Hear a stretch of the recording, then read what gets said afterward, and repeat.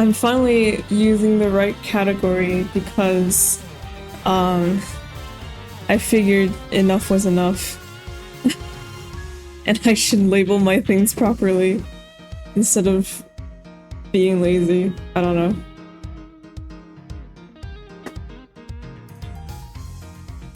Because the best time to change is now. If we want to make the world a better place. Okay.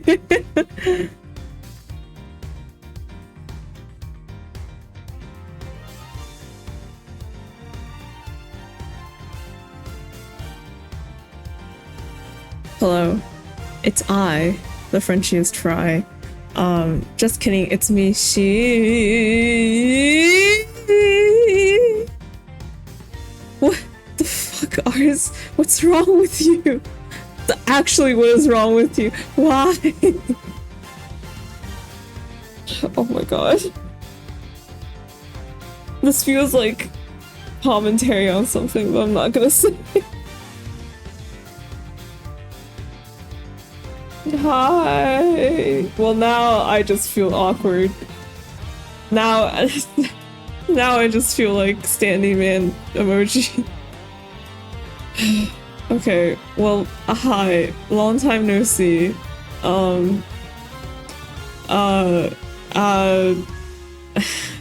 Yippee.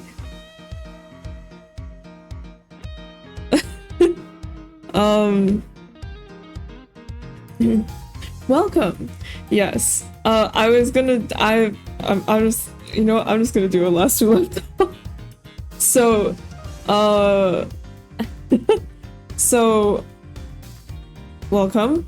This is Ace Attorney Investigations. It's a game within a very large Ace Attorney franchise. And this one specifically is about a The fuck are you doing, Ars? What are you doing? What are you doing? Do you know how many DoorDashes you can get with that money?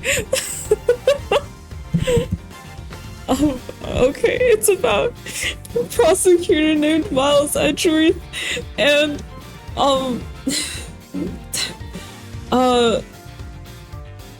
while Miles Edgeworth's specific story happens more in the Phoenix Wright franchise trilogy,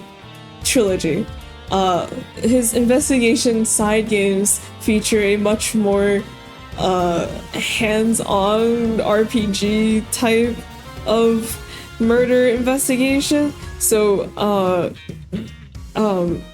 currently this game has covered what has happened.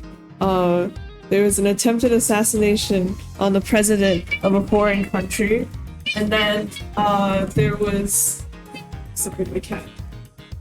And then there was oh yeah, and then the person who used that attempted assassination to kill a coworker that they did not like. They were a bodyguard.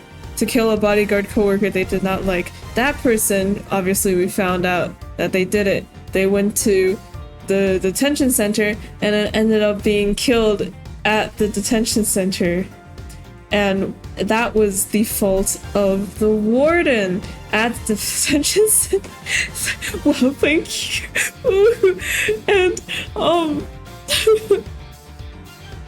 And so that was case 2. Through case 2, we met a man named Eddie Fender, a defender, haha. And Fender was once the apprentice of Edgeworth's dad, right? So he leads him, he asks Edgeworth to come out with him and to go see this exhibit. This art exhibit, which has recreated, wow, the statues that you see here on the title. Stop it! What are you doing? You see on the title screen. That's oh my god. Fuck.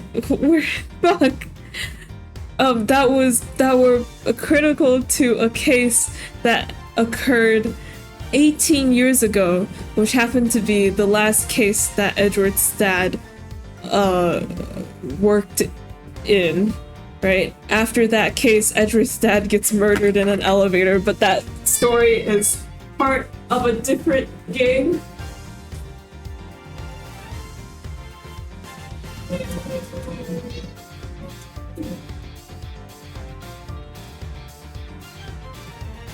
So, sorry. So,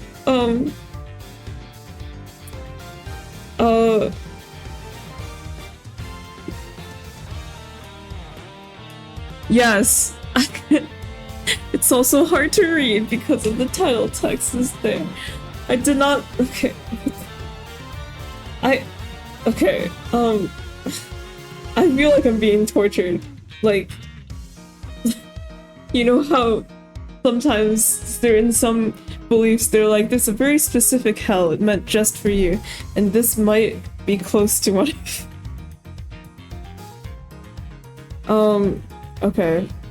So I don't even know how to begin to explain the case. Like, right, so it was a murder case from 18 years ago where that took place during a confectionery contest where one of the participants was killed and the killer was and the killer was not found. Oh no, well, not found, but like the killer, like the defendant was wrongfully accused, right? But no one could find the real killer, so the defendant ended up taking the hit for it, because Gregory Edgeworth did not win the case, but he did give Von Karma a penalty, and that's why he died. Anyway, so we learned that turns out 18 years ago they never actually found a body either, and that the real body was hidden in the ice sculpture statue for 18 years and was finally melted and re-emerged 18 years later while Edgeworth and everyone were here at the gallery to see the new exhibit. But it was actually the old exhibit because they were the old ice sculptures that were stolen and hidden away for 18 years. And it turns out the murderer, which, I was gonna say spoilers, but this has all been spoilers. Turns out the murderer was, another contestant within the, confectionery competition, who was this guy who was collaborating with the victim initially, right? Because he was good at making stuff. Because he was good at making candy, but not good at, like, designing stuff. And the other guy he collaborated was with a sculpture, like a pretty famous sculpture under a different name. But because he was a sculptor, he didn't have, like, the candy making skills, so they, like, put their skills together and collaborated until the very final, where, the victim, so the sculptor guy, refused to help out, the killer with their final project, so they lash out, you know, and, the killer ends up killing, you know, the victim. and then freezes him and, like, you know, hides all the evidence. They don't find him at all. He goes off to a foreign country to get better at candy making, which he does, and then finally comes back 18 years later because he wasn't the one who stole the statues. That was a separate girl. That girl took the statues away, so technically the evidence of his murder, which was hidden in the statues, was still there for everyone to possibly witness. So he came back 18 years later in order to try and get rid of that evidence from the statue, but then failed and instead ended up incriminating himself, and we pinned him down. This guy, his name is Gusto, right? Gusto was absolutely a douchebag. I am shocked and stunned by the amount of douche that this man has. He left for a foreign country and, quote, cut all ties with his son in order to focus on candy making. Like, that's how important candy making was to him, I guess. Like,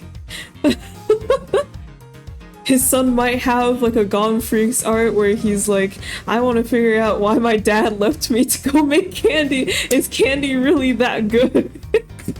I don't know. Like, the man is crazy. But there is the mystery about his son, where they say basically, so basically Frost, who was the victim, right? And Gusto, who's the killer. Frost and Gusto, they know each other because their sons know each other, and went to elementary school together. When Frost died, both Gusto's son and also Frost's son kind of went MIA, which sounds like a cause for concern, but it seems like no one was really, like, that concerned about. I don't know. And then, but they say that Frost's son did come out of hiding or whatever to, like, collect inheritance money. So Frost's son they have heard from, but they say that the Gusto's son has just like disappeared and no one's seen him for all that time, right? So my brain at the very end was just going haywire with all the conspiracy theories. Literally anyone who's like mid-20s could be his son. Phoenix Wright could be Gusto's son. Like, it could be anything. Anyone that has a neglectful father. Fuck, that's so many people. He becomes a victim in the next case. Bro. I mean, well, like, at least we found him. Yeah, so, that's literally everyone. No, actually though, when Gusto was like, I do not care for that child, I have cut all ties with my son, I was like, you're really saying that here to all these people who are missing fathers? That's crazy. That's crazy. So we're finding a son right now? Not necessarily. We're starting the next case of the game. There is like overarching mysteries that branch from case to case, but they kind of get solved at the very last case. This case is the second to last case, so I'm not sure what we're gonna learn. So I don't know. In terms of mysteries left to solve, there is the attempted assassination on the president of Junfa in case 1, where someone ordered a hit, but we don't know who it was. And then in case 2, there wasn't any real mysteries left other than maybe some notable characters that might show up again. Who knows? There's an assassin who kills people with a dog. Maybe he'll show up again or be talked about again because Edgeworth alluded to having previously worked on a case where that assassin was caught or something. So maybe. And then case 3, which is the case I just finished, has that guy and his missing son. Yeah. I don't think there were any other overarching mysteries leading from case 3. Everything else was either like stayed the same or was like answered. So yeah. We're having voice lines. Right, and also there's a character who died case 2. He was the murderer in case 1. He has voice lines for some reason. Now, Ace Attorney games are not fully voiced. They have voice lines when they say objection or like eureka or whatever, right? But side characters that usually only show up once in the game do not have voice lines. Or if they're like not attorneys, right? Like Larry doesn't have a voice lines, even though he shows up multiple times in the game, and he says hold it sometimes because he does that, you know, but he doesn't have voice lines. Only like attorneys and oh god. Kobe, I'm telling you this. He has voice lines for some reason. It's gotta mean something. Okay, alright. Okay, my yap session is over. Okay. Hopefully I won't run into any text or block any important faces. Let's go! Turnabout Forsaken.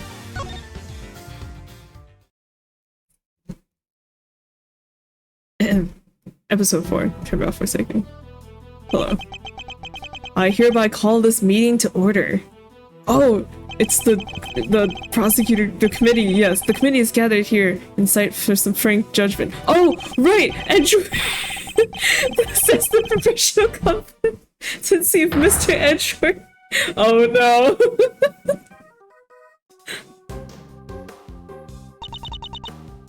Are you... What?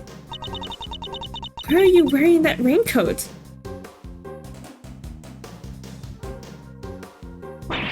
No. Uh-oh. Ah! No, okay!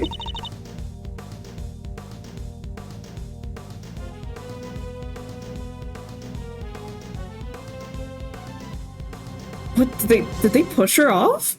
What? What? Escape that. Actually, okay, I forgot about the prosecutorial committee. Right, throughout the entire game, this prosecutor committee people, which is basic, like, I don't know, just like a council that judges prosecutors, I guess, or like make sure that prosecutors aren't corrupted, I think. They've been hounding Edgeworth because he keeps, quote, taking cases from other prosecutors when he is just in the area and just there to find the truth and help out, I guess. But like he technically doesn't have like investigative rights or whatever. It gets, oh my god, Ars, what are you doing? So the prosecutorial committee, which is Judge Gavel, very creative name, and also Eustace Winter, who is a rookie prosecutor that follows her around. Like, these two people have been part of these cases, and they've just been like, Edgeworth, you know you're not supposed to do that, right? You're technically not allowed to do that, and that's what they've been doing. So at the end of case 3, because Edgeworth once again worked on a case that he was not assigned to, Judge Gavel was like, well, the committee will have to talk about you, and that's what that cutscene was. I do not know what the hell is happening with Kay. April 5th, 1:23 p.m., High Prosecutor's Office, room 1202. Come shoot. Will you please stop pacing, detective? You're kicking up dust. Now you've got more dust everywhere. But I swept the floor 3 times already. Then sweep it a 4th. They're gonna take your badge, Mr. Edgeworth. How can you just stand there cool as a cucumber? Oh yes, and he also worked as an associate defender. Yes, in order for him to... Actually, that's how he was able to actually investigate the case. It's because he swapped roles for a sec. We don't know for certain that they will. Well, it sure seems like they mean to. Judge Gavel pretty much spelled it out. Truly, you are proving to be quite a threat to the Committee for Prosecutorial Excellence. As such, you give me little choice but to report back on your continued transgressions. No doubt you will be called to appear before the committee in due course. She said that I would be called to appear before the committee, nothing more. Well, I don't care. I won't stand for it. What if we never get to work together again? I'd have thought you would welcome the prospect, detective. After all, it would mean you can work with someone less problematic. Don't say that, sir. Alright, you've got to also tell me where you remember things leaving off. not that much has happened yet. Yes, don't say that, sir. I've never heard anyone except that stupid committee say you're problematic. You're not just looking for an excuse, are you? To become a defense attorney, I mean. But because I won't let you. You're a prosecutor, Miles Edgeworth. Prosecutor, you hear? It's weird if you say defense attorney Miles Edgeworth. It just doesn't roll off the tongue like it. To become a defense attorney, huh? The circumstances of my father's death set me on the path to becoming a prosecutor. But I'd only been interested in the law to begin with, thanks to my father as well. And his work as a defense attorney. Are you gonna keep fighting crime as a prosecutor, or help people as an attorney? Something tells me you've got a big decision ahead of you. Only only you can answer. Are you listening, Mr. Edgeworth? I said I won't let you do this. Really, Detective, there's no need to be so dramatic. Who knows? The next prosecutor you work with might be a little more lenient with your salary assessments. Really? So, no more instant noodles? Though, looking at the prosecutors in the office, I don't think that's true. I mean, no, what are you saying, sir? I don't care. Sorry. What are you saying, sir? I don't care about any of that stuff. But you thought about it, didn't you? If only for a moment. We're busy in here. Come back later. Whomst? What? Is this a nurse? Okay, not the usual nurse logo. Or maybe not a nurse? Hey there, is the prosecutor in? Prosecutor Miles Edgeworth? Look, pal, what part of we're busy don't you get? Wait outside and I'll be with you in a bit. Oh, that's not good. Your face is as red as a tomato. Red face, gritted teeth. Let's see. I said we're busy. Wait, that's it. Stomach cramps, right? No need to worry. It's nothing an injection can't cure. Now roll up your sleeve for me. It won't hurt much. No thanks, pal. I'm healthy as can be. And who might you be? Oh, sorry, I totally forgot to introduce myself, huh? Needler.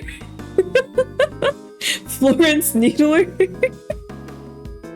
The name's Needler. Florence Needler. I'm a nurse at Hertz Hospital. Well, nobody here is hurt, though. Are you sure you have the right room? Yeah, you're Prosecutor Edgeworth, right? Wow, those are some deep furrows in your brow.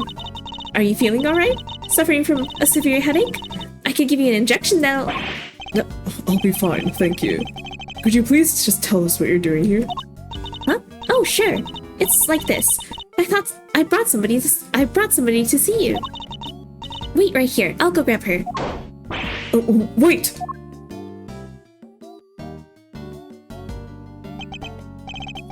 Too late. I wonder who she brought along. If she's here from the hospital, maybe it's a patient? Somebody you got down to size with your trademark rapier wit? And what exactly is that supposed to mean? See, right.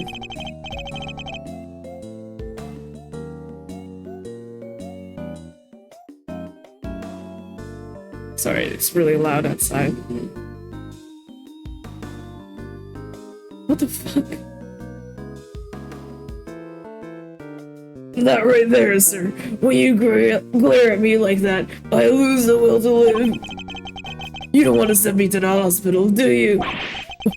Really, he's exaggerating. After all, that's the look I always give him, and nothing's happened so far.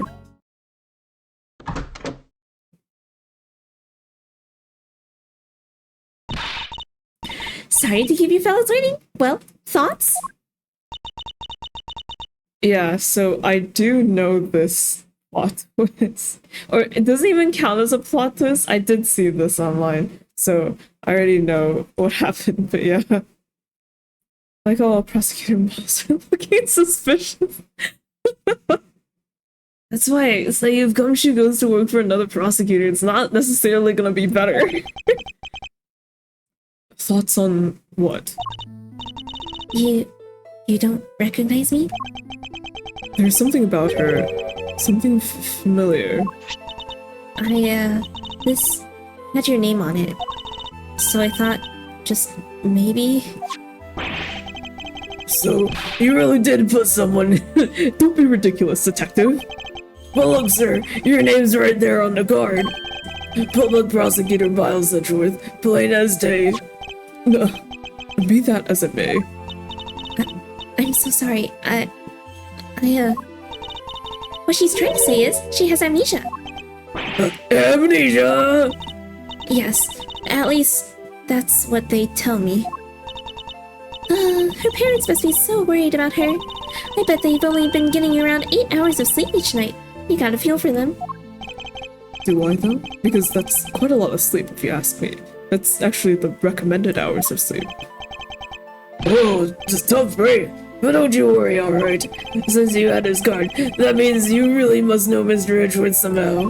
So, just sit back and we'll take it from here. Right, sir? At the very least, we might be able to help you figure out your identity. Really? Will you? It's going to come down to what you remember, but yes. Oh, that's a Mr. Edgeworth I know. Don't worry, miss. You're as good as healed. Let's not get carried away here, detective. I'm a prosecutor, remember? Not a miracle worker.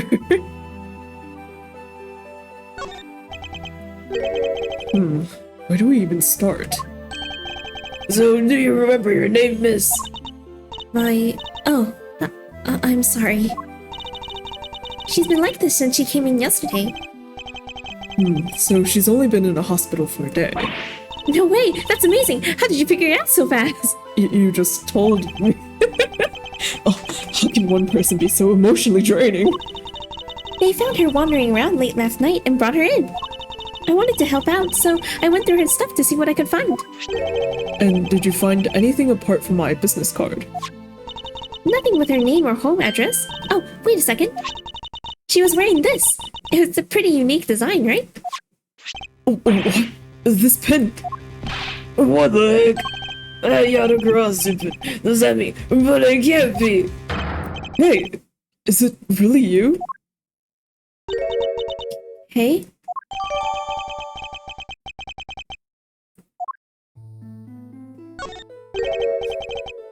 It's you, isn't it, Kay? I'm Hey. Go on, Gay. You really don't remember? Look, it's me, Gummy. That's what you always call me. Me? But you're an adult. That's so rude. I don't really call you that, do I? I'm so sorry. I can't believe I feel so guilty now. What? What the heck happened to you? I've never seen you so polite. Being polite and sensitive is just not... Where's the Gay I know? You're nothing like her. Careful, detective. We wouldn't want her to get the wrong impression.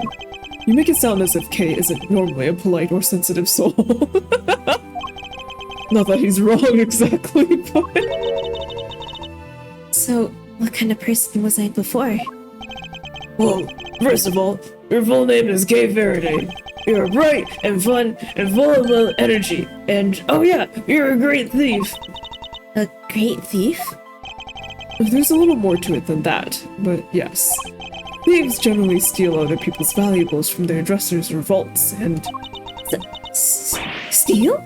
But that must be so awful for the people I took things from. Oh gosh, I'm so sorry. I didn't know I was a criminal. Maybe I lost my memory as some sort of punishment. No, that's not what I meant at all. I don't think that did her much good, sir. But it sure explains one thing. Look at these gloves. They're just the kind a person like that would wear. Hey, that outfit. This? It's what she was wearing when they found her. But we had to get her to change out of it and put on hospital clothes, so that's why I have them. There's something on this part here. Could it have something to do with how Kay lost her memory? I'll send the outfit over to forensics later and see what they can figure out. Please do, detective. Boy, they really are some thiefy clothes, huh? I'm a criminal. You may be a great thief, but you've never committed a crime in your life. Rest assured, you are no criminal. If you say so. Perhaps we'd better leave it there for now. Yeah, so I didn't know about this because I googled Cave Faraday to go look at sprites and accidentally found, I was like, oh, whoops. I didn't know this was gonna happen. But how, Ace Attorney team, respectfully, what is wrong with you? What? How are we going to recover from this? I don't know. Magic of friendship, I have no idea. I'm sorry. I wish I could remember who you are. How do we know each other exactly?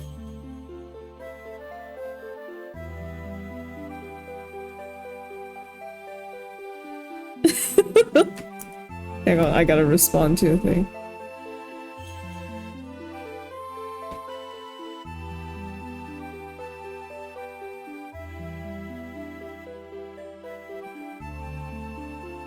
Okay. I'm sorry, I wish I could remember who you are. How did we know each other exactly? Well, that is, how do I put it into words? So basically, I was handcuffed to a pole one time in my life, and then you came in through a window and jumped down to save me, but ended up trapping yourself as well, and the two of us got out of the room by solving some sort of lock mystery and tunneling out like savages. I don't know.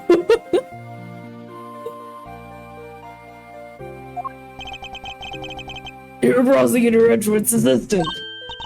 I am? So a prosecutor is the head of some sort of great thief network then. No, not quite. We last saw Kay 2 days ago. Perhaps we should try to figure out what she's been doing since then. Was the pen the only item on her person when you received her, Nurse Needler? There were a few other things, but I doubt any of it will be of much use to you. I'll be the judge of that. Could you please show them to us?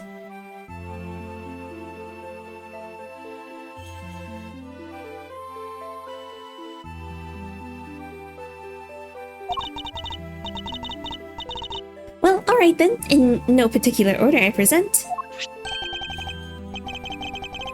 Jam and Ninja Mask? Was she at a show or something? A letter. And it's addressed to Kay. Next, a ticket stub. And finally... a fake flower, the kind people like to spruce up their bathrooms with too.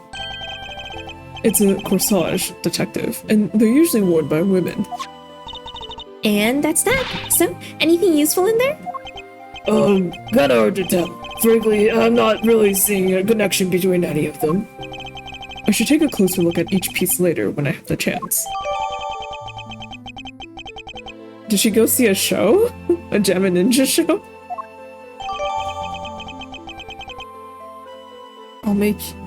Don't worry, I'll make you something precious thing back. Rosie.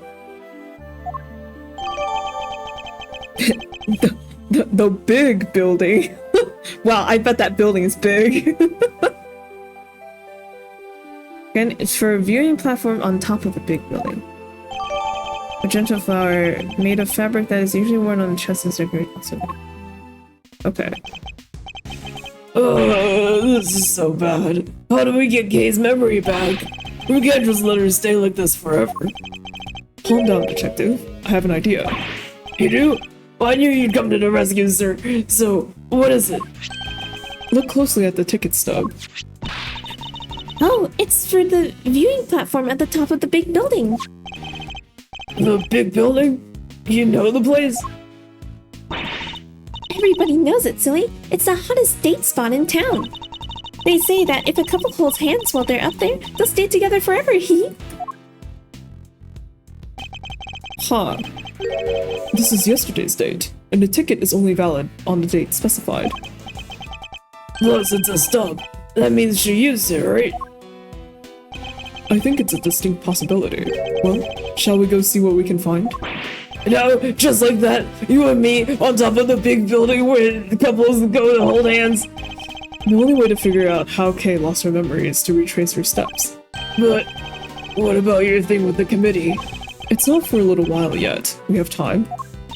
Great, so can I leave Kay with you? That would be for the best, but you don't mind, do you, Kay? Oh, of course not. Thank you. Alrighty then, back to work I go. If you need anything, feel free to give me a holler at Hertz Hospital, okay? I can come running with a syringe or 3, wherever you might happen to be. Her voice got so cracked, I'm so sorry.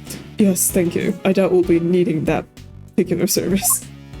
Haha, needing. Okay. Now then, detective, shall we get going? You too, Kay. Yes, sir. Yes, of course.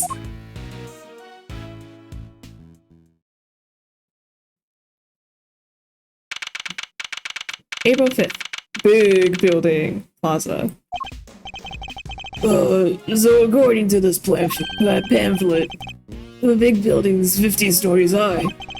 It's all offices inside, so the viewing platform up top is the only part that's open to the public.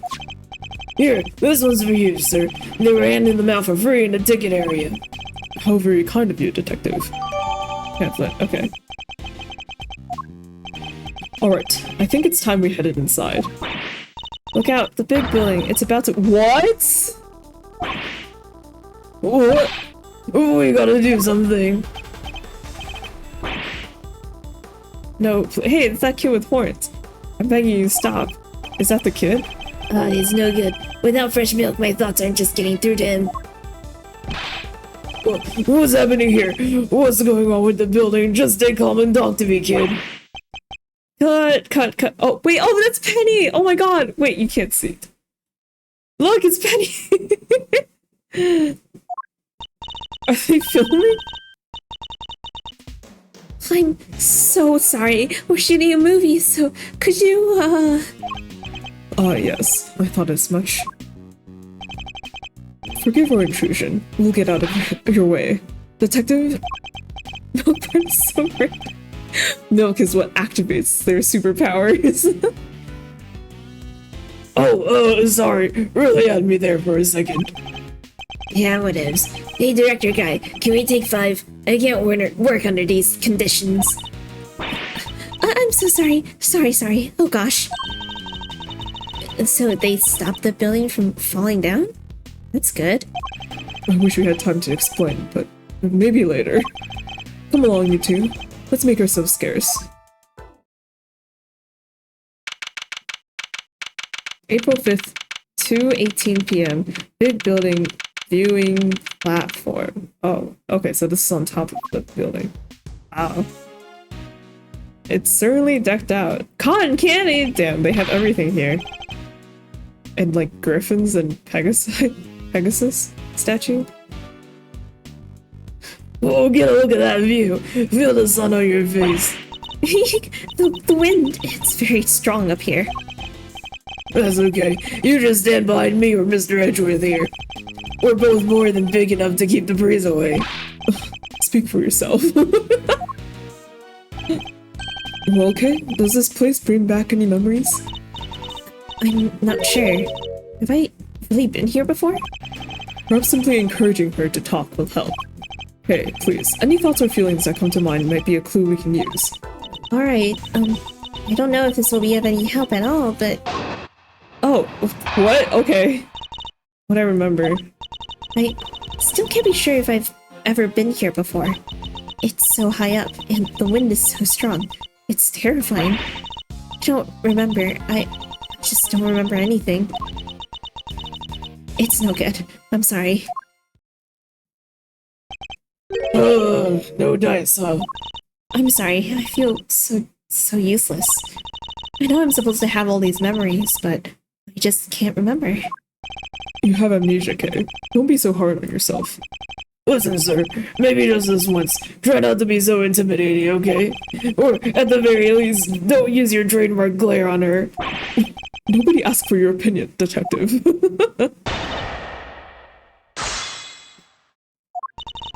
Still can't be sure if I've ever been here before. Hold it! Hold it! Well, the ticket stub says otherwise. But I don't remember. I don't remember coming here at all. I can't even imagine wanting to come here. It's so high up and the wind is so strong, it's terrifying. Kay used to love places like this, though. But am I really her? I feel dizzy just taking a look around. I don't even think anyone should be allowed up here. What if an old person fell, or a child? It doesn't bear thinking about. There's a fence all around us, and it's plenty high. There's really no need to worry. If you say so. I just don't remember anything. If nothing is coming to mind, then just take a look around. Do you recognize anything? Anything at all? Let's see. Cherry blossoms. Go on. I was standing under the cherry tree. Yes, I was trying to stay out of the rain. It was raining, I remember now. And there was a red something. So it was raining, and she was underneath the cherry tree. Oh my god, wait, how did it take me so long to... Okay, the assassin in the first case had a red raincoat. And wasn't the guy in the cutscene that Kay was talking to also wearing a red raincoat? Huh? Huh? So it was raining. She was underneath the cherry tree. And she saw something red from where she stood, but what? Was it something I said? No, but if you could add that to your testimony, we could explore further. But in a cherry tree, I think I saw something red. This something red. Can you tell me any more about it? I'm not sure. It was just a red thing. That's all I can say. What can we see nearby that's red? Was it the concession stand over there, perhaps? And a red concession stand. Yes, I think that was it. Somebody was walking toward me from beyond it. We live in the Matrix. All the dots, they're connecting together. And then what happened? Then, I'm sorry. That's alright. If you could just add what you've told us to your testimony. That there was someone walking toward me from beyond the concession stand. The stand in question is the one behind you, correct? That's right. I remember the red color, and the person walking toward me from beyond it. I saw it all from under the cherry tree. Tell me something. This person you keep mentioning, could you not see their face, or do you simply not know who they were? I'm sorry. I'm just not sure. So all we have to go on is a person walking toward her from beyond the concession stand. And the fact that she saw this from beneath the cherry tree. It's no good, I'm sorry. It doesn't have to be related to how you lost your memory, but if anything floats up at all, just say it. Really? Well, let's see. Oh, the cotton candy from that stand there. I don't know why, but it just came to me. If you're hungry, you could only have to say. You want cotton candy? You got it, my treat. Thank you. It would make my day. Okay. I have to get something out of her somehow. Maybe if I pressed her a little, I could shake something loose. Well, I've pressed everything. Okay, so there was someone walking toward me from beyond the concession stand. I actually have not looked at the evidence. I do not know. What is this? Don't worry, I'll make sure you get your precious thing back, Rosie. What the hell? Ticket stub? Viewing platform, non-refundable. Okay. Magenta flower. Cross-section of the building and plan of viewing platform. Oh, is it like too far away? Stand tree. No, not really.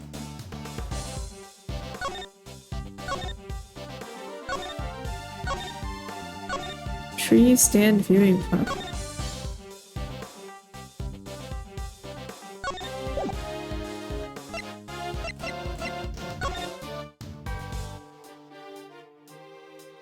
Wow. Okay. If it's gonna be anything, I guess it's this. Objection! Okay, you explain it to me, Edgeworth. You say that you saw someone over there beyond the stand, and that they were walking toward you. Yes, I can see them getting closer. Are you sure it wasn't a ghost? No, it was a person. I'm sure of it. But from where you were standing, anyone you saw on the other side of the concession stand would— oh! Right, because it's on the edge. Would have been floating in midair, hundreds of feet above the ground. So how on earth could it have been a person?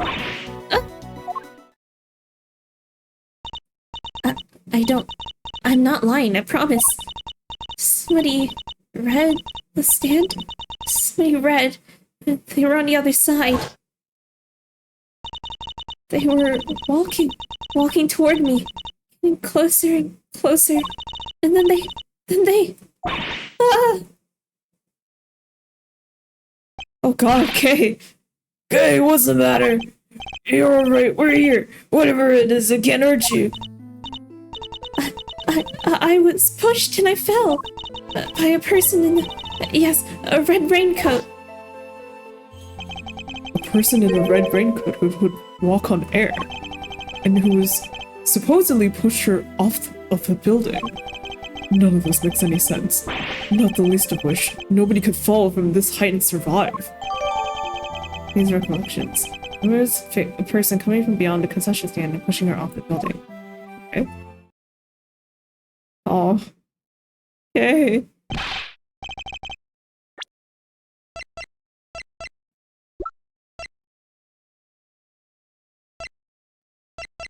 Can't believe Florence Needler is 22, but Kay is 17. She looks so young. What did you miss? Oh, okay.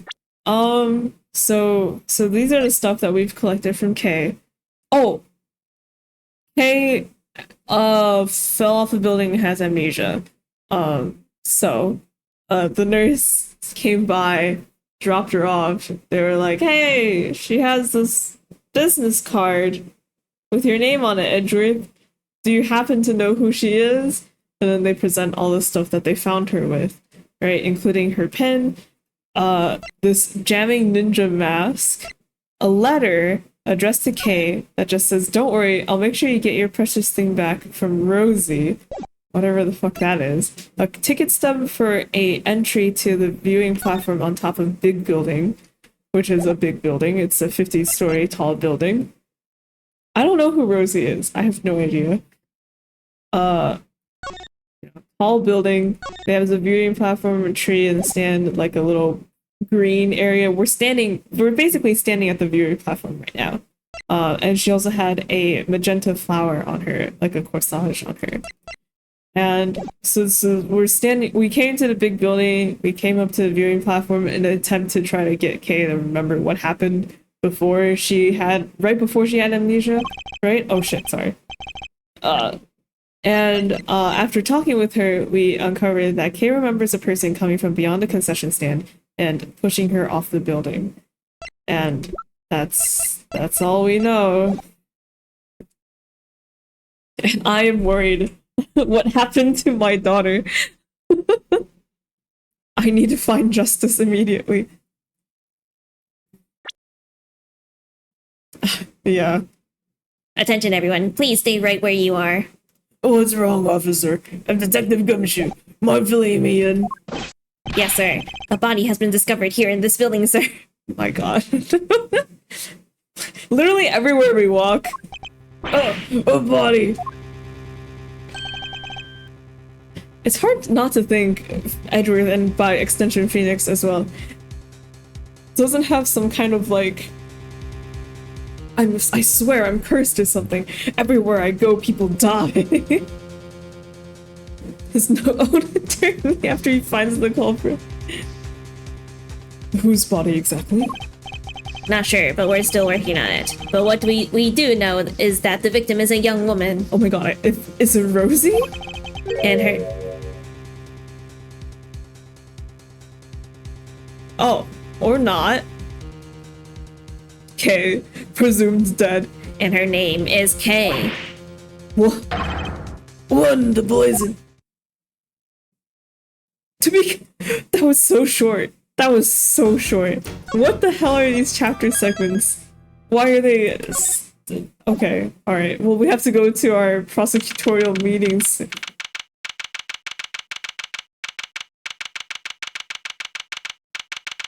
Okay. Oh, I saw the screenshot and I thought it was the prosecutor. Wait, no, it is. Wait, why wait.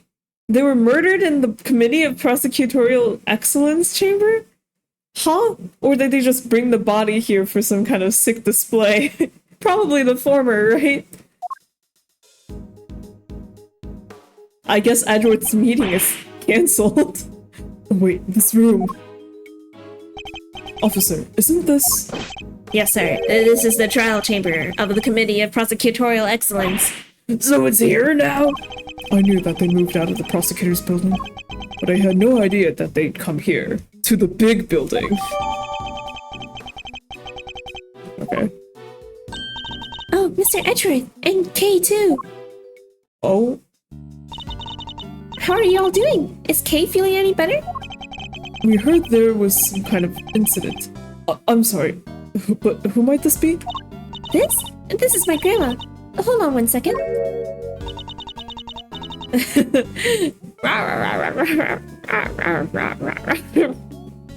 The name's Hilda Hertz, Sonny. And who the heck might you be? Ahem. It's a pleasure to meet you. Prosecutor Miles Edgeworth, at your service. Nurse Mueller, your grandma's name hurts. Is she...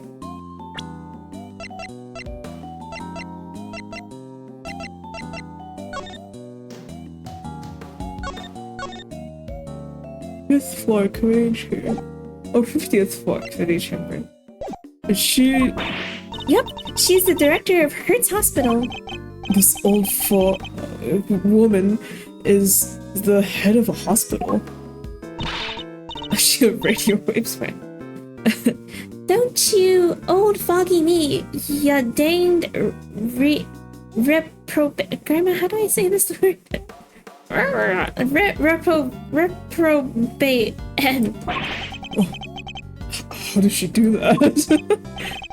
Whoa, sounds like you're kind of a big deal, ma'am. Oh, that's not true. Not wrong. Not wrong at all. Oh, him? He's the one looking after the girl. The one with amnesia. Seems Dr. Hertz is a bit of an introvert. Want me to fix those brow furrows of yours, Sonny? Oh, there's no fixing those, ma'am. They're downright incurable. Gosh. What? You sure you want me to say that, Grandma? Well, alright then.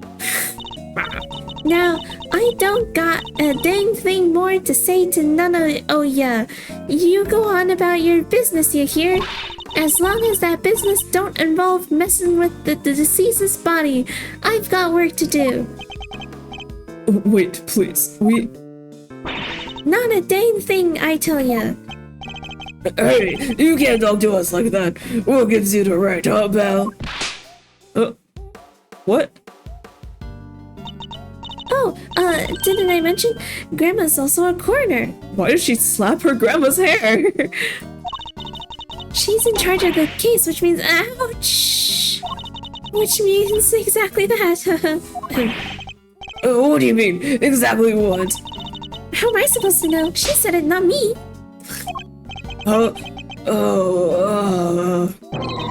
It's like I'm trapped in a company routine I can't escape. Well, we've got a body to be looking at. Catch you later, gang, and take care. Gang? What the heck is their deal? What doesn't matter, as long as we have permission to investigate. What does it matter? It matters a bunch, sir. What will you do now, Mr. Edgeworth? Examine the scene of the crime, of course. What kind of prosecutor would I be if I didn't? But they just told you to stay away. Alright, let's get to work. That person over there is called Kay, right? Surely that means I can't be the KU now. That's what we're looking to figure out. But don't worry. You're the K we know. I'm certain of it. I mean, for one, you don't even look like each other. Thanks. A K who lost her memory, and a victim who shares her name. Both meaning their respective fates here at the big building. No doubt this case will be the key to restoring our K's memories. I'd stake my life on it. Begin investigation. Okay. Yes? Can I help you with something? Notice anything? This is quite the room. The big wooden box is full of books. The big person carved out of stone. The sparkly window. It seems you've even forgotten the names of some everyday objects. Let me try to jog your memory, Kay. Repeat after me. Bookshelves. Bookshelves. Stained glass. Stolen glassware. Law books. Lawbreaker. Goddess statue. Got this snatched too. Is it just me or are all her mistakes pointing in a certain direction? Y to K? No. You were loudly claiming to be my assistant just the other day, Kay. Do you really not remember anything? Does nothing about me come to mind at all? Maybe I do remember one thing. I remember being on the viewing platform up on the roof, Yes? and you were pointing your finger at me Go on. and asking me questions with a scary look on your face. That happened literally less than 5 minutes ago. that was only a few minutes ago. Wow, poor kid. Literally her only memory is of you trying to catch her in a contradiction, sir. I'd be scared too. I might have even just given up right there and there. Yeah, that'd be the end of me, for sure. I'd be the one tumbling off the building. If you think that's scary, Detective, just you wait. Yeah, it's weird. It's also shocking how much of a personality change she has. I'm not sure how amnesia works exactly, but I guess if it's taken away all of your memories, because she doesn't even remember her name, right? So a lot of the things that made up her personality are probably also forgotten. Dick Gumshoe. You must remember Detective Gumshoe, Kay. You and he were very close. You shared cinnamon, fudge, chocolate, you Swiss rolls together. I remember flavors. Yeah, don't worry, remind you of anything. Remind me of... Oh, wait, I do remember something. I remember Mr. Edgeworth scolding you, and not just once, hundreds of times. That's no memory, kid. That's just the joy of our day-to-day life together. Isn't that right, Mr. Edgeworth? Joy, is it? I must not be doing a good enough job of reprimanding you, then. I'll just have to try harder next time. What about this, Kay? My prosecutor's badge! Is that for somebody who protects people? Is it a hero of justice's pin? No, it's a prosecutor's badge. I believe you're thinking of an attorney's badge. I am? But it feels warm somehow. I feel like somebody I know used to have one. Somebody important. Her father was a prosecutor. I suppose perhaps she's recalling flashes of her childhood. Wow. Okay, alright. Whee! Oh. It's like... oh. Wait a second, what the hell is on the stained glass?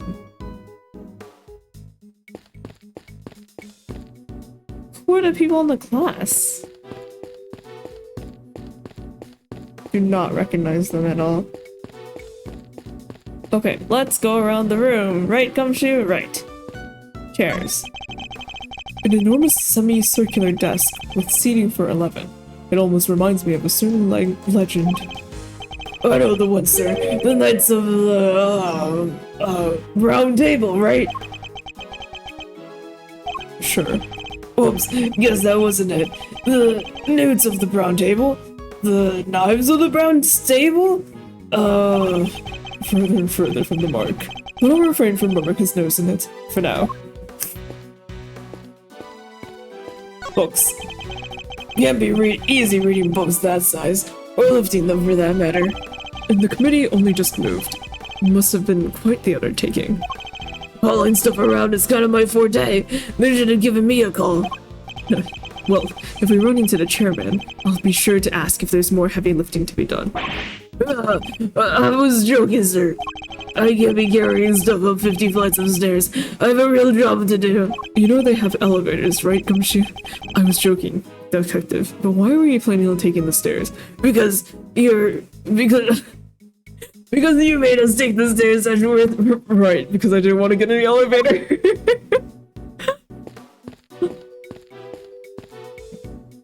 Do you think people actually read this? If they're anything like Edgeworth, yes. But if they're more like Gumshoe, no. Nice, neatly arranged bookshelves, stretching off into the distance. Quite a pleasing sight, don't you think? It sure is. There's not a speck of dust on any of them. Reminds me of my special method for cleaning your office, sir. A sweep, then vacuum, then wipe it all down twice. Then on goes the floor wax, and then... If only you approach your actual job with the same level of rigor. It's a statue of the goddess of justice. You sure you know your stuff, sir? So, does she dole out blessings or what? It's not that kind of goddess, detective. She is a symbol of the sanctity of the law. The scales represent justice, the sword, retribution, and the blindfold shows her impartiality. I must scour the scene and inspect anything, all the nooks and crannies. Okay, well, there's a giant puddle of blood. There's a pool of blood here at the foot of the statue. Judging by the amount and how it has spread, I'd say this is where the victim was killed. But the body's on that table behind us, sir. How come?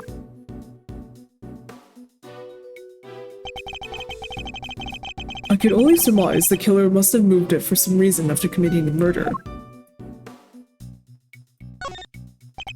Whoa, this is one big statue. But what is it even for? The goddess of justice stands in judgment over the committee's proceedings against corrupt prosecutors. And if I'm not very much mistaken, it's a Paul Halik original.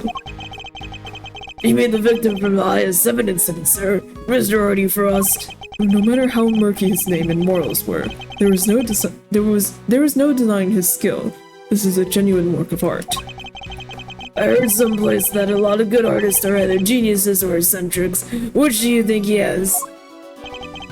I don't know about Halik, but Larry is definitely an eccentric. Oh god, why am I thinking of Larry at all times?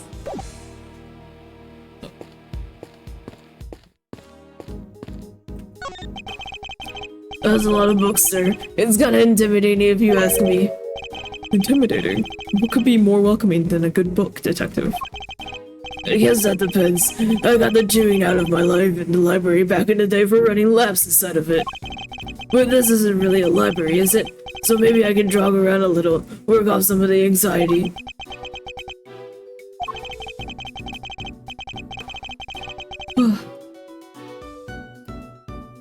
Something tells me that if I don't stop him, he might very well start running around and around.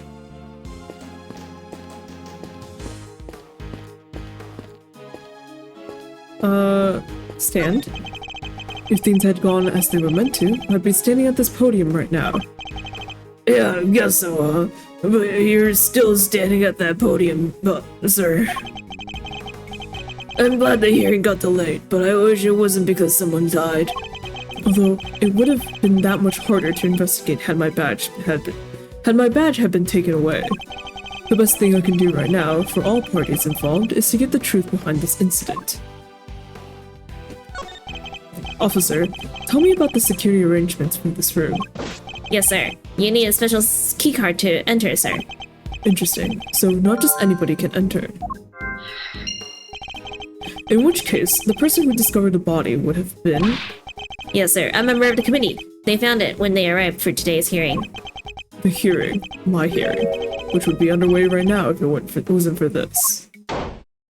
Oh. Damn it, I missed the fluff dialogue if I were to talk to the two up there. I should have known! I should have known, because they wouldn't let me examine the body anyway. Okay, I'll drink some water.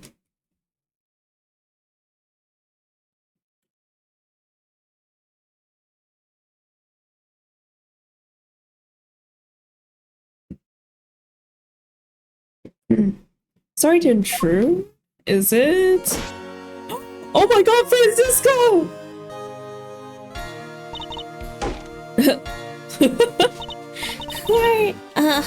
What's that, Grandma? I'd like to know. I know that voice anywhere. That's Von Karma's little girl. Oh, so you two know each other. Oh my god. Oh my god. Oh my god! Alright, time to pull out my bad accent again. Was it just my voice and It's been too long, Grandma Hurts. Grandma Hurts. And you as well. Miles Edgeworth. What's she doing here? Francisca von Karma. She's the daughter of Manfred von Karma and a prosecutor like myself. These days, she's mainly working with Interpol, though I thought she was supposed to be abroad. She's so pretty, she is. I was so scared that she was not gonna show up in this game, and I was gonna be so sad. Like, I can't believe Investigations 1 is the last we see of Francisca von Karma, but she comes back! Hooray!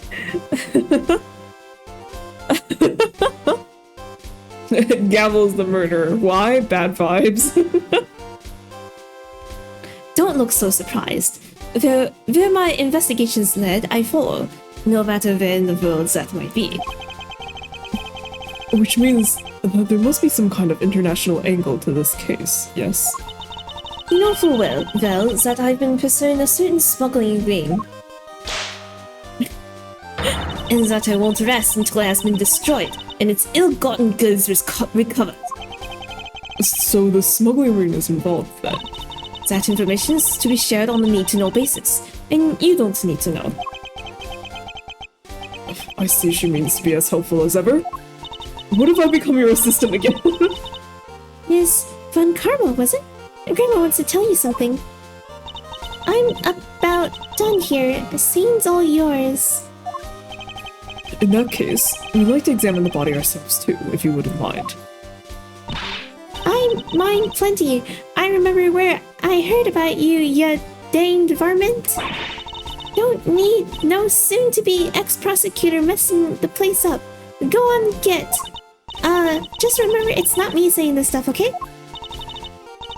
Please, Granny. It's important.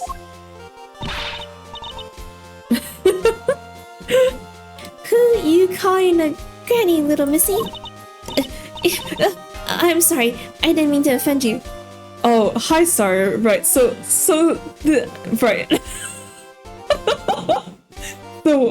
yeah, a thing happened.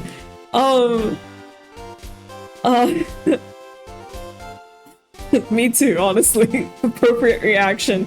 So, we were supposed to have our prosecutorial committee meeting, right? But instead, right before the meeting, the nurse comes in with Kay in tow, and the nurse is like, hey, she had your business card, Miles Edgeworth. Do you know this girl, right? And,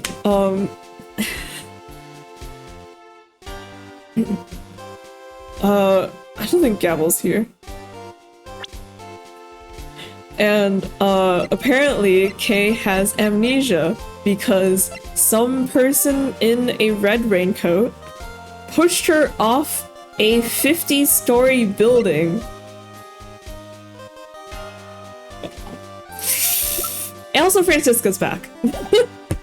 And then so we went to the top of the building to try and get information on like what happened before, you know, she got pushed. Or like, before she came to our office, which is where we learned about her trauma. And then the police officer came and was like, hey, so there's been a murder in the building. And then we came down to where this prosecutorial council room is. And I do not know who the victim is, but apparently the victim's name is also Kay. So.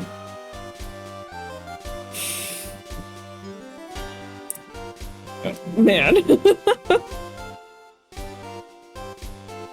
Yeah, but I don't know who this is. They do not look familiar at all.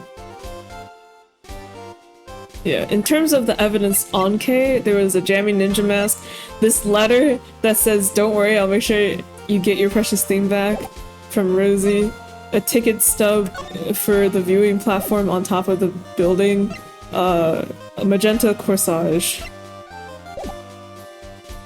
Y2K. Do we know that this is RK yet? Yes. Though it's mostly based on vibes, but also her appearance is, like, very different from the dead K, so... This is RK.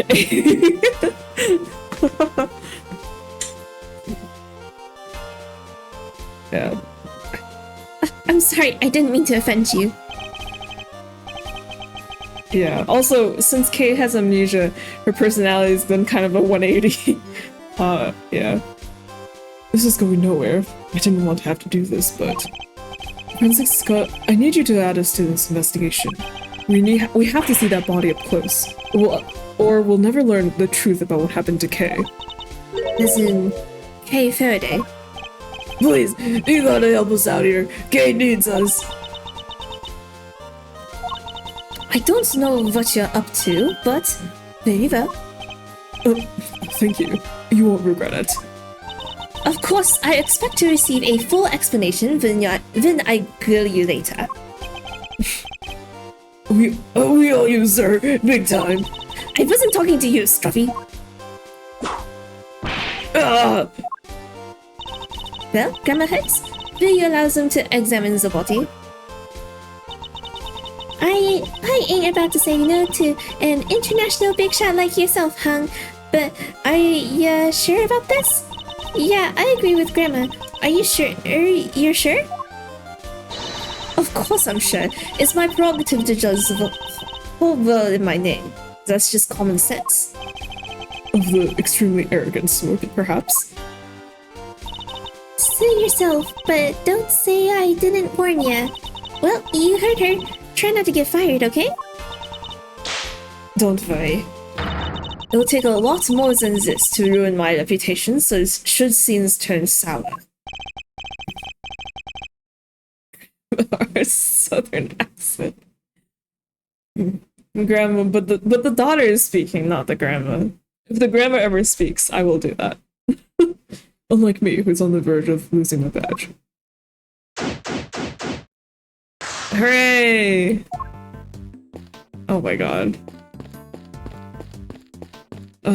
Alright. Oh.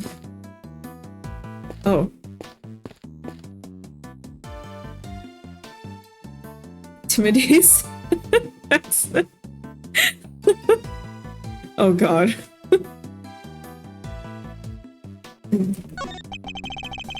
How's the investigation going, officer? Great, sir. To tell you the truth, I've forgotten all about work and decided to focus on daydreaming. They say if you think in pictures instead of words, it's really good for the right side of your brain, so... That will be quite enough. Francisca? Yes? What is it? Notice anything? A murder in the trial chamber for the Committee of Prosecutorial Excellence. This is serious. I did you the favor of allowing you to investigate further. I'll be expecting results. And you'll get them. Would I still be here if I didn't think I could deliver? Come to think of it, why were you here in the first place? Perhaps committing murder, Miles Edgeworth? So she doesn't know I was summoned before the committee. That's a long story. Longer than the nighttime and deeper than the sea. Almost about like 10 hours of gameplay. How about we save Mr. Edgeworth the trouble and I'll tell you myself? On second thought, I don't care why you're here. What's important is that we solve the case in front of us. Agreed? Wholeheartedly.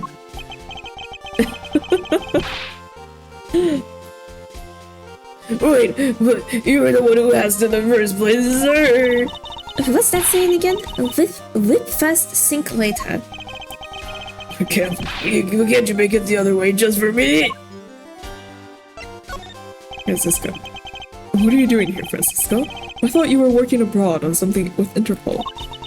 Wouldn't you like to know? But that's top secret, and I have neither the need nor the obligation to tell you.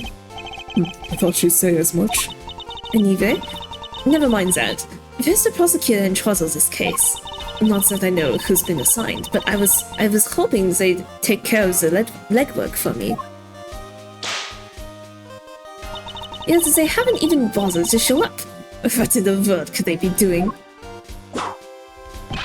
Ouch! I'm not the prosecutor's keeper, sir. It's hardly fair to whip people who don't deserve it, Francisco. What use is a whip if you don't use it, huh? And who better to use it on than anybody who isn't giving 110%? Oh my god, what are you doing? Poor gumshoe. It all started with the president of Gen 5.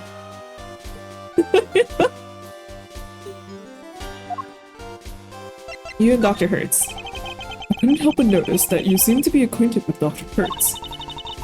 Very astute of you, Miles Edgeworth. Yes, I know her.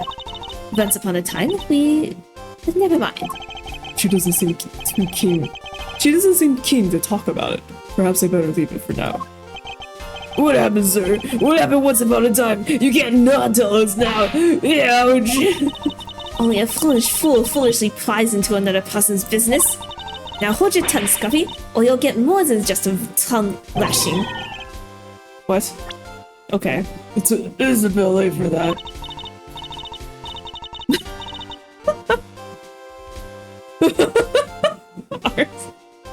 Oh my god.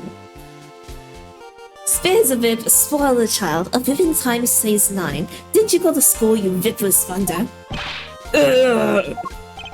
Yes, it seems that leaving it alone was the right choice after all.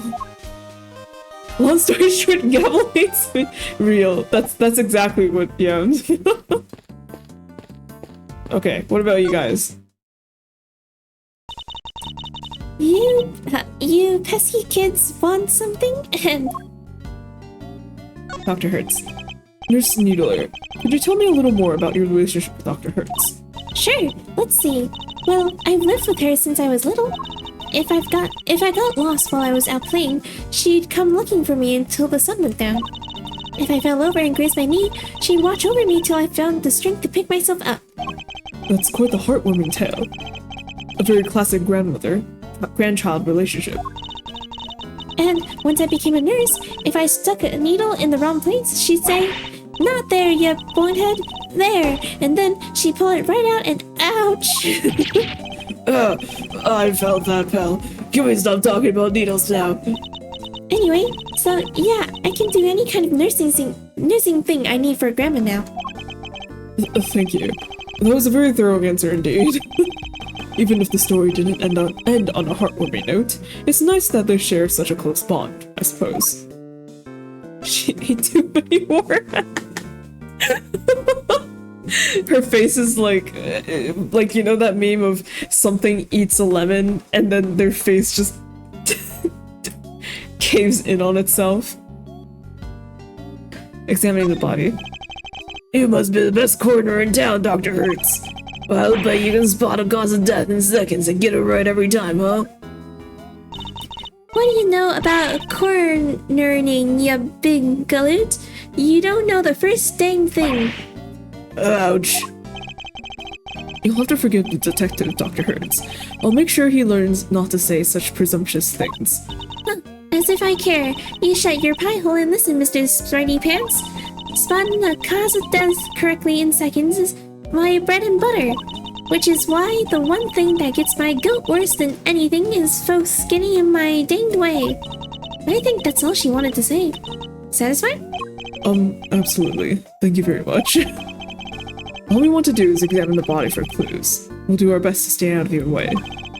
I imagine it's because of how seriously she takes her work that she reacts so colorfully to us. Hearst Hospital is the finest medical institution in the land. It would have to be with Grandma in charge. It would have to be with Grandma in charge. Way better than that haughty clinic or whatever the fuck. How about it? You look like you could use some R&R. You sure do, and you're in luck.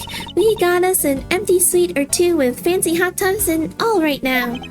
Thank you, but as you can see, we're in perfectly fine health. We won't be needing a room at the hospital. Yep, fit as fiddles, as strong as oxes. That's our motto, right, sir? It may be yours, detective, but I'd like to think I have a little more going for me than that. That doesn't matter. Hearst Hospital welcomes the hale and hearty too. Our healthy so what stay anyway campaign is in full string and going great. Healthy so what stay anyway. Needler, do you think healthcare grows on trees? Not sick or injured? That's nice. Your room is half the price. What the fuck? Nothing on earth could convince me to spend the night in the hospital for pleasure. This is a one-time offer, you know? So how about it? Come stay at the happiest hospital in town. Oh, that does sound pretty good. And half price. This might be too good to miss. Half price, but it's like $50,000. Half price, 20. Wow, half price. She's running a spa now. Yeah, exactly. They're like, let's talk about medical prevention. Seriously, detective? Okay. Alright, let's look at the body finally. Doubling it. Yeah, exactly. Promises. Oh wait, that's her promise notebook. What? Oh, and she has the other part of the flower. Oh my god. What is this? Well, one thing's for certain. This isn't Kay. She doesn't even look like her. I think we knew that already, detective. Our Kay's standing right over there after all. She does look kind of familiar. Oh wait, you know what? She kind of looks like Mia. I think that's... It might be the hair and like the mole, but the mole is in a different place. Whatever flower that is, why do you make things so difficult for me?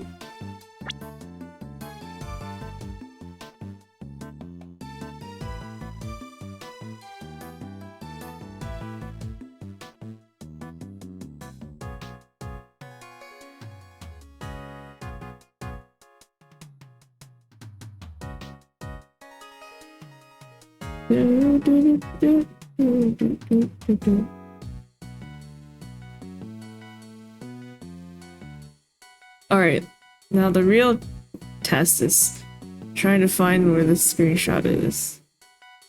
Ah, here.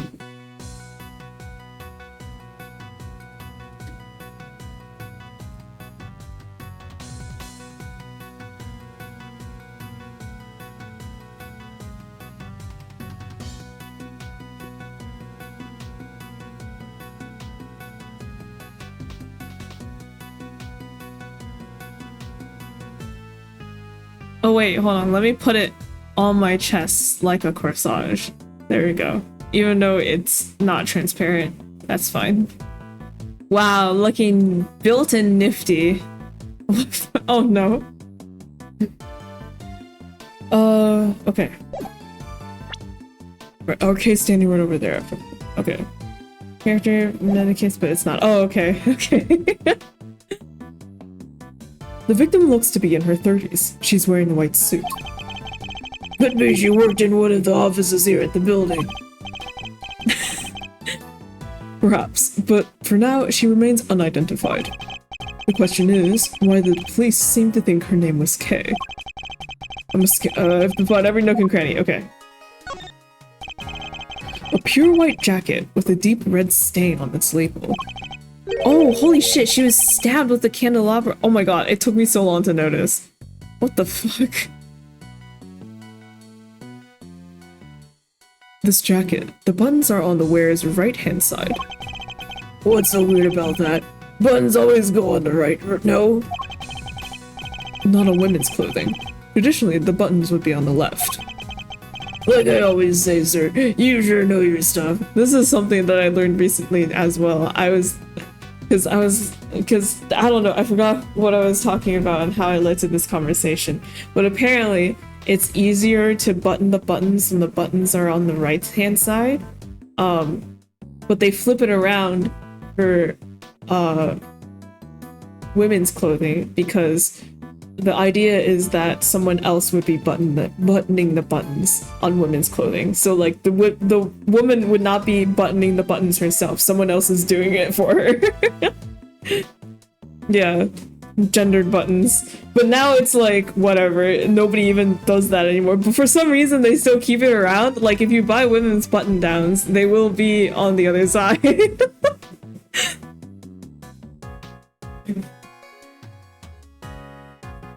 Big shrug.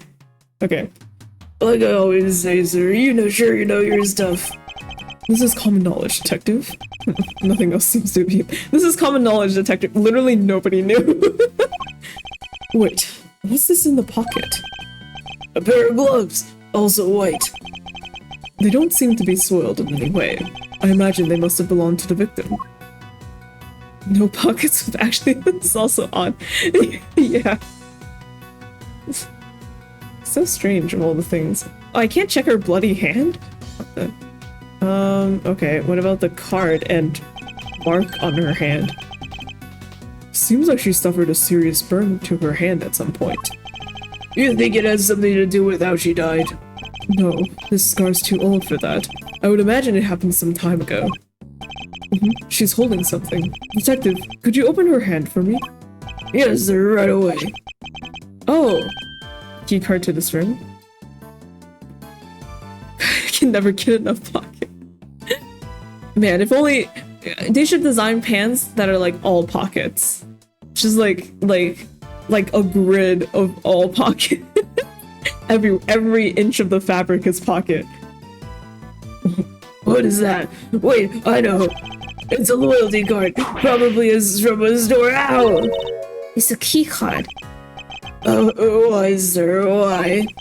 The question we should be asking is, what does it open? Alrighty, I spot a connection. There's something pinned to the jacket here. Huh, a piece of magenta fabric. Whatever it was, it looks like it was torn off pretty roughly. It doesn't look as if there's anything in the chest pocket. Nothing except this hole right here. By the look of how the fabric was torn, I think it was pierced by something sharp. Can't keep your coins in there now. They'd all fall right out. Yeah, you can't keep your blood in you either, Gumshoe. Have you never heard of a change purse, detective? Sure have, sir. It's another word for pocket, right? I give up. Attacked in the chest and then head? Right, it's either that or the other way around. The victim's hair is caked with blood. Looks like she was hit with something, huh? Unfortunately, it's too early to say for certain. Perhaps an answer will turn up as we investigate further.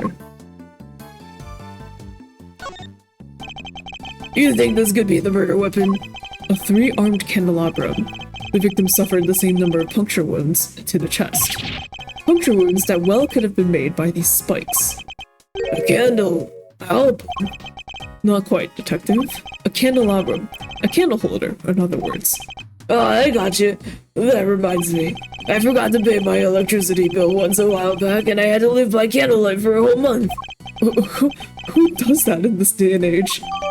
People who didn't pay their electricity bill, Edgeworth, have some thought for the poor.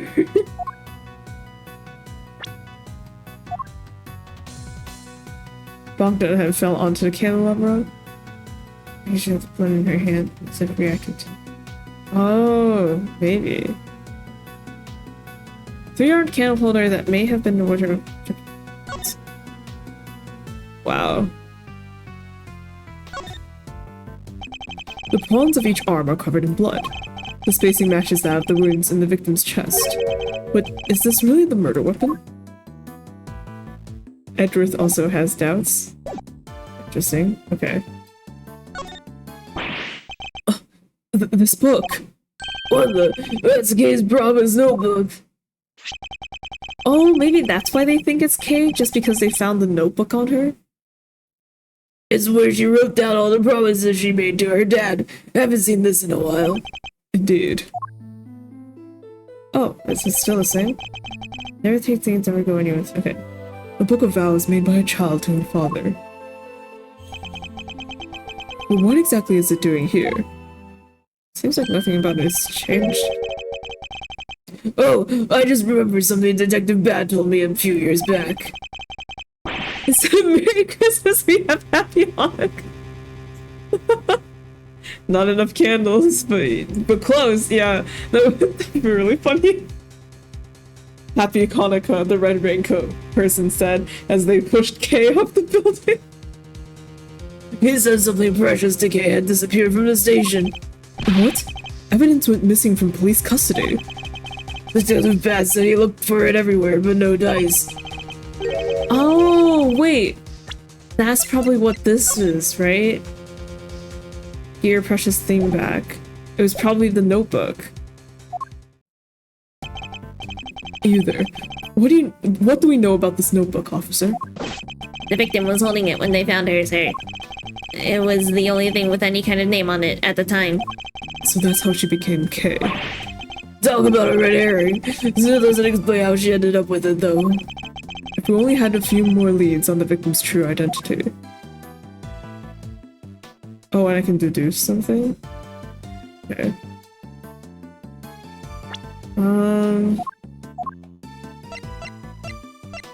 Oh, probably about the flower. Okay. I can do that later. I'll do connect 4 first. These two things. I bet it's Rosie. It's looking like it would be Rosie.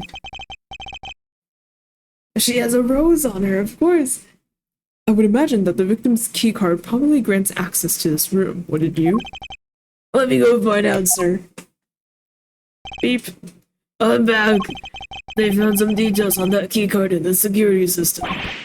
It's for this room, just like you said. So the victim was able to enter and exit this chamber freely. Assuming that the keycard actually belonged to her, yes. Indeed. Okay. Interesting. Alright.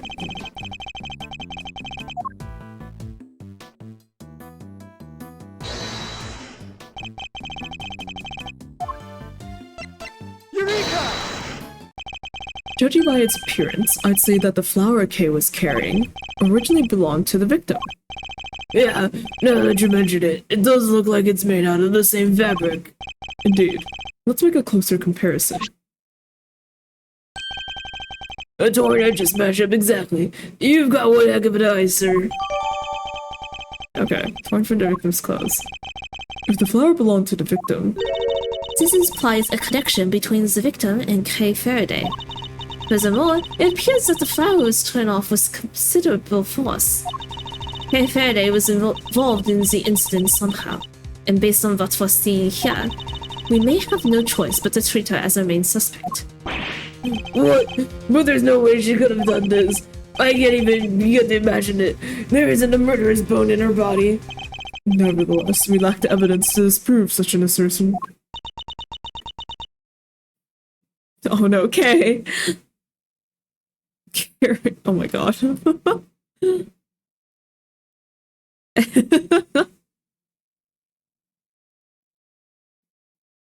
he would be whipped. Francisco really whipped him into shape.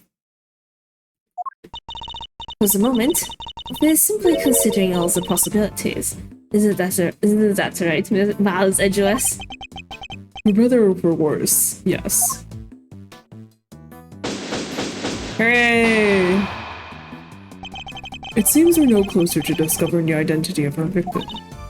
Then, am I really okay? Can you be sure? Of course we're sure. What are you talking about? Thank you. And that person lying there? Is someone you may have murdered. But that's all we can say for now. No, there's no way she did it. Isn't that right, sir? Indeed, I don't believe the Kay we know could have done something like this. You're becoming a real softie, Miles Edgeworth. What are you, a defense attorney? Well, look who it is again. Oh, I know that voice. Oh, oh no. Of course, you're here as the prosecutor, probably.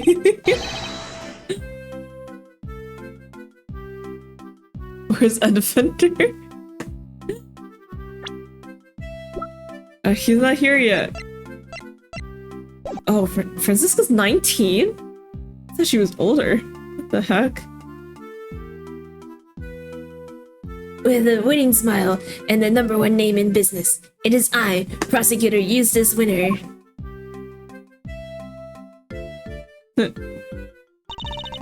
Please forgive the intrusion. Step away from the body, Edgeworth. I didn't call for you, and I don't need you. This case is mine. It's what the victim would have wanted. You knew the victim? So it really is her.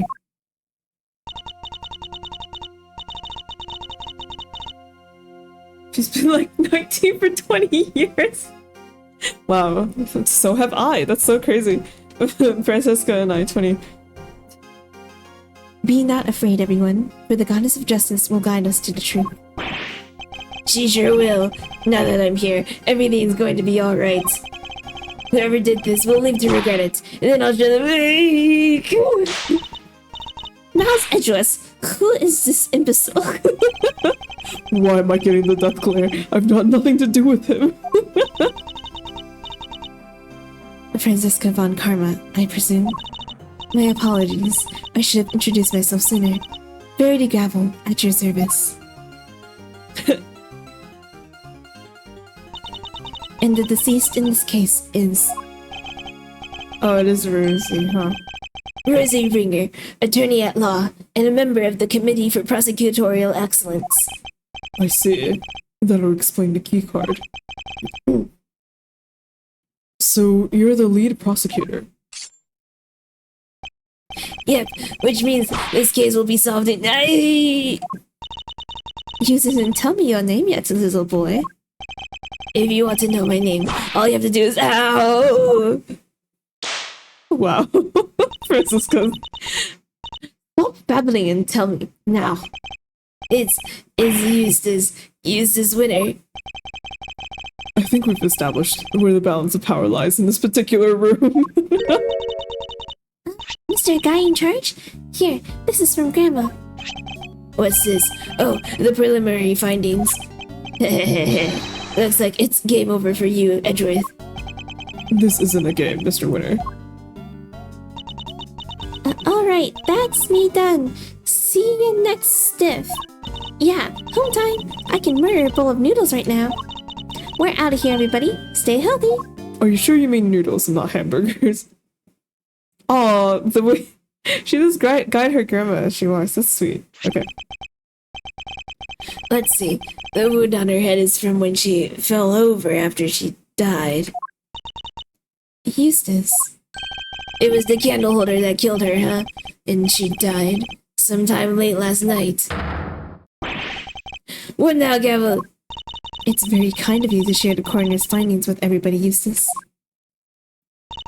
But perhaps you should leave it there. We wouldn't want you to strain your voice after all. No, that would be a tragedy. Edgeworth says as he takes notes of everything Eustace is saying. It's like, oh no, how dare he say the information out loud.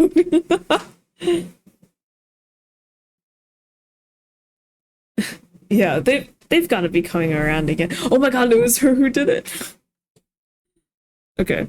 Initial findings of Dr. Hilda Hertz. Cause of death, stab wound to the chest, head injury sustained post-mortem. Okay. Anyway, that settles it. We need to arrest Kay Verity. What? What the heck are you talking about? Yeah, at least that's what the preliminary findings say. I think Eustace's meaning is very clear. Mr. Faraday is the murderer. And though she is dressed differently than usual, this young lady covered in bandages is Miss Faraday herself, correct? You really mean to arrest her here and now, while she has amnesia and isn't covered in bandages? If you do, then I'll be forced to object, loudly and forcefully. I will throw a fit. Mark my words. Francisca, get in here. I need your whip.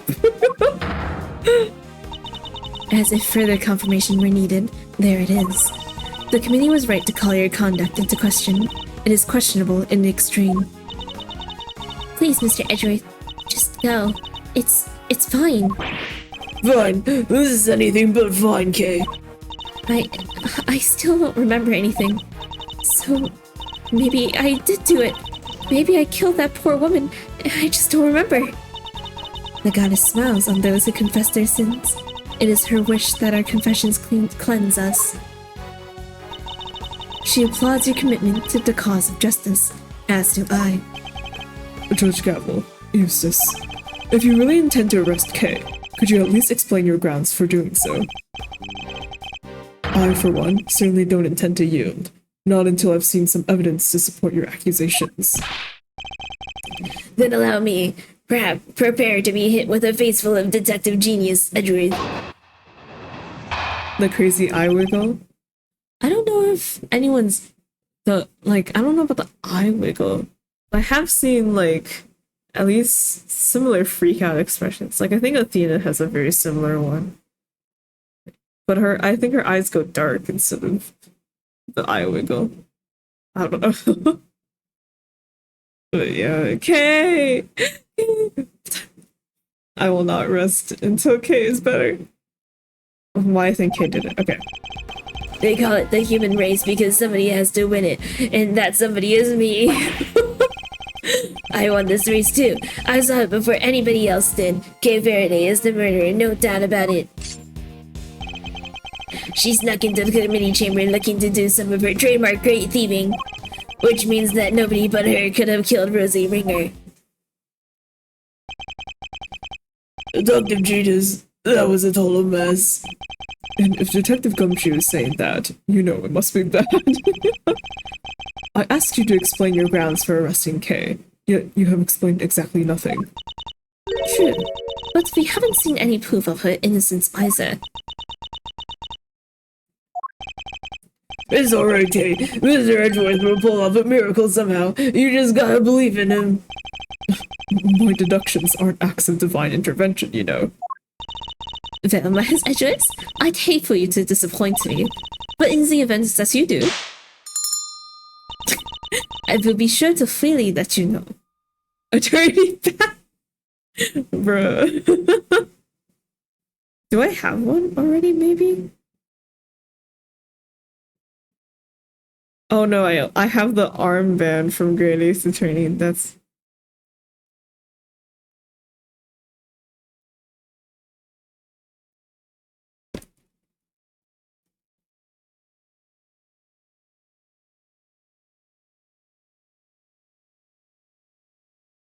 Okay, let's see if I can find a nice version of this that I can just yoink. Please and thank you. Oh my god, there's an Etsy PNG tuber asset. I can buy an attorney's badge for $3.06. That's crazy.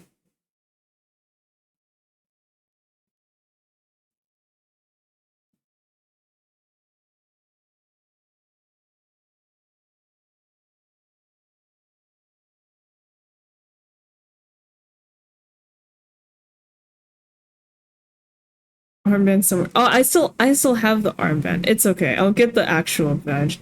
I might as well. I have a feeling that it'll be around.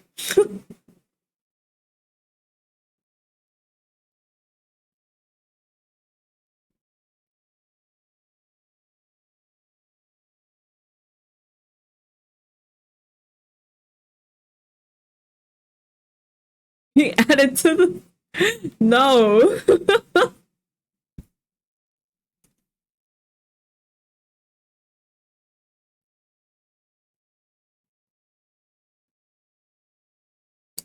It's not it's not the right angle, but I'll put it right on top of the flower. Now we're going places. Great. Okay. You never want to add it. I'll think it over. Well, Miles Edgeworth, I'd hate for you to disappoint me, but in the event that you do, I will be sure to freely let you know.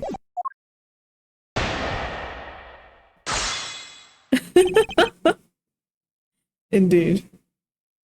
Why do you think Kay did it?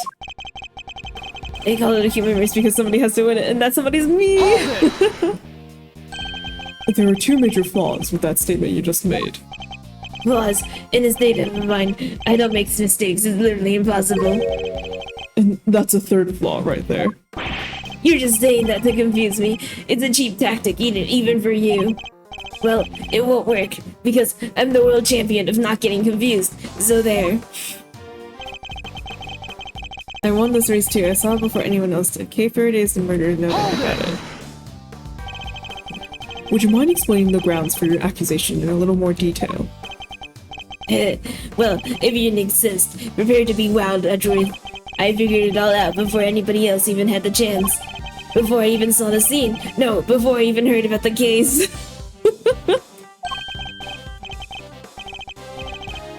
I knew it right away. She did it. She's the murderer. It can't be anybody else. Ah. Your grounds. Yes, sorry. I was just getting to that. I am kind of thankful that Francisca's here just so that she can whip Eustace. She snuck into the committee chamber looking to do some of her trademark great theming. Oh, really? And what was it she was trying to steal? Well, a file. A very particular file. One pertaining to your professional conduct, in fact, Mr. Edgeworth. And you can prove that she needed this file badly enough to steal it? Oh, there will be no need to go into that. Will there, Mr. Prosecutor? No, that won't be necessary. Please, Mr. Winner, continue. Edgeworth, do you really? Edgeworth's like, I'd rather Kay be accused of murder than let Francisca know that I fucked up with the prosecutorial committee. He already whips himself. That's true. Okay. Which means that nobody but her could have killed Rosie Ringer. And you have proof that it could only have been Kay who committed the murder. No. Then might I suggest you try looking into other possible suspects with all due haste? For that, I believe, would be the winning approach here. The winning approach? According to the reports we've received, the police have found no signs of anyone else's involvement. So you're accusing Kay based on that alone. A little tenuous, even for you. And suggesting that there are other possible suspects when there clearly aren't isn't? Ugh, if only I had something that could prove Kay didn't do it. This is obviously a setup, plain and simple. You don't have to. It's alright, Kay. The truth will come out, I promise. I just need you to give me some time. Okay. Kay isn't capable of murder. There's no way she killed Miss Ringer. But I have to prove that somehow, or she'll remain a suspect.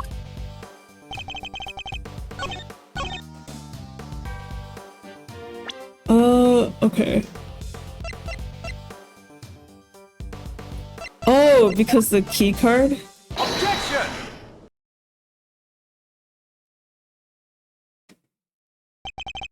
Are you familiar with this room, Mr. Winner? It certainly sounds like you are. What can I say? Winners know where winners go. I'm number 1, and 2, and 3. In other words, the majority of your work is second, if not third rate. Why do you always have to make fun of me? You can take it as a slight if you wish, but the fact remains that you seem unfamiliar with this keycard. Who do you take me for? Of course I'm familiar with it. You need one of those to get in here. Don't you? Have you no shame? Eek. Mr. Winner, do you really even suspect Kay? Of course I do. She did it. Faraday to kill her. Then perhaps you can tell us how Kay got into such a secure room as this, without a keycard. Well, she, you know, there was and she, yeah. A masterful summary? Now, as we know, only members of the committee have keycards, therefore only they can enter. The number come out? Does K is murderer? Precisely. Why is she agreeing with me? Please, take a look at this. I had security pull the data earlier. As you can see, the door to this room was opened at 12:52 a.m. with Miss Ringer's keycard. Okay. We cannot know for certain, of course. But who's to say the culprit didn't enter a room with Miss Ringer and then kill her over some sort of subsequent disagreement? It's certainly a plausible theory, but that's all it is. For one, it would require the victim and her murderer to have known one another. Yeah, and Kay didn't know the woman, I'm sure of it. How can you possibly be sure of such a thing? That's pure speculation on your part, detective. There is no place for guesswork in the courtroom or at a crime scene. Hard evidence is what is required. In such case, are you suggesting that you have said hard evidence to support your theory? Evidence that Kay Faraday and Rosie Ringer knew one another. But of course, it's literally in your hands. What? I have here a letter. Oh, even more letters! There were 2 letters? Dr. Hertz found it in the victim's chest pocket. Another of the victim's possessions. And you kept this to yourself until now. You planned for this, didn't you? Is that why? It's the candle holder that killed her and she died sometimes late last night. What now, Gavel? It's very kind of you to share the coroner's findings with everybody. Perhaps you should leave it there. We wouldn't— Oh, she didn't want to say more.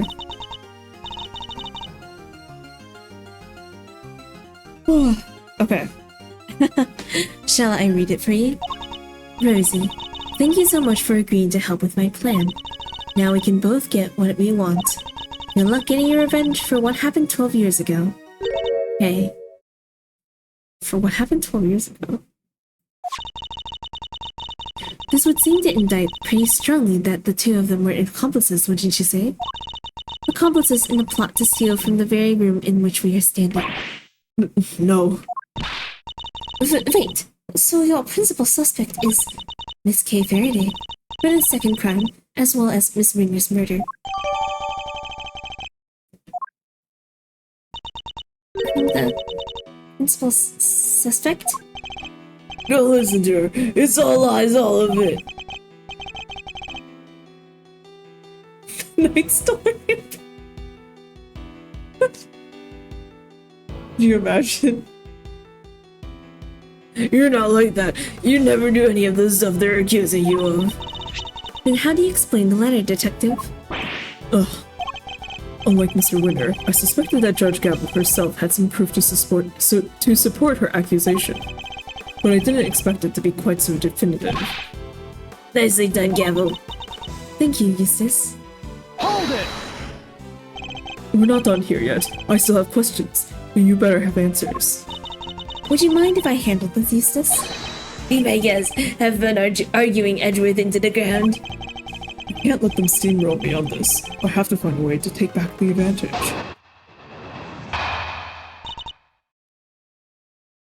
It was 12 years ago. Yeah. So, okay, so it's honestly, it's probably what it is probably Rosie has some beef 12 years ago that we don't know about. And it maybe has to do with whatever evidence was stolen that they mentioned. I forgot if they named this piece of evidence, just that something was stolen. Maybe. Night stolen lemon. His letter. As the letter more than adequately proves, Miss Faraday and Miss Ringer were acquainted. It seems Miss Faraday had asked for Miss Ringer's help in a plot of some kind. But for whatever reason, their alliance must have broken down. Miss Ringer lost her life in the resulting disagreement, but she had one last card to play. The letter she kept safe in her left chest pocket. which spells out the name of her killer. She's good. Better than ever, even. Think you could take her down if it was Mr. Edgeworth? Yes, of course. Don't do this out of pride, Miles Edgeworth. If you're going to fail, do it on somebody else's time. Hey, whose side are you on, sir? There's only one side to be on, Scruffy. The side of the truth. Oh, looks like the kid's got something to say. Well, if there's only one side to be on, then it has to be the one on the winning. Quiet to you. My thoughts exactly.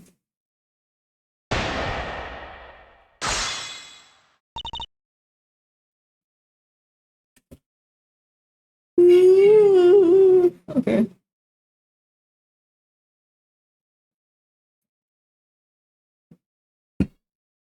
Hayes letter. As the letter more than adequately proves, Miss Faraday and Miss Ringer were acquainted. It seems Miss Faraday had asked for Miss Ringer's help in a plot of some kind. I'm sleeping, I'm sorry.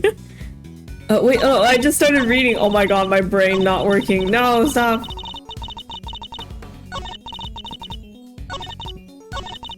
Okay, as the letter more than adequately proves, Miss Faraday and Miss Ringer were acquainted. How's Jet? Jet is doing great. He's... what do you call it? Because I feel like I've been lazy, I feel like Jet is lazy also as an extension of me. We've just been napping.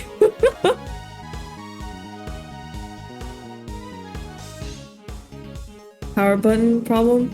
I have a lid on it for now. I'm not sure about a long-term solution though. Or what ours said.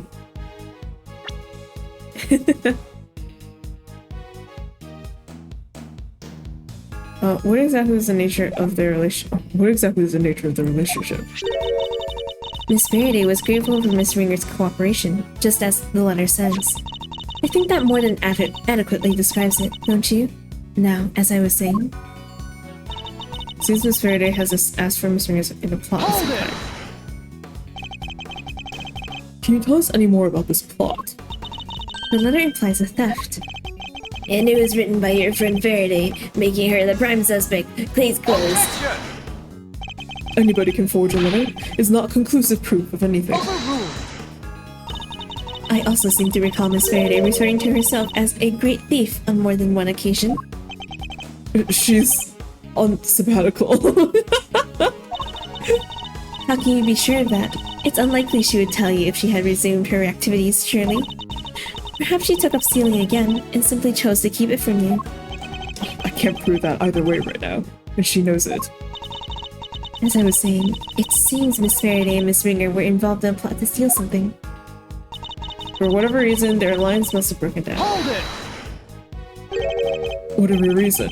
Would you be a little more specific? Not at the moment.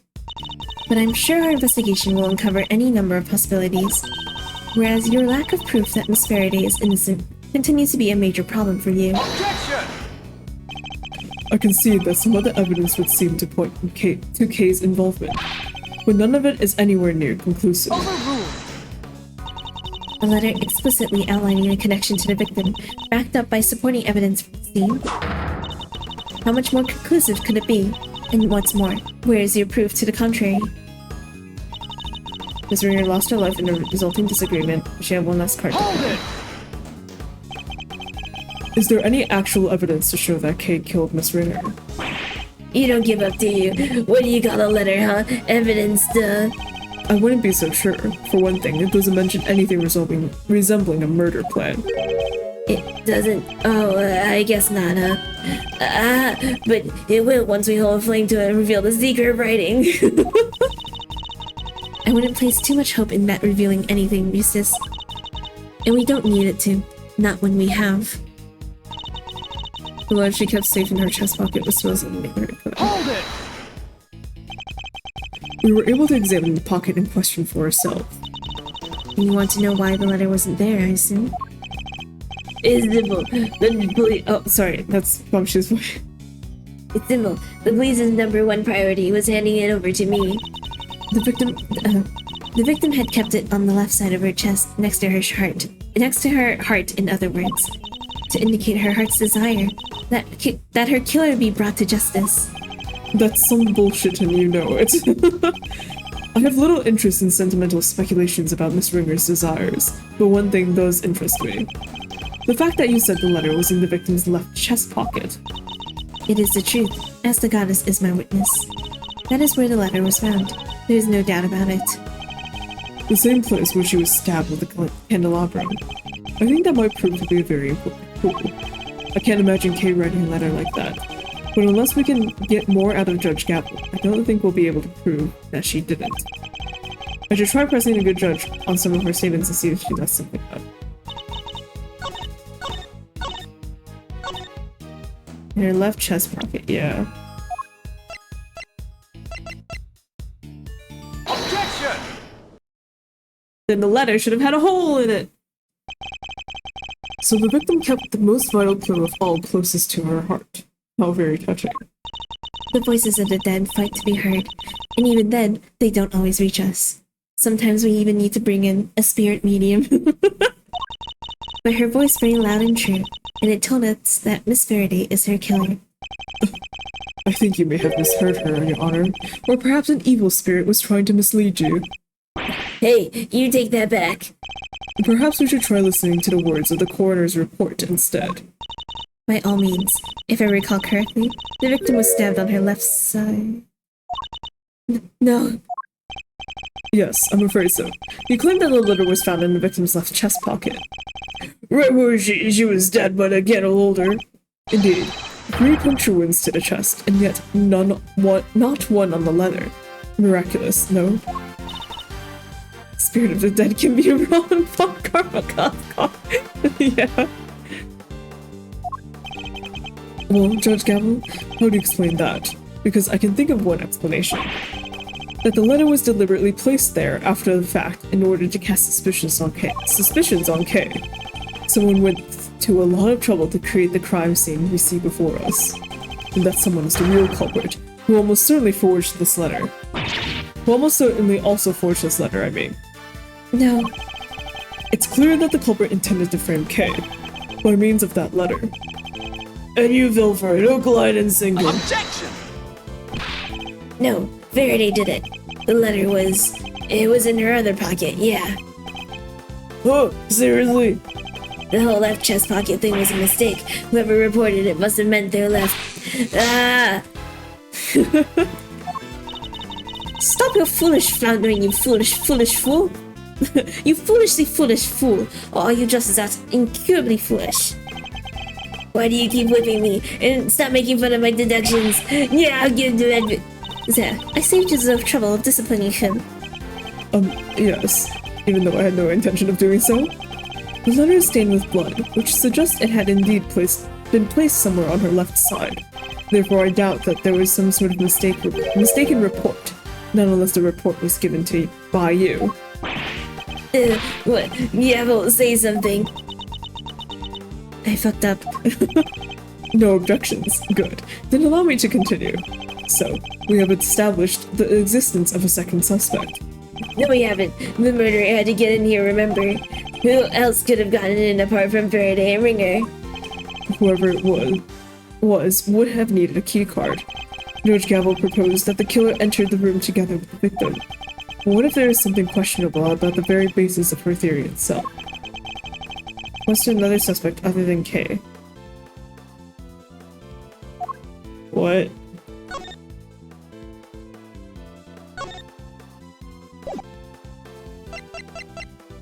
Oh, the one with no name. Take that! No, actually, it's just...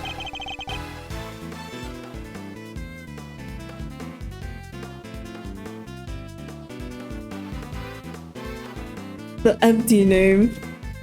It must have been someone higher up. Erase my data. Higher up. It could be Gap.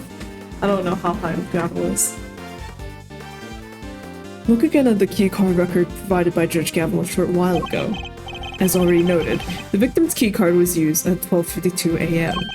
Well, you will note that someone else's keycard is also listed. A mystery person who could have entered beforehand and lay in wait for the victim, you mean?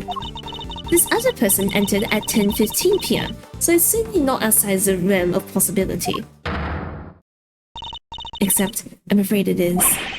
And what is your evidence, Your Honor? My evidence? I am the evidence. It was her. I am the evidence, detective. It was my keycard. There's nothing suspicious about a committee member entering the chamber as I please, is there?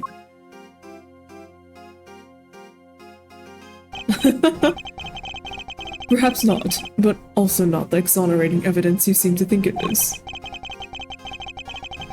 Unless you can also prove that you yourself didn't murder your colleague. What utter nonsense. What would I have to gain from killing her? Objection! I'm sure you know how I'm going to answer that, Your Honor. I believe further investigation will shed light on any motives you might have had.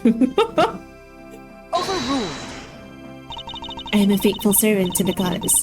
Why would I ever resort to an act of crime?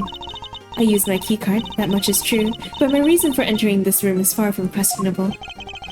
Then perhaps you care to tell us why? It's to get ready for your, meeting. I had business here in the committee chamber. There were certain preparations to make. Yeah. Preparations. Sounds pretty suspicious to me. I'm not at liberty to share what I was preparing for. But I'm sure Prosecutor Edgeworth can make an educated guess. My hearing. She must have been busy gathering the documents they were going to use against me. To relieve me of my badge. Alright, children, that's enough. It's good to keep our skills and our tongues sharp, especially when we're young, but that'll do for now. What? Who the fuck is this? Okay, he did it. Oh, he definitely did it. He definitely did it. Oh my god, okay.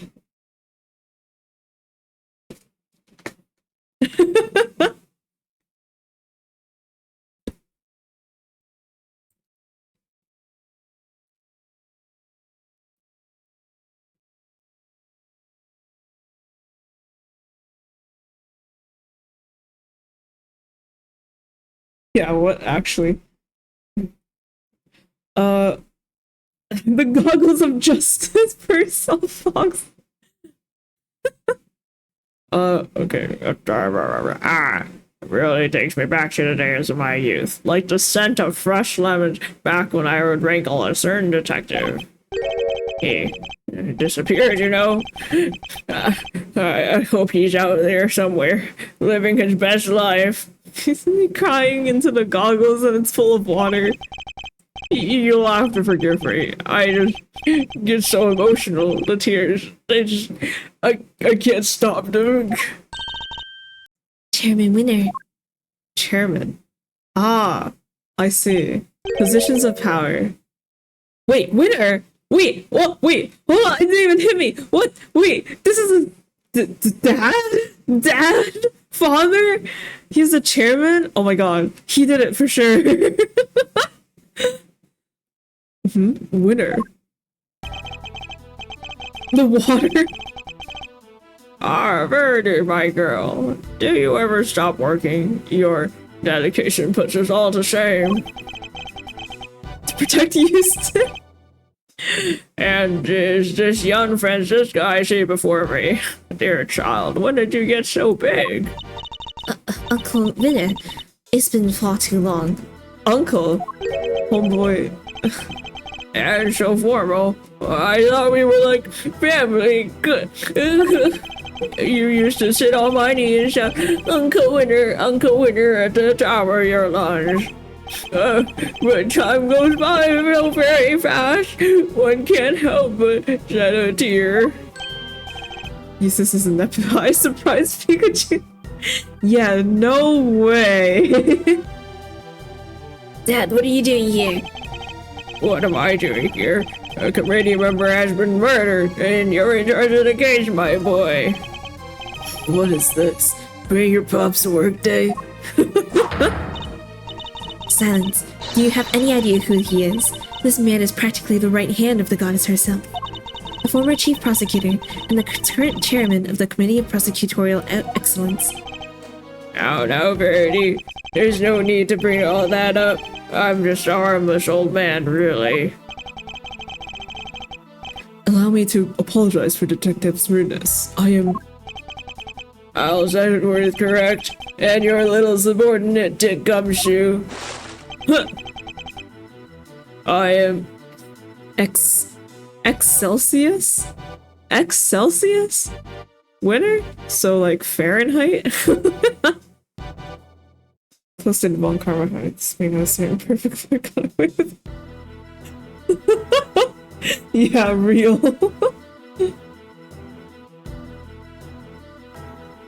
I'm Excelsius Winner, father to this idiot boy, among other things.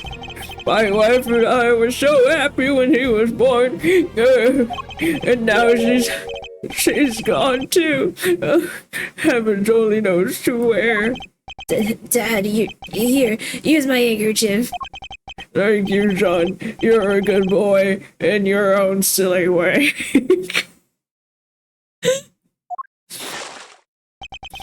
Like father, I'd like son, I suppose. Though it's hard to say who's the bigger fool. Well, Verity, how goes the investigation? Thank you for asking, sir. We have identified a prime suspect, 1K Faraday. We are currently trying...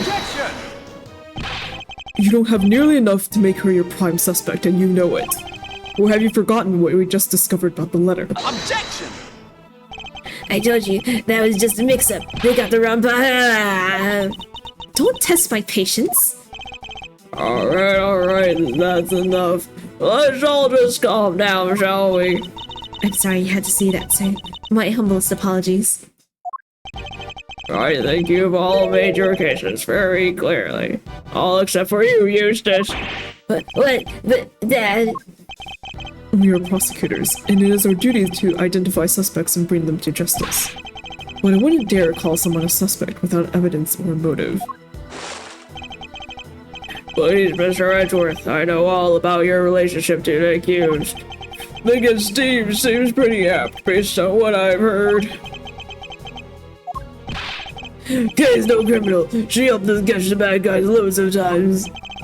Much about this case is still unclear, sir. Please, you have to let us... It's heartwarming, really. The bonds of friendship are so strong among the young. What? Did he just burn evidence? Burn document? What? What the? Why? But circumstances being what they are, I'm afraid those bonds won't be enough. What the heck was that supposed to mean? The prosecutor's office needs this case cleared up as quickly as possible. Time is so precious and we have so little of it. And there are so many other cases. I'm sorry, but you understand, of course, don't you? Alright, Miss K. Faraday, time to come along quietly. Yes, sir. You're not taking her. She's innocent, I tell you. To defy the chairman of the committee is to defy the law itself. It is an act so brazen, a hearing won't be necessary at all. Are you prepared for Mr. Edgeworth to lose his badge over this, detective? Whoa, so either Kay goes down, or Mr. Edgeworth loses his badge. What the heck am I supposed to do? You use this badge as to shield yourselves? Oh, how the committee too has fallen. Kay, you're innocent. Don't let anybody tell you otherwise. Thank you. We've only known each other for a short while, but you've been very kind. And I'm sorry. Sorry for being a criminal. Your contrition has been noted, Miss Faraday, and will be conveyed to the Goddess of Justice. What in the world should I do? When I was little, all I wanted was to be like my father. To become an attorney and fight for those who can't fight for themselves. Thanks, Ars. But now, my fate is tied to that of this one tiny badge. One tiny badge against the life of a dear acquaintance. Acquaintance? Come on, Edgeworth, you can say friend. Who am I kidding? There's nothing to weigh up here. I guess this is it. Goodbye, Mr. Edgeworth. Hold it! Judge Gavel, a moment, please. Imagine he's just like, you want my badge? You can have it. He rips it out of his pocket, throws it at her. Yes, what is it? Uh. Your badge? What is the meaning of this? I'm returning it. From this day forth, I'm a prosecutor no longer. Mr. Edgeworth? What are you doing? Miles Edgeworth, explain yourself right now. You're giving me all up? Just like that? Well, a gal?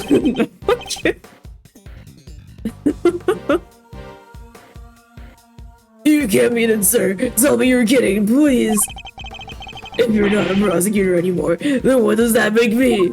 You're still a detective, Gumshoe. I have one duty, and one duty alone, to pursue the truth.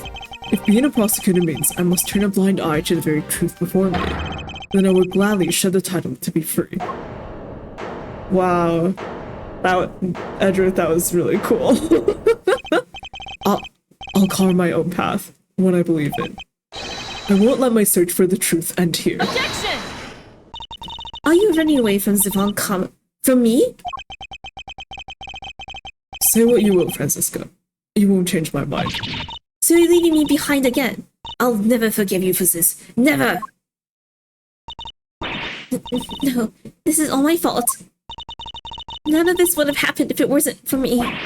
Wait, Kay, don't go! No! Chase her down!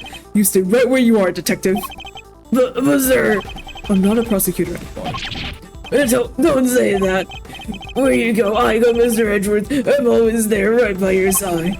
There's no need for you to do that now, detective. Simply focus on your job and do what you can.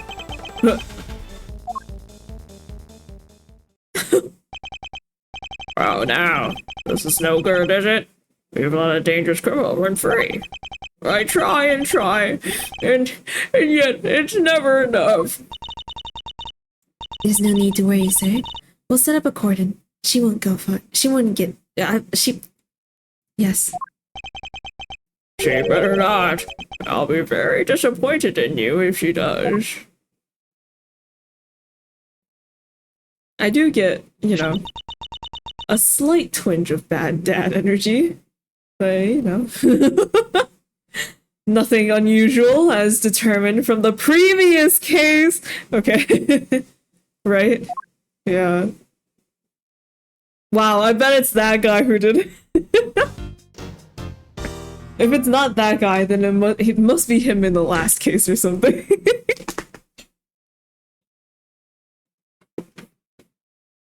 Okay.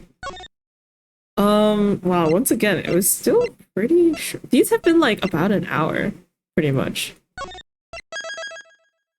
A bad dad and ace unheard of. April 5th, 5:58 p.m. Higher Prosecutor's Office. This is room 1202. We'll never meet Gusta's son. No, you gotta believe! They wouldn't bring him up and then just like drop it, right? Right? The chief prosecutor is Gustav's. Okay, sorry. Oh, right. I wanted to say I can't believe Edgeworth is unemployed right now. That is crazy. As of currently, right now, April 5th, whatever the year is, Gumshoe has a higher salary than Edgeworth. That's insane. Hey. Edgeworth. She's not here either. Where are you? Oh! Oh my god, Fender! Knock knock. Special visitor. Heard someone lost their badge. Looking for a new one? I've got it right here. Don't I need a take the bar exam for this. Nope. That's just how relaxed defense attorneys are. Fender. Oh, talk about an unhappy face. Everything okay, big guy? You won't earn yourself too many admirers looking like that.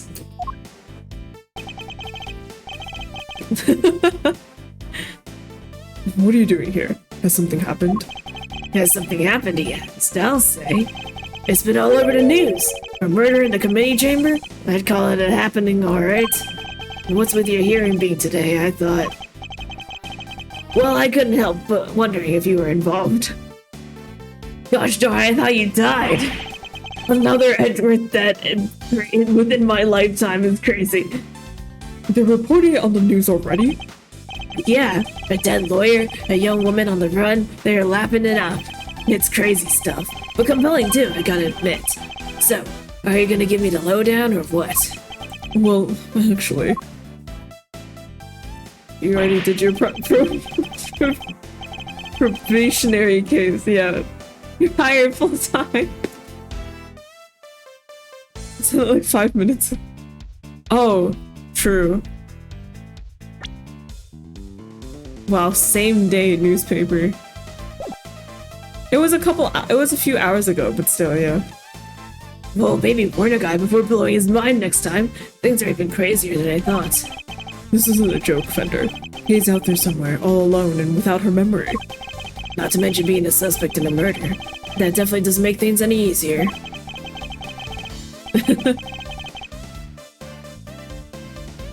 It's Edgeworth and Fender and Edgeworth and Co.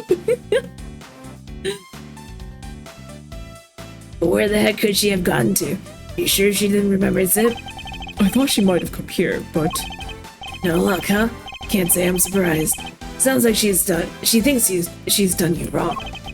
She wouldn't want to cause you even more trouble by rocking up on your doorstep. Fico.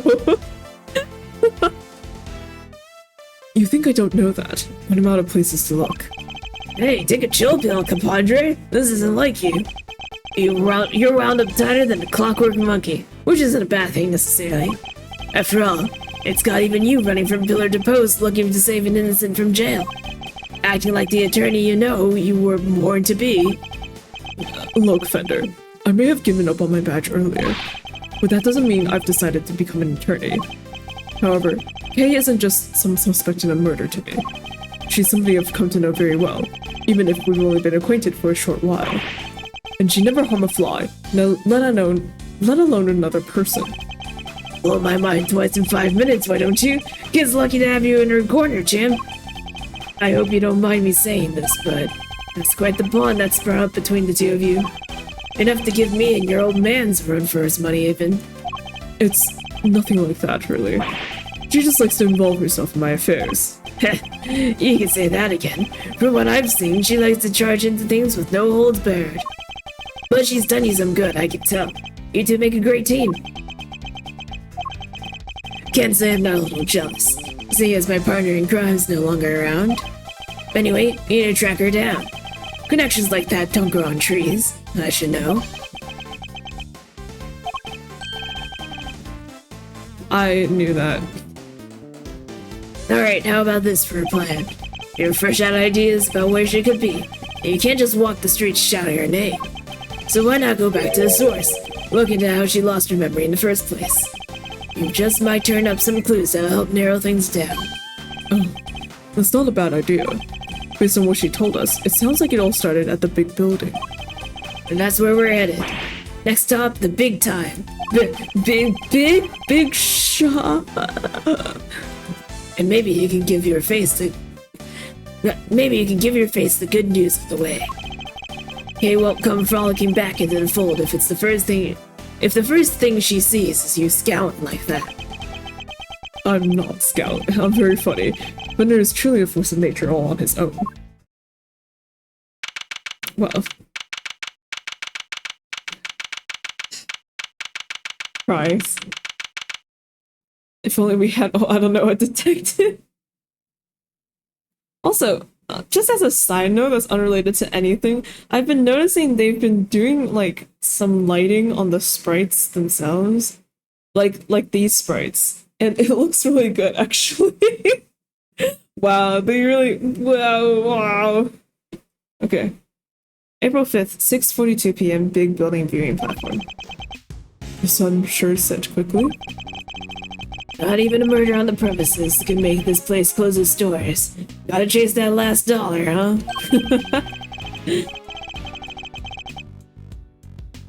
There's hardly anybody around, though. Guess we got the whole place to ourselves. The first step towards proving Kay's innocence is to find out how she lost her memory. Earth to Miles, we've got sleuthing to do.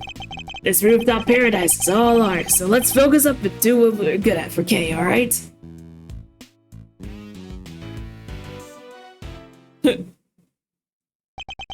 Do what we're good at, huh? I suppose I should be grateful that there is at least something we could do. I don't even have a partner button now. Fender, I thought Fender was gonna be my partner button. Griffins? The beak and wings of a bird, and the body of a lion. I guess these statues are meant to guard the peace of this little rooftop haven. I have to say, they're incredibly detailed, almost frighteningly so. Instead of feeling welcomed, I wonder how many people have been scared off by these instead. There's a TV here. It looks like a TV for showing announcements from the various companies in the big building. But at the moment, it's just showing a regular broadcast channel. No. What am I standing here for? The Steel Samurai isn't on today.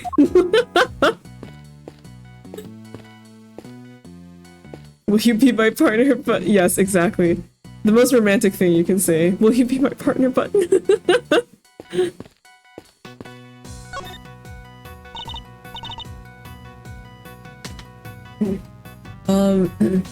Mr. Edgeworth, we meet again.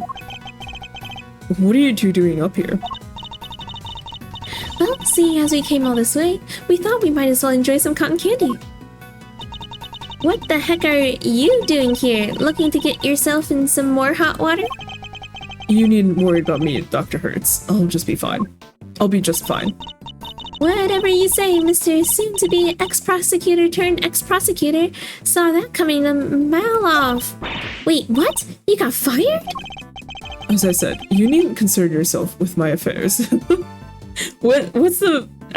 wasn't there a meme where it's just like something or like, or I'll fire you. It's like, oh yeah? Well, I'll fire myself first. Yeah, exactly. No, I quit. As I said, you needn't concern yourself with my affairs. If you say so. So, oh, how's Kay doing? About that. Uh-oh, did something happen? Maybe I can help? How about an injection? No injections, thank you.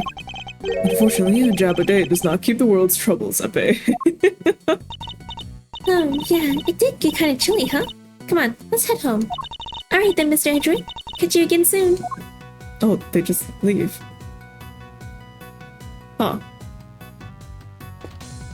I guess now I can get candy, cotton candy. So, Hey, you, yeah, you. How about some delicious parting clouds cotton candy to brighten your day? parting clouds. It's a name for the fact that we're so close to the clouds up here. Our gimmick is, we take a normal serving of cotton candy and we split it in half, part it, if you will. Half the candy, same price, double for profit, and we're laughing all the way to the bank. I don't think your customers will be laughing if you keep sharing that information quite so freely. What the fuck? Oh, there's binoculars. You can insert a coin to take a good look at the distant landscape for a few minutes. He absolutely would have been all over this. The K I know anyway. But for now, I'd better focus my powers of observation on this rooftop.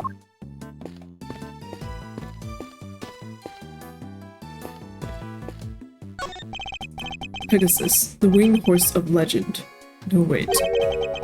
Isn't that a horn on its forehead? So it's a unicorn? No, that can't be right either. Unicorns don't have wings. Oh, what's this? There's a little plaque here at the bottom showing the name of the piece. Contradictions. That'll teach me to bother engaging with such things.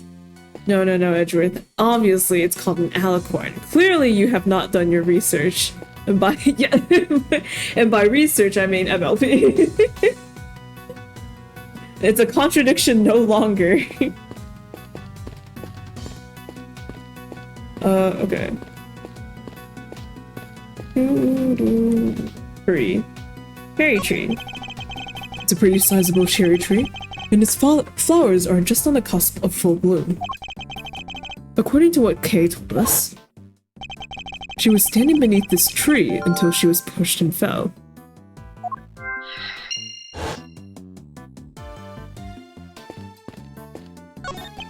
So the person in the raincoat that Kay saw supposedly approached her from the direction of the concession stand, which would suggest that she was pushed over this railing here. Yeah, exactly. The railing is chest high. You'd have to try really hard to go tumbling over the edge of it. Huh. Everything looks sturdy enough too. Yeah. I see Edgeworth is also, you know, same mind. Princess no queen's just principal. The queen's shapeshifter is thing, but she is evil. Yes, exactly. And aren't princesses just queens but younger? So how did Kay lose her memory? You think there was something she wanted to forget? Maybe some particularly choice words from Miles the insult comic? Of course not. I wouldn't dream of saying anything so terrible she'd want to forget. Detective Gumshoe, on the other hand, could do with a few more choice words on occasion. Poor guy. I don't envy him one bit. Oh, I'm supposed to do the connections. What? Okay. Eek! Oh, she was in a tree? Hi. Okay. Don't mind me. I was just lying in wait. That would make you a criminal, okay? Perhaps you meant to say laying low. Oh, yes. That.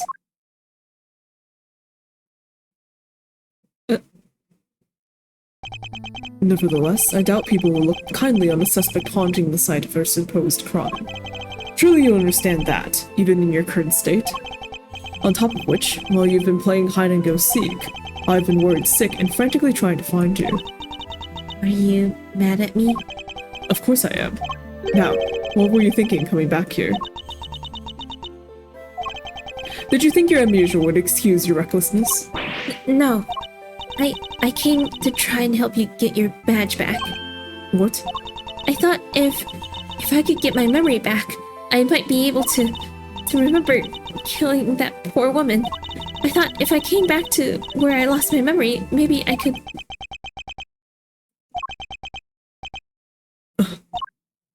Huh? There's one thing you haven't lost, you know. Your ability to surpass my expectations at every turn. I couldn't be more certain now that you're the Kay I know so very well. However, I don't appreciate you being so reckless. Do you hear me? I'm sorry. Seriously, Miles, you're killing me here. You were making good guy points, and then you went and blew it by blowing your top. Good to see you, kiddo. Glad you're safe. Come on, bring it in. Okay. That's the spirit. Push her away! Not now, Thunder. Yeesh, I was just trying to lighten the mood. Huh? Admitting emotion. He's doing his best. I'd just be like, yeah, we're acquaintances. I'm like, damn, man, is it really that hard just to say friends? Live news now from the big building. Wait, actually, live news now from the big building where a shocking murder took place earlier today. Police continue their hunt for a young woman known to have been present at the scene. She's considered the prime suspect, and police say no effort is being spared in trying to track her down. Well, shit. Oh, Mom. They're not messing around, huh? Well, team, what's the plan? Looks like the clock's ticking down, and fast. Indeed. It's only a matter of time before they find us. Alright, first things first. Okay, you're sticking with us from now on, capiche?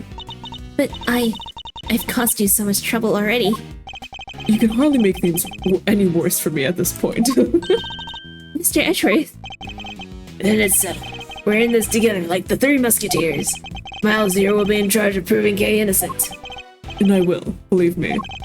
So I'm gonna need you to do everything you can to help him with his investigating. Okay, Kay? yes, of course. Great. Now we've gotta move quick. Can't be getting bagged by the boys in blue before we've even started. You two may not have any more to lose, but your Uncle Eddie sure does. Gregory would never forgive me if I got the family office shut down. Thank you, Fender. I'm sure I owe you more than I'll ever really know. Aw. Still no partner button! And no one wants to be my partner button!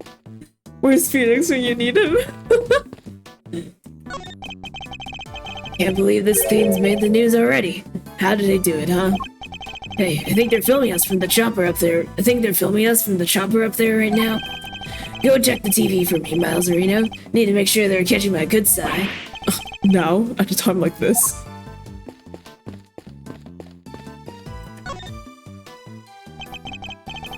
As you can see, they're still hard at work up on the 50th floor. That's where the Committee for Prosecutorial Excellence holds their disciplinary hearings, correct? Oh, that's the announcer, sorry. That's right. There have been people walking by the windows all evening. This is one serious investigation. Well, this doesn't make our chances of getting out of here with Kay any rosier. We'll have to find a way to slip past the press. I'm a cool and mysterious customer, Miles Reno, but I'm no spy. Maybe we can use him as a decoy if things get desperate. Okay, whatever you're thinking, quit it. I can tell it doesn't end well for me. Would you take Eustace as a partner by now? Venus? I must scour the scene and inspect anything that catches my attention. Oh. It looks like this is being broadcast live, which means we're looking at the big building in real time. Does that mean we're on TV too? I don't think so. The camera's far away enough and it's just... shit, sorry. I don't think so. The camera's far away enough and it's just dark enough that I think we'll be safe for now. At least, we better be. If Kay is spotted, things will go from bad to worse before we know it. Fuck. I don't think there's anything else here. Okay, but before we deduce, I gotta talk to... Okay. Do you want some cotton candy again? Actually, I don't... Oh wait, no, there's still human in the stand. I hope I've been of help to you so far. I came back here because I thought it might jog my memory. How about we go over what you remember one more time? Okay. I was standing under the tree, sheltering from the rain. Then I saw a person in a red raincoat. And then they pushed me. Can you remember anything specific about the person in the raincoat? I'm sorry.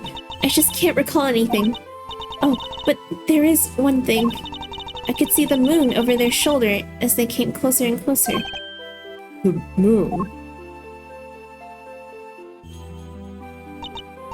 Yes, it's all very fuzzy, but it was in the exact same place as it is right now, floating up there above the cherry blossoms. So the moon was visible over the mysterious figure's shoulder, but they came from the other direction. That's new information. I should keep it in mind.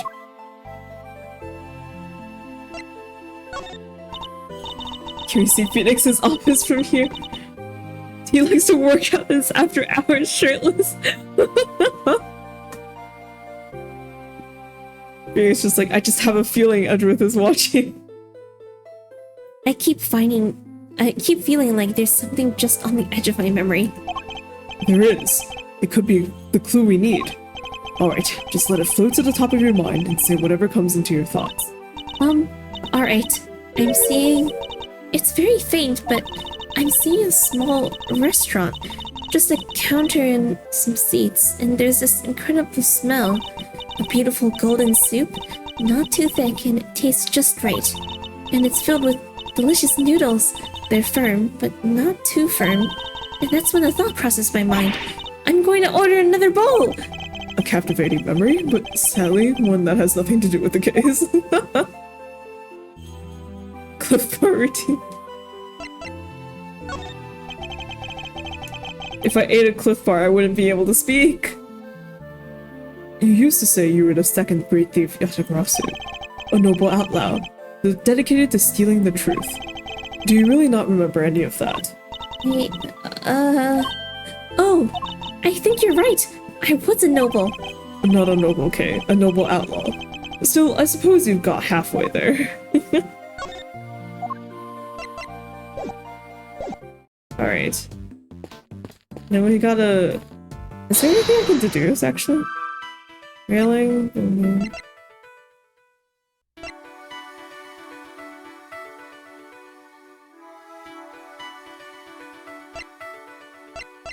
The moon, shining on the shoulder.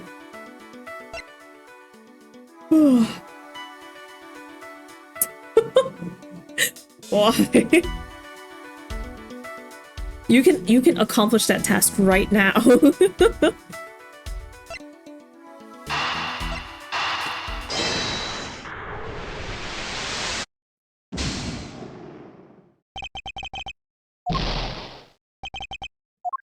I knew that.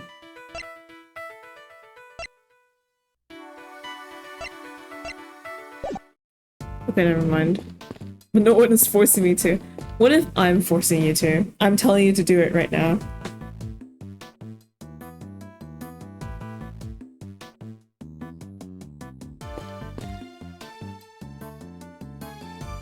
Oh my god.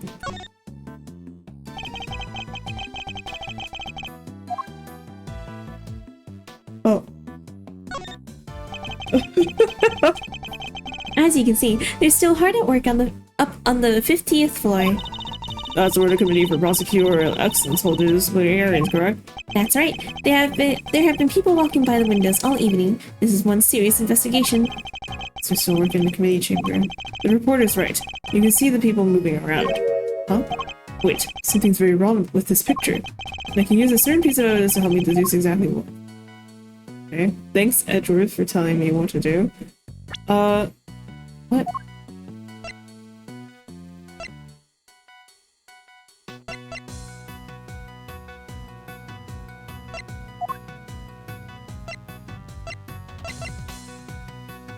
Oh, wait, is this not the floor? Oh, well,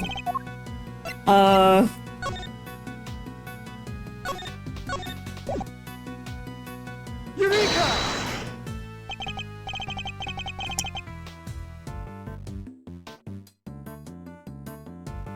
7 p.m. What does the clock face say? The clock is probably right, since I can't click on it. Question, how many floors does the building have? Easy, 50, right? Kinda ironic that just a few feet above where the committee works is ugly little screen. That just a few feet above where the committee works its ugly little schemes is a place where starry-eyed young romantics come to wish for everlasting smoochy times. But then, what's that dark space above the 50th floor? The gloomy underbelly of love? Wait a minute. Exactly. The committee chamber is supposed to be on the top floor, directly beneath the viewing platform. But it actually appears to be located one floor below that. Clearly contradicting the supposed facts. Maybe whoever wrote the pamphlet made a mistake. Somehow I don't think so. Call me crazy, but... Yes, there appears to be a hidden 51st floor. Oh. Adventure. Wow, and that's where they keep the gloomy underbelly of love? My heart, you didn't need to take it quite so literally, Kay. Good, then perhaps we can take this more seriously instead.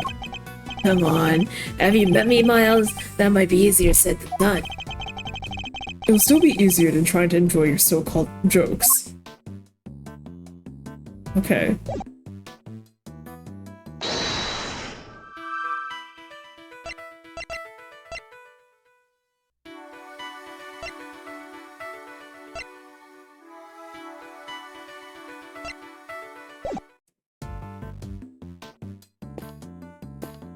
First floor. What do I do with this information?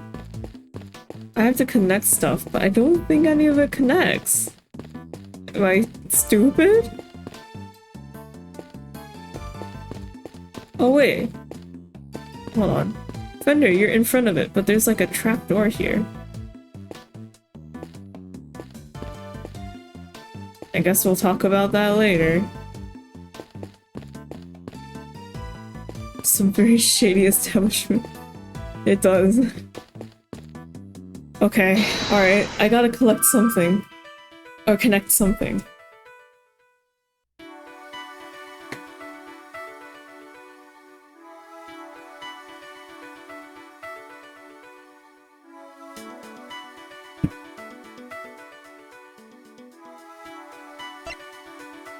Oh no, not- no! No! It's because you called it shady! Oh no!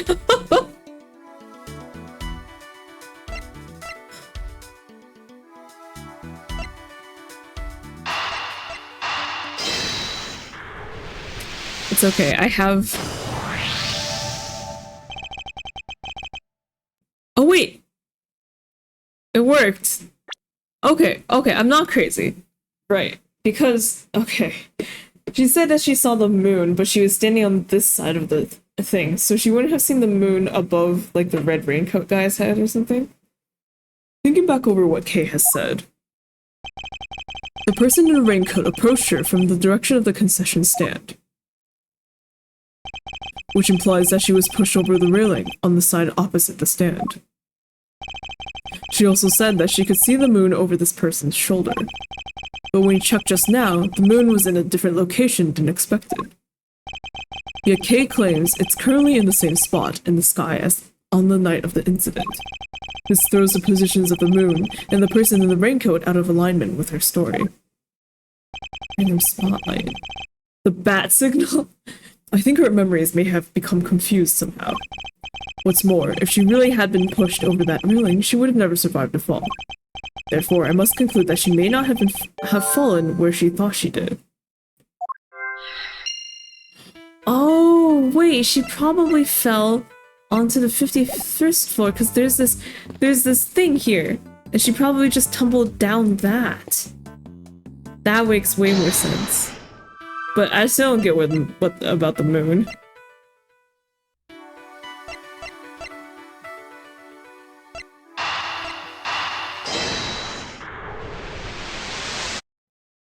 Okay, that's fair. That's fair. I don't know. The samurai ninja signal. That must be it.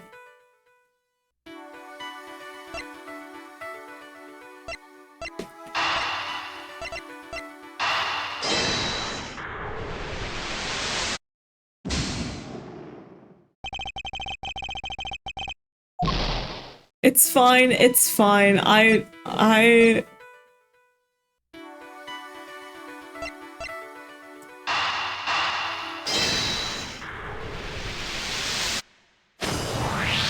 knew that. I knew that. You may have fallen, Kay, but it couldn't have been over that railing. Because if you had, you wouldn't be alive now to tell the tale. But I definitely remember standing under that tree. If I was pushed, the only way I could have fallen is over that railing, isn't it? Not unless the ground opened up and swallowed you whole. The ground can just open up like that? How? My bad, and not a joking matter. Sorry, kiddo. But it may also be closer to the truth than you think, Fender. Let's take another look at the ground in that area. There's a chance we might have missed something. There we go. Kay couldn't have fallen over the railing, so where did she fall? There must be a clue around here somewhere. Every nook and cranny. She had a water bucket. Oh my god. No fall damage. But then she wouldn't have lost her memory.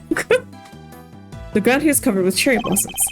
Even though the tree is not in full bloom yet, the strong wind up here is blowing the petals right off. It would have been nice if they thought to tidy up just a little, though. Okay. What's this? Looks like a service hatch. Okay, do you think you might have fallen down here instead? Nah, you'd never be as clumsy as that. I'm sorry. I just can't say one way or the other. My bad, kiddo. Just another one of my silly musings. You don't have to take me so seriously, you know? I don't? Never? Well, maybe not never. If I told you to leap lyrically into my arms. Fender! Chill, Miles Reno. Where's your sense of whimsy? So, never then. Ouch. Talk about a deep cut. Fender, can you keep it to yourself?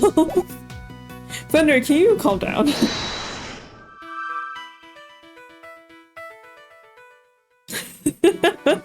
She disconnected.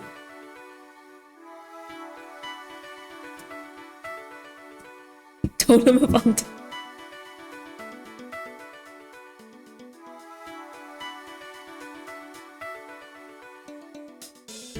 Would you rather have a totem of undying, but once you use it, you lose all your memory? Or would you rather just die?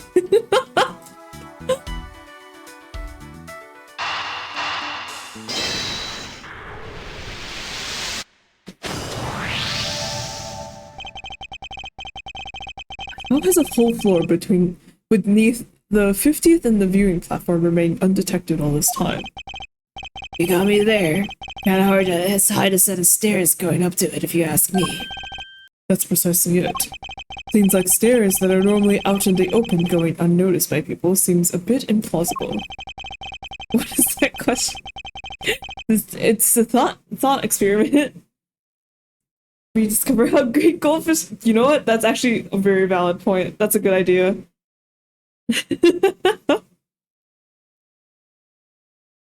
Yeah, good choices, good choices. Which can only mean the 51st floor is no ordinary floor and can't be reached by ordinary means. Then we'll just have to reach it through extraordinary means, right? I don't know about extraordinary means. Maybe let's go for unconventional? Indeed. Consider, if you will, the hatch we found by the cherry tree. What would you expect to find on the other side of such a hatch? A room of some kind, perhaps? Oh, a secret room! Now you're talking my language. Let's go take a look.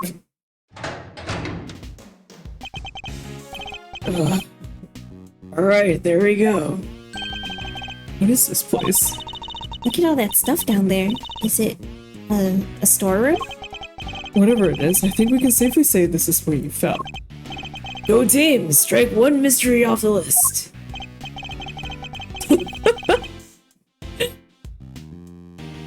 Yes, but the greater mystery of Kay's memory loss remains unsolved. We have a red rain-coated figure who can walk on air to account for, among other things. Hey, can't a guy bask in his success for a second? So we found a hidden storeroom. I vote we scooch on down and check it out. We have pretty much exhausted everything up here, and it can't hurt to take a look. Hooray! See, it's all good. It's all fine.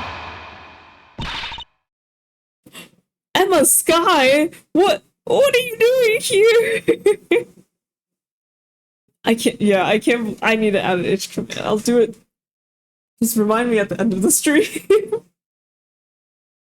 Emma Sky? Shit, she has like the same voice as Kate. This happened last time too. Oh my god. Is that you, Mr. Edgeworth? Emma, what are you doing here? I heard about what happened with Detective Gumshoe. I wish I was in the area, so I thought I'd come by and see what's going on. This is Emma Sky. She's a high school student, currently studying in Europe to become a forensic scientist. The younger sister of a former superior of mine. We've also studied court together. I need to know your age right now. 18, okay. Oh, Hilda. 60.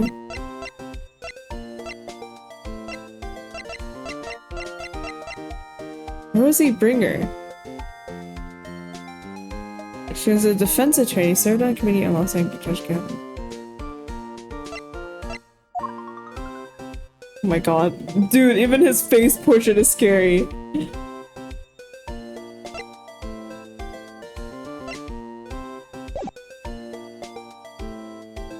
What happened to Gumshoe? Gumshoe, Gumshoe's still around. Gumshoe just can't be around right now because we lost our prosecutor badge. So we lost our prosecutor rights to Gumshoe.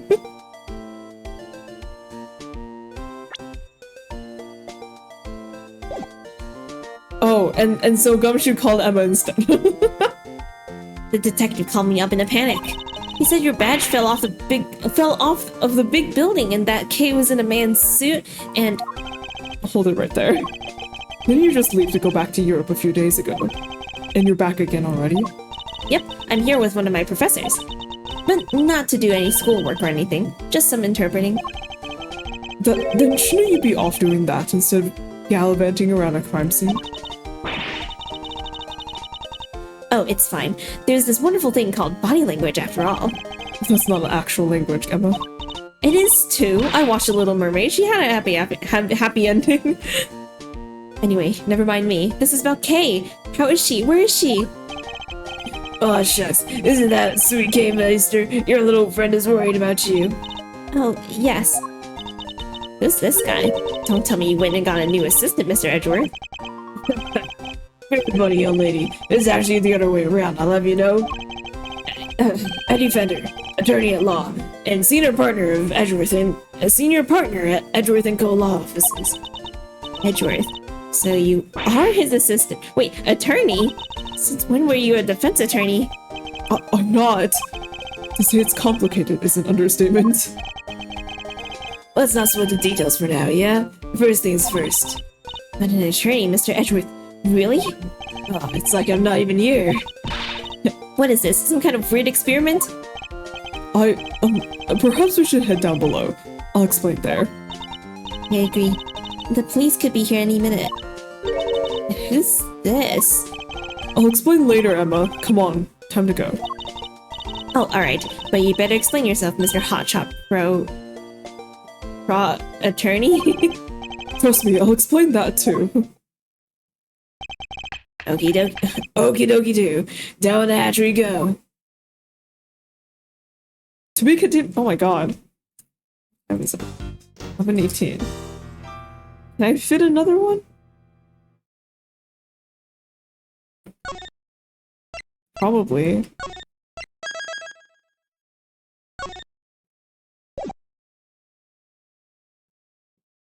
They've been about an hour long so far.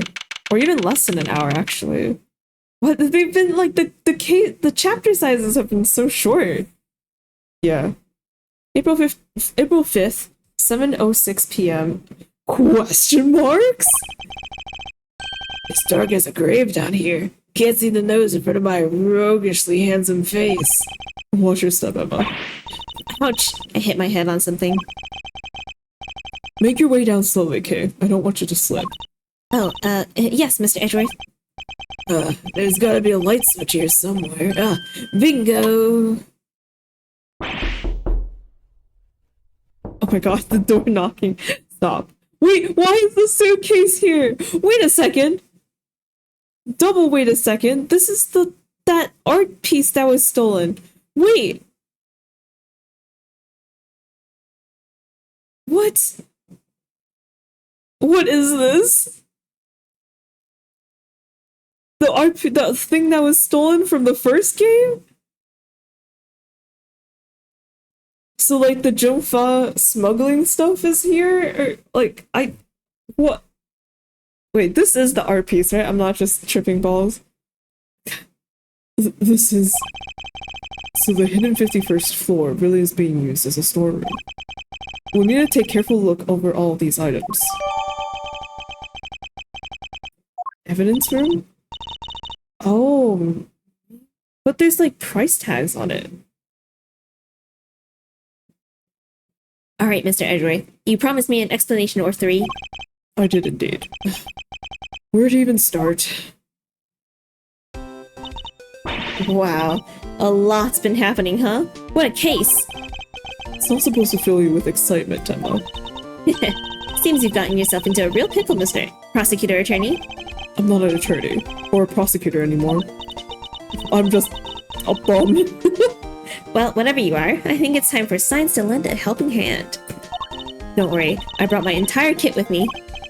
Well, if you're sure. Are you kidding? I live for moments like this. Here, let's make this all official. Good working with you again, Mr. Edgeworth. And you, Miss Sky. And then there are 4. Right, everyone, let's get to work. I want to know where that elevator goes.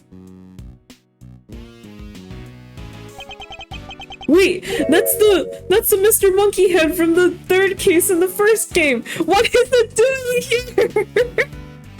And why is it sold? Looks like it goes down? It's something we'll certainly want to investigate further, but we should look around up here first.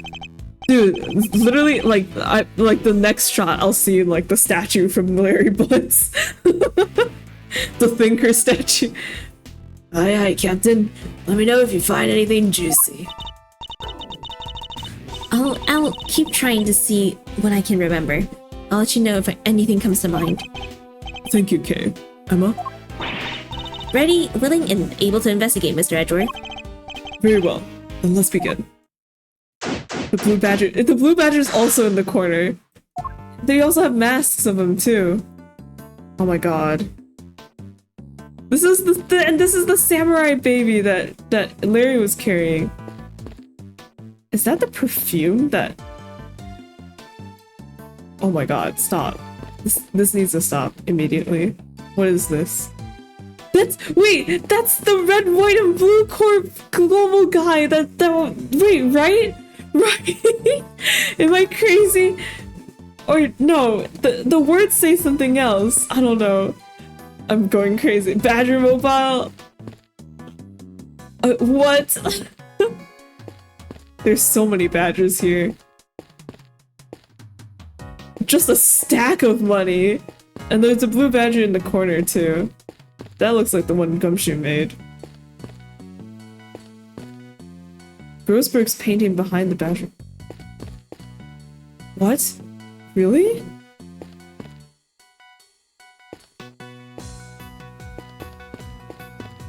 Oh wait, I see it over. Oh my god, what the hell is this?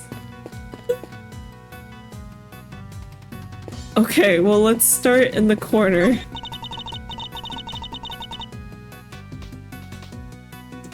It's kind of creepy, all these masks lined up here in the dark. I'm not a fan of horror movies, I take it. No way! That stuff's so unscientific! I think you mispronounced terrifying. Every nook and cranny. So many references. Yeah, right? That mask! That's global hero Onya Capone. And why is that so shocking? You really don't know? Everything about the show is secret. When it's on TV, who makes it, so the merchandise is super rare. Sounds to me like whoever made it may have simply gone out of business. We're gonna check every single one of these. Oh my god. It's Captain Saipon. He's super popular overseas. Everybody loves dressing up like him. Kids, adults, you name it. I find the flower on his head a little excessive myself. What TV show are these from? I don't know a whole lot about it, but I believe it's called The Students of Starry School. It's about an elementary school where the students are all superheroes.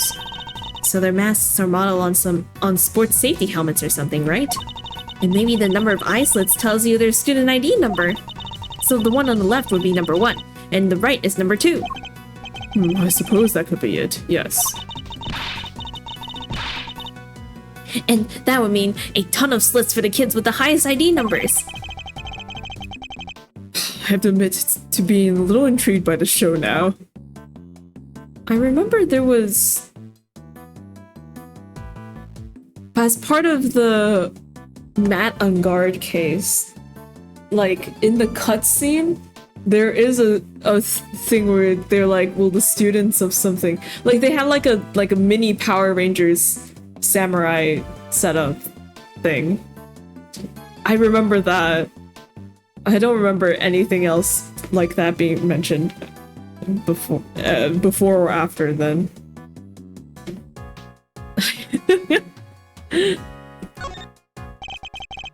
She's the only heroine the Steel Samurai series needs. You can say that again. I love the Pink Princess. You watch shows like that, Emma? Of course. You love them too, right? Well, I don't really know all that much about them, but sure. Really? Because I saw the Steel Samurai figure in your office, so I thought, Oh, I can't believe even Emma's seen it. it's out there for everyone to see it, Edgeworth. It's from Oldbag, it's not mine. Then why do you keep it around? There's a selection of masks arranged on the rack here. There's even a Steel Samurai. And what an impressively authentic likeness it is, too. The scientist in me is sensing something strange, though. A lack of consistency, you know?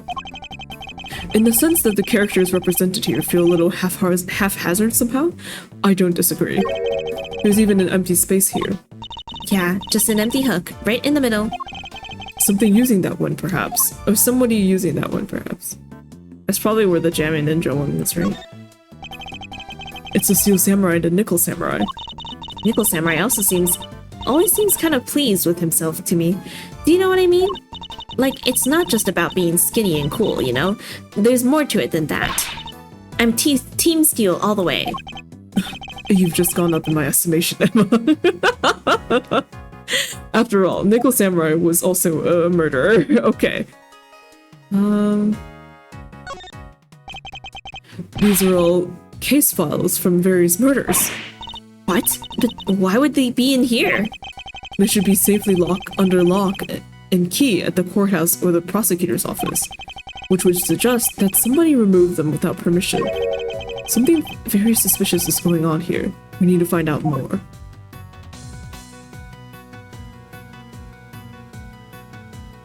Okay, I'll come back to deduce the mask later. I do want to peek at everything else first. Oh my god, wait, the Nickel Samurai's hair thing is so long. What the? It goes all the way to the ground. The statue. What is it? Got some new data for me? Not exactly. It's just something from a case I worked on. A piece of evidence. Where Miles-related stuff cases were stored for his herring. Oh!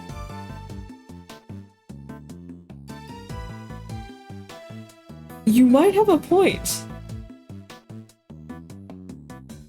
The only question then is that I don't know why it's all like labeled with numbers like that as if they were price tags. I believe it's called the Alfred statue. And there were two of them. A real one and a fake. Whichever one this is, it shouldn't be here of all places. An old case, huh? Guess you... What the? Guess you have worked on a bunch of different... Huh?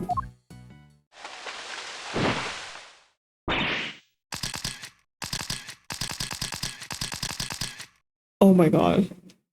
Stop. Stop. Stop. What the fuck? Gotcha! On act. Red dang handed. Guiltier than a tomcat covered in cream. Ah!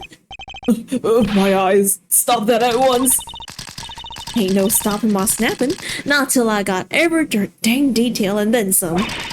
Y'all think I'm about to let a bunch of dirty criminals go before I get the shot? Think again. You're not criminals. Oh my god. Oh my god. God.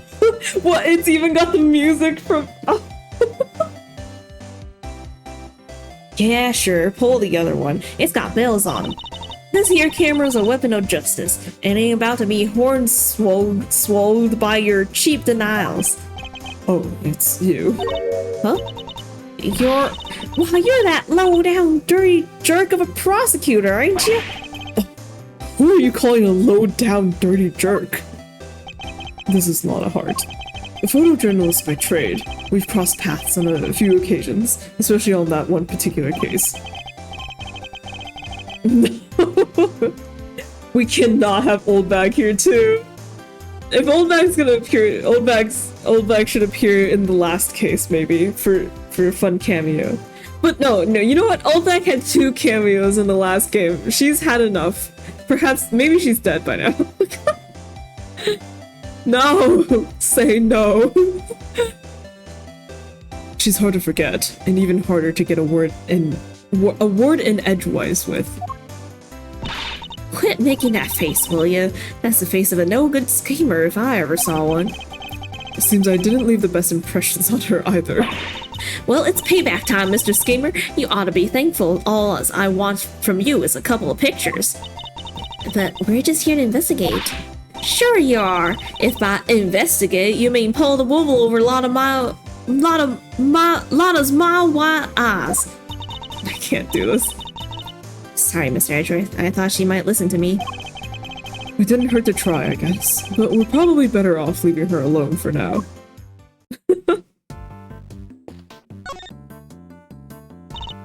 So, what are y'all doing snooping around a fishy old place like this anyhow? I think it's us who should be asking you that. Me? I'm in it for the truth, for the good of society, and for little me, of course. I'm what you call a photographer for the people. Snapping here, snapping there, snapping every dang where. I'll just leave you to it then. We can talk once you've gotten it out of your system later.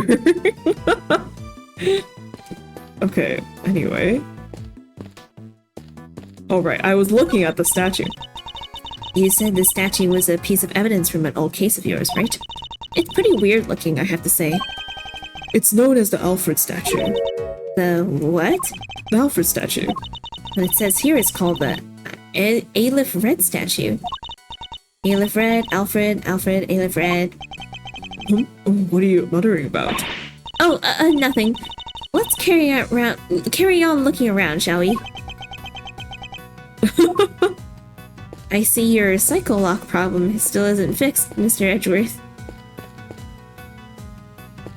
Our last edition. Yeah. The game's all here. These are... Oh my god, it is... Oh yeah, everything on the bottom is from the last case in the last game. You're like, oh, and the top too. Right. This must be all of Edgeworth's, like, related evidence, maybe?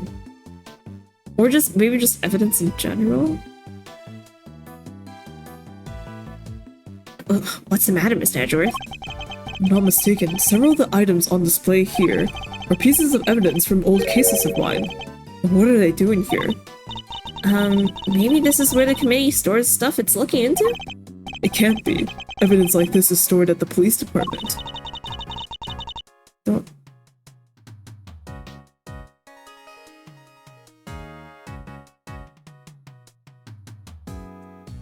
Wait a second.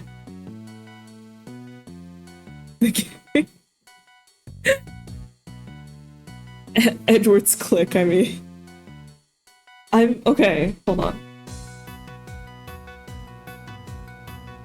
Okay, this doesn't answer the problem with the numbers, but I was thinking, could this possibly be Kay's doing?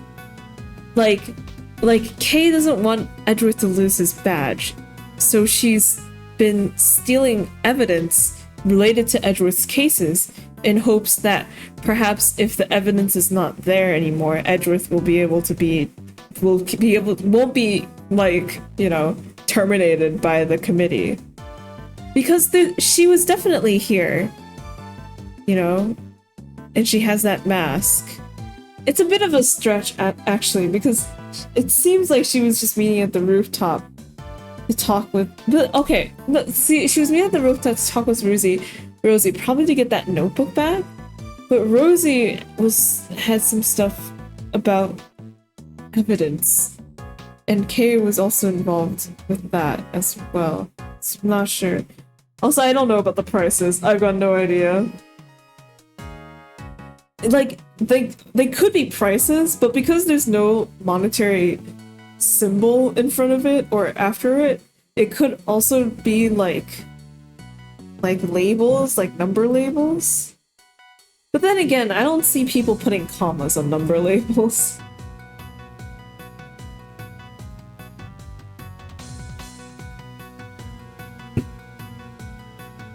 Okay. Evidence like this is stored at the police department. Yeah, that's true, that's true. Maybe they are prices. They don't keep stuff at the prosecutor's office, too? When a case is ongoing, yes. But once the last trial has finished up, it's supposed to go right back into the back to the precinct.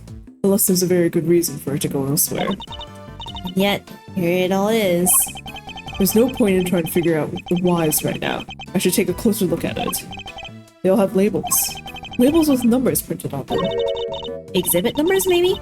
You said they were all pieces of evidence, right? Yes, but judging by how the numbers are written and by the items themselves, I guess these are prices. Okay, so Edgeworth has the same thought.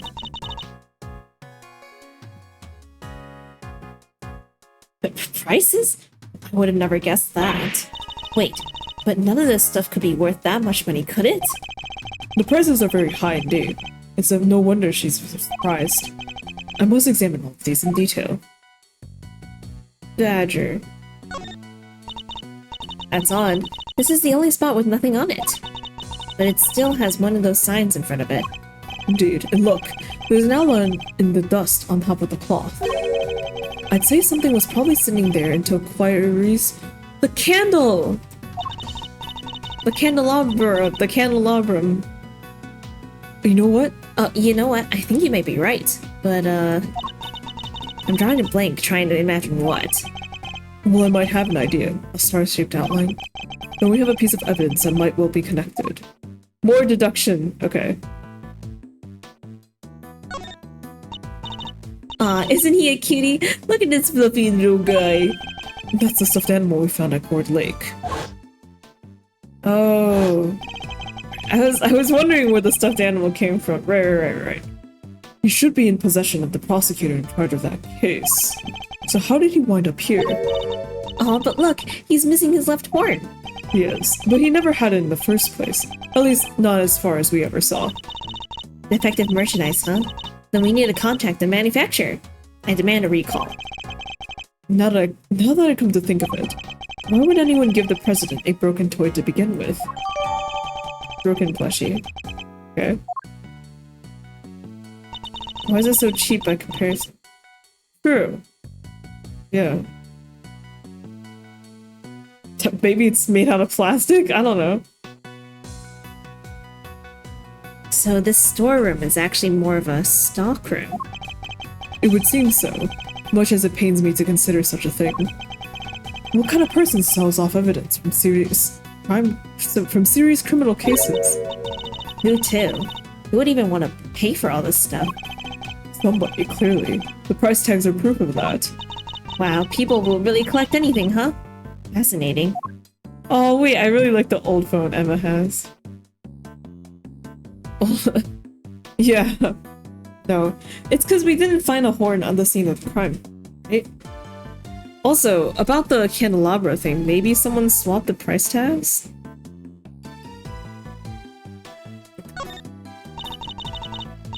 That's a cute little doll. It looks kind of like the Steel Samurai. It's actually the Iron Infant, son of the Steel Samurai and the Pink Princess. He was born burdened with the knowledge that he too one day would be called upon to fight for justice. I can't imagine the pressure that must have put him under more than most people could bear. Yes, he's young, but you can sense it nonetheless, a certain tragic refinement. Edgeworth? Mr. Edgeworth, are you even listening to me? Huh? Oh, of course. Also, this is not a vase, but the perfume that CCU wore. It's a small bottle, one I've seen before. Oh, that's all? Nothing else to add? Well, no. What more did you want me to say? Hold up. I've gotta write this down. Mr. Edgeworth can turn even the most boring topics into something picturesque with his explanations. No, next time try taking those kinds of notes in silence. A bottle of ink and a lantern, both pieces of evidence from a previous case of mine. But why? What's all this stuff that's related to you doing here? It's not as if any of it was in my possession for any length of time. The duration of the case. And no longer. Perhaps this is all nothing but a coincidence. Seriously? A coincidence? I never thought I'd hear those words coming out of your mouth. You must always face up to the facts of a situation, however strange they may be. Isn't that what scientists believe too? Oh ho ho, you want to talk about what scientists believe? Settle in. This may take a while. Moving on. Mr. Edgeworth. Fuck. Oh shit. Looks like I get to talk about science more. No!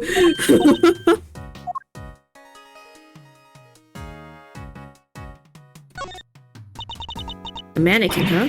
Wait, I know. All thanks to my powers of scientific deduction, of course. It's evidence from an old case of yours, right? Not this time. I've never seen it before in my life. Doesn't seem to fit. It doesn't seem to fit with the other items in the room either. For one thing, it doesn't have a price tag. So why is it here? Okay. Could this be related to evidence somehow? Eureka!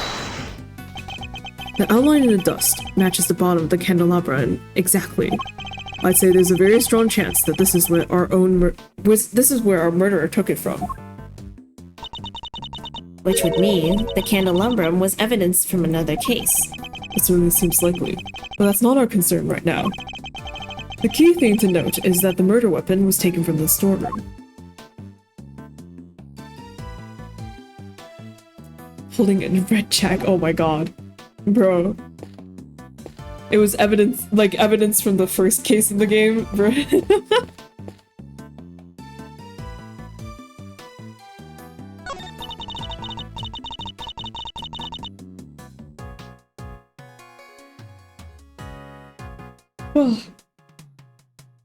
Scientifically speaking, I'd say this looks like some kind of wooden icebox. Yeah, the chains are probably to stop the cold air from escaping. I don't mean to contradict you, Emma, but isn't this just a box for storing clothes in? The wood is imbued with a natural repellent that keeps moths away. Oh, yeah, sure. I guess you can look at it that way too. And keeping your clothes chilled would be nice for the summer, right? Still not prepared to let go of that particular part of your hypothesis, I see. Okay, I don't think they're all Edgeworth related. A bunch of trophies and— oh look! Somebody left a walkie-talkie here! Looks to me it was put there deliberately. Rather like it's on display, to be honest. Hey, there are batteries in here too. Could be useful. Let's take it with us. Nobody will mind if we use it for a little while, will they? I can take it to the police station afterward. Someone's starting to sound like a certain great thief. Whoa, that's one heck of a desk. I wonder who it belonged to. Is this Red White's desk? Are there 4 males? Yeah, it is! Oh, the yellow one on the side, yeah. There are 4 male figures acting as legs holding up the tabletop in the center. It's hideously cringy. And it doesn't even have the good decency to be camp enough to loop back around. Is this from one of your old cases too, Mr. Edgeworth? No, I can't think of anyone related to any of my investigations with such ostentatiously awful taste. At least, I don't think there was. The man in red white! Okay, well there's money here. Piles of banknotes, just left out for all to see. A little tasteless, wouldn't you say? No way, these are all $100 bills! That's a fortune right there! Not money. Ow. How many years would it take for you to make that much money, Mr. Edgeworth? Please, Emma. I don't even want to think about it. It would take me only a week. But, as of right now, maybe longer. Yeah, Edgeworth did prosecute the Red-White case, but he never went to his office like Phoenix did. What is that giant head thing? It's the head of the great Mrs. Monkey. I remember the case well.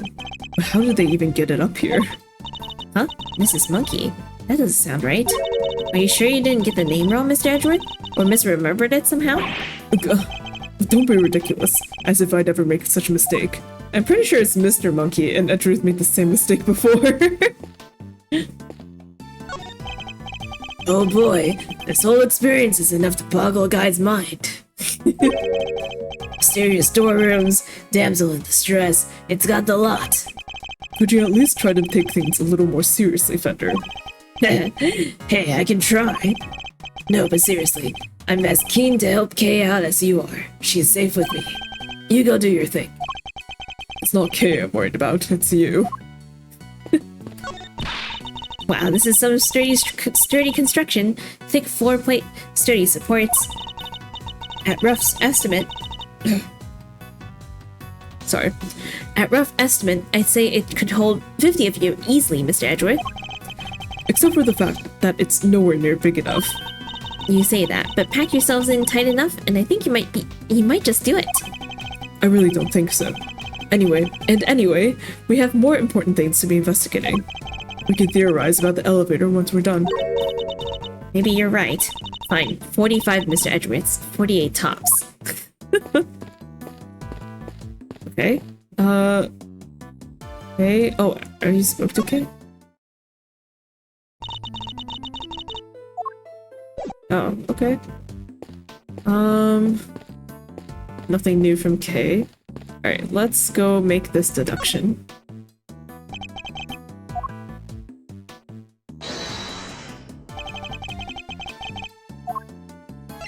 Eureka! Kay was carrying a Jammy Ninja mask when she was found, but it looks like it might have originally come from this hook. Scientifically speaking, that doesn't seem like a crazy hypothesis, which would mean that Kay was really here. As you put it, not a crazy hypothesis. Why? Did she come to steal something, maybe? There's all kinds of stuff here. Because she's a great thief who steals the truth, I suppose. No, I think it's too early to jump to any conclusions.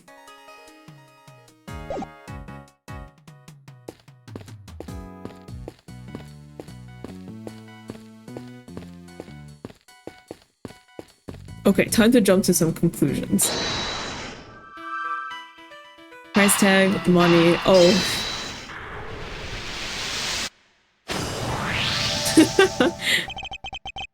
We've seen items of old evidence marked with price tags, along with a huge pile of cash. I think it's pretty clear that somebody has been running an illicit trade in judicial goods.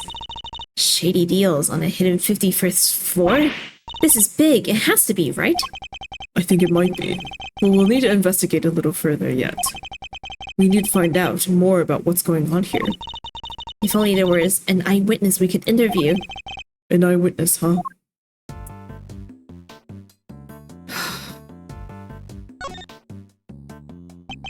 Why exactly are you here, Miss Hart? Me? I told you, I'm in it for the truth, the good of society, and for little old me, of course. I'm a photographer for the people. For the people? If you won't tell me the real reason you're here, perhaps I can hazard a guess. Somebody was carrying out an illicit police evidence trafficking scheme here in the storeroom. Oh, so she's after a juicy story. Makes sense. Well, how'd y'all figure that out? Guess it means I don't have to tippy-toe around it anymore now. One of my sources told me on the down low about an underground auction. What? So all the items here were sold to the hottest bidder.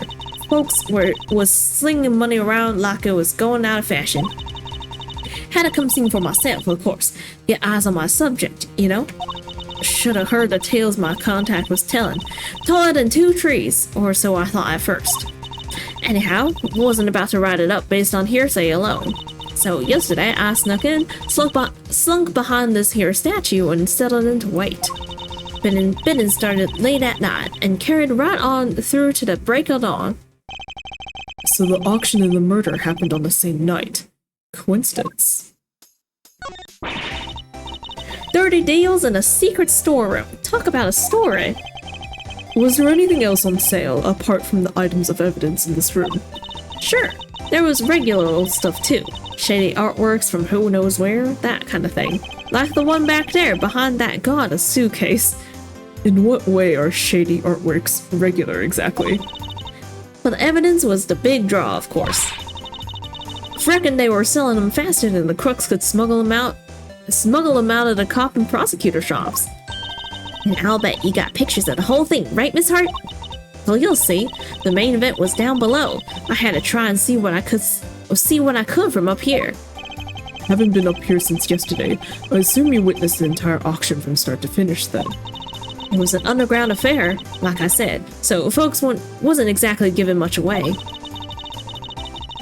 All of them customers came down one at a time from up on the roof there.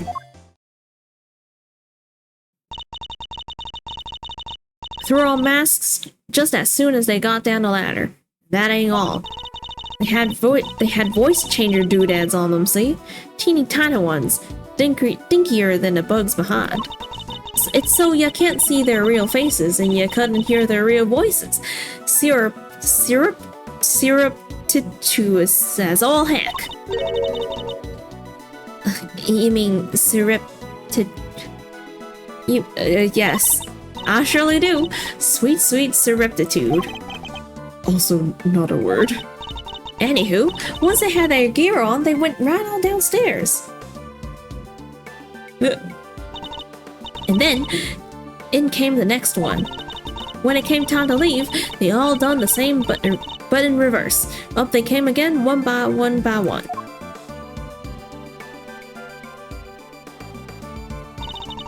Masks back on the hook, up the ladder and away. Whoa, that's a serious operation. Huh. Buy evidence or found out about the auction thing? She probably just found out about the auction thing? I think she found out about the auction thing, but I think the victim might have known more about it. Like, maybe Kay's notebook was part of the auction? 'Cause that was evidence, right? Did she ever get that back? Mass data jotted down in my organizer. Okay. And how many participants were there? 11 altogether. I counted them when they came down the ladder.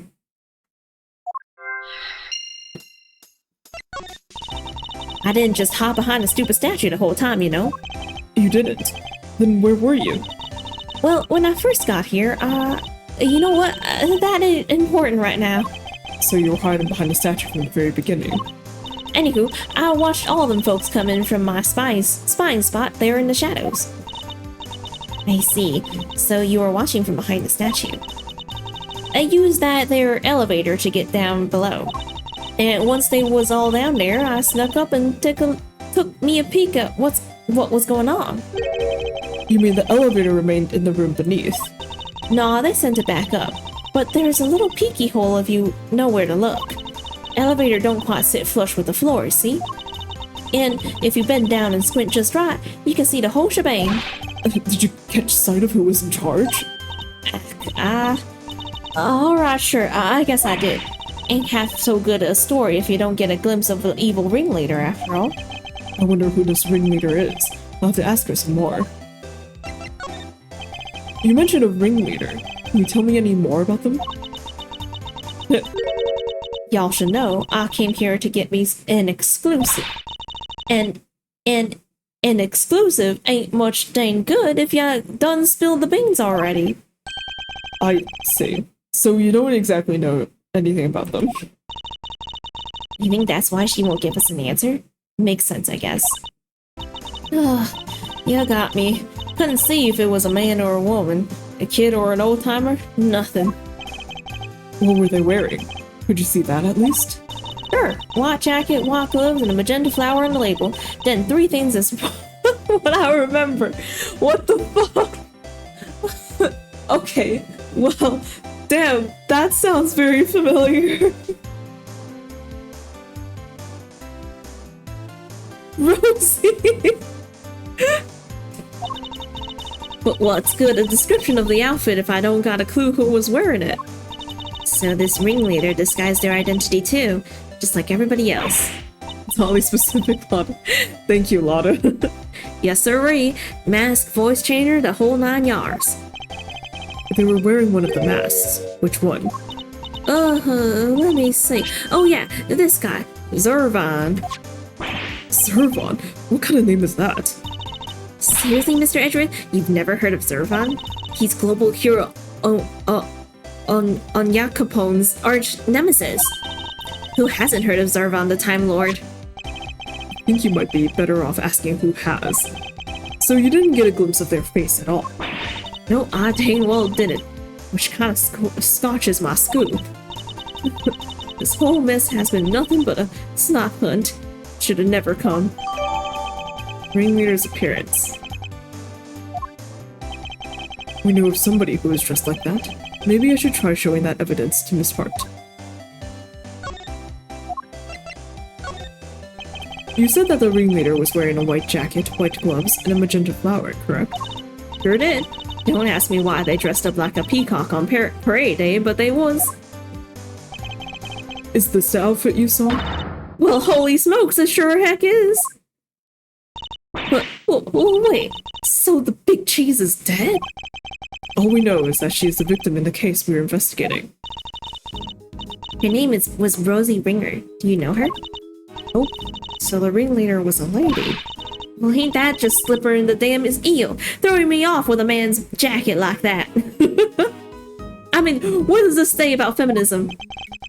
I hardly think she did it to fool you specifically.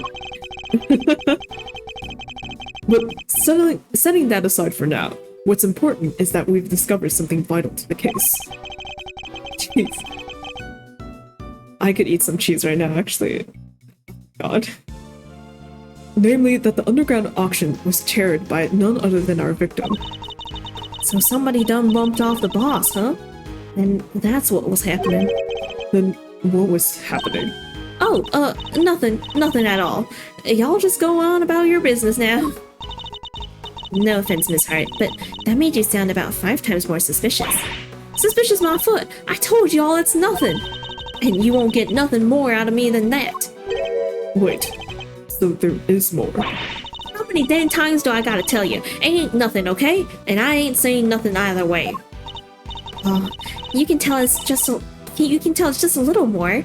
Pretty please? I'll tell you this, okay? I'm a journalist, a news hound, a scoop hunter, you hear? Exclusive articles go out, money comes in, and that's how the game's played. Tell you more? Heck, I've done told y'all too much already. What if I examine some fingerprints for you? Pro bono. What kind of cockamamie thank you is that? I'd sooner get a tooth pulled. You want intel, you go dig it up yourselves, just like I had to. Okay, guess she isn't going to talk to either of us. Oh, she will. I'll handle things from here, Emma. There's a certain technique I find useful when dealing with difficult customers such as her. She may not give up the information voluntarily, but that doesn't mean she can't be persuaded to. It's chess time! Oh my god. Cheese. Ours, no! Cheese, I could kill for some cheese right now. I really want some cheese. Just that thought and my stomach was hungry and I was like, man, I want to eat.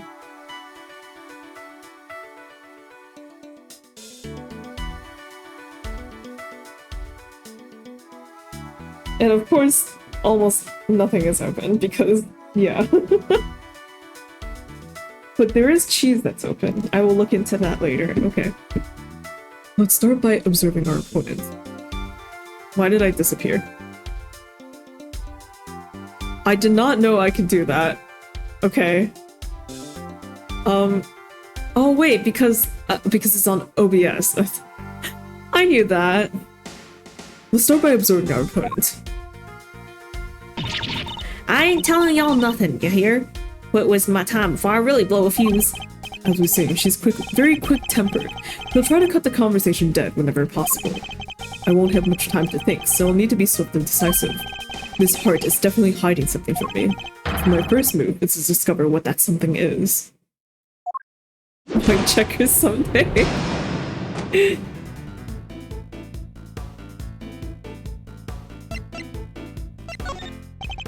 If we ever get like a Phoenix Wright version or like a Phoenix Wright POV of Edgeworth's games, which is definitely not gonna happen, but you know, a girl can dream.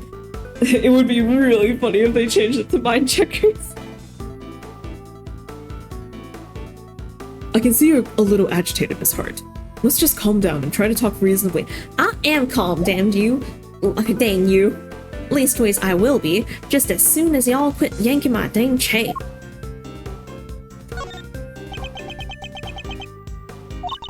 That's better. Being a news hound's all about keeping a cool head no matter what the world throws at you, see? Speaking of news hounds, this might interest you. I met one a few days ago. She was a very hungry young reporter indeed. Oh yeah, I wonder if they know each other. A reporter with a very particular turn of phrase, similar to your own, in fact. Oh yeah? She spoke like me, huh? Guess that could have been someone I know.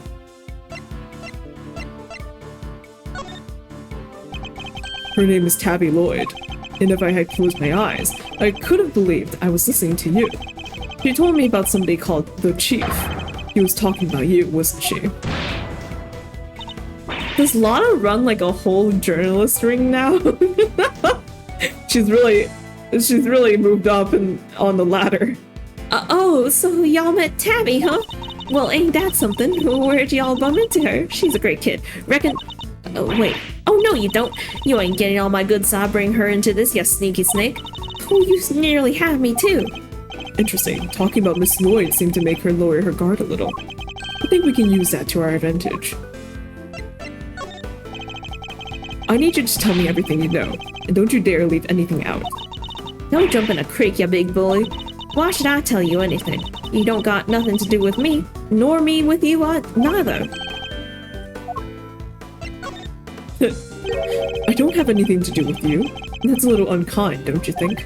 After all, I know your apprentice. I know her pretty well, in fact. Yeah, well... Yes, it does seem kind of cold of me to say that if you... Fuck. I guess it does seem kind of cold of me to say that if you know her pretty good. Wouldn't want the poor kid thinking I don't give a rat's behind. Good. Then you'll tell us what you know? See, it's like this. Give me a wait, what am I thinking? Damn it, Lana, you can't let him bamboozle you that easy. What was this about a scoop? Forget it. It was nothing. You were on your way to school, were you?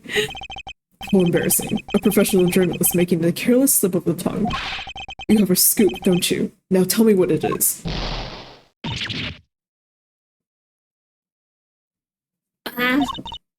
Alright. I got me a scoop, a big one. But I can't just go blabbing about it to y'all. I got bills to pay. She may be hiding something very important. I have to get it out of her somehow. We need to know the details of the scoop. She's quick to anger, but she's also quick to let key information slip. Now that we know that, the rest shouldn't be too hard. Let's see what else we can get out of her. This scoop of yours, does it have something to do with this auction? You know what? I clean forget. But you try to infiltrate an underground auction.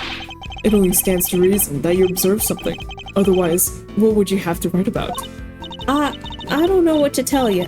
I didn't hear nothing.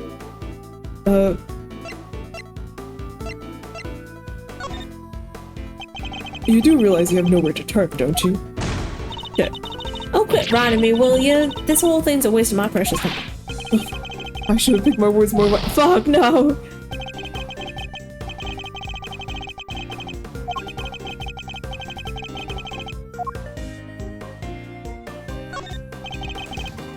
Does it have something to do with the auction? Okay, blah blah blah blah blah.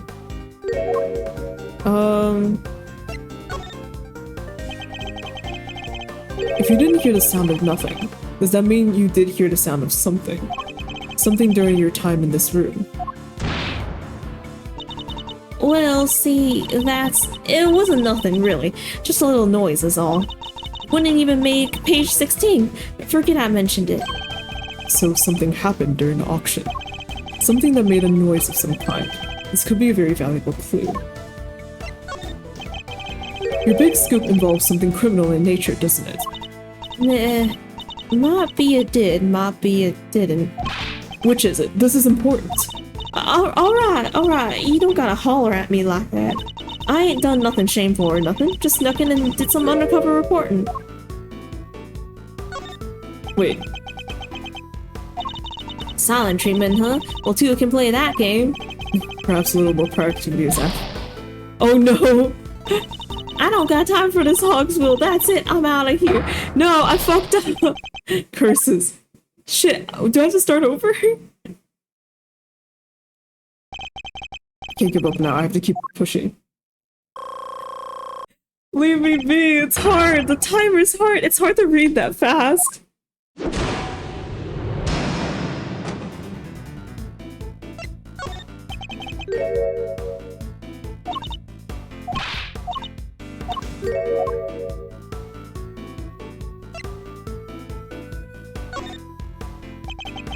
I'll be the judge of whether your actions were shameful or not.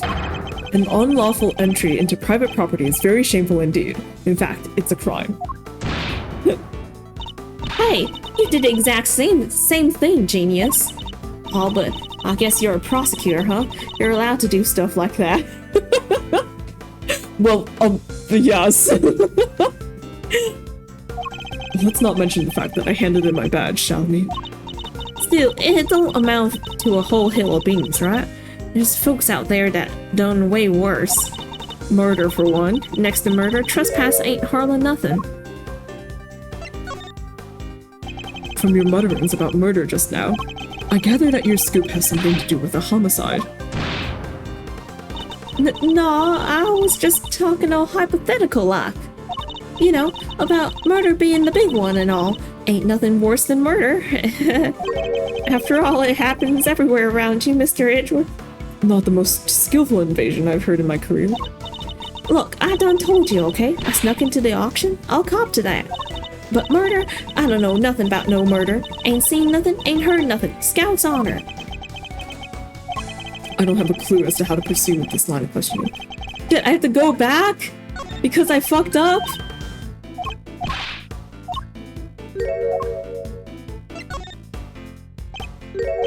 God damn it.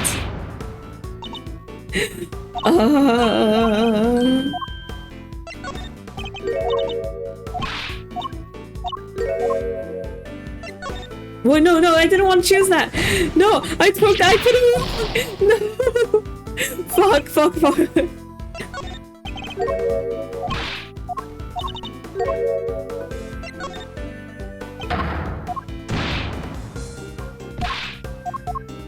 Oh, I can right click to go faster.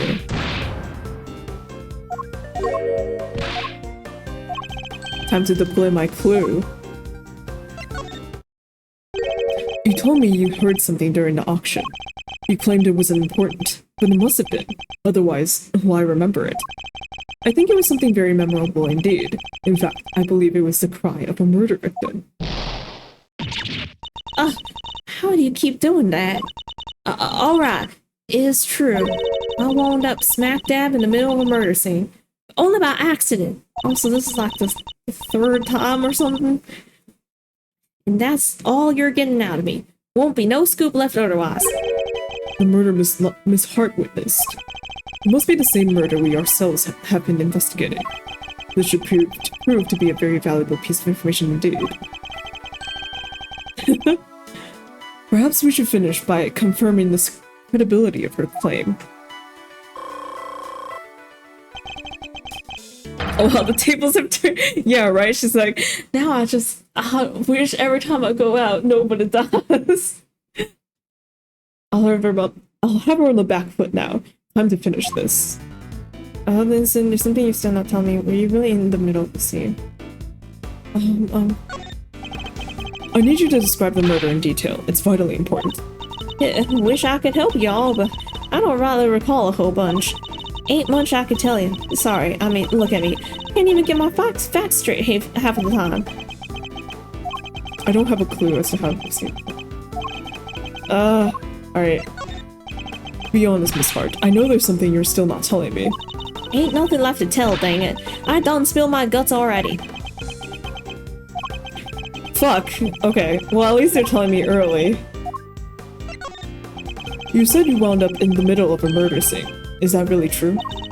You're calling me a liar now? Hoo-wee, now I'm mad, real man. That's fine, be mad. I'm a journalist. How am I gonna tell stories if folks can't trust that I'm telling the truth? I got me a motto, you know? Faster than anybody, honester than everybody. A motto, huh? That could be an important clue. I should bear it in mind.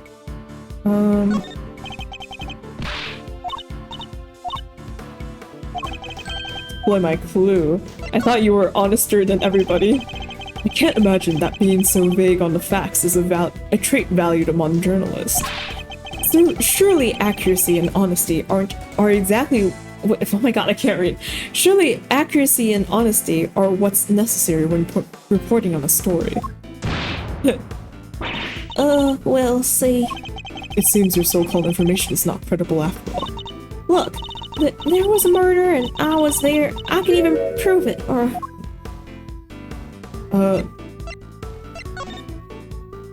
You can prove it, can you? How? I got it right. Oh, wait, you heard that? I was just talking to myself. Don't think nothing of it. She's still hiding something. This is a very vital clue. Okay. Be honest, Miss Hart. I know there's something you're still not telling me. Ain't nothing left to tell, dang it. I done spilled my guts already. Okay.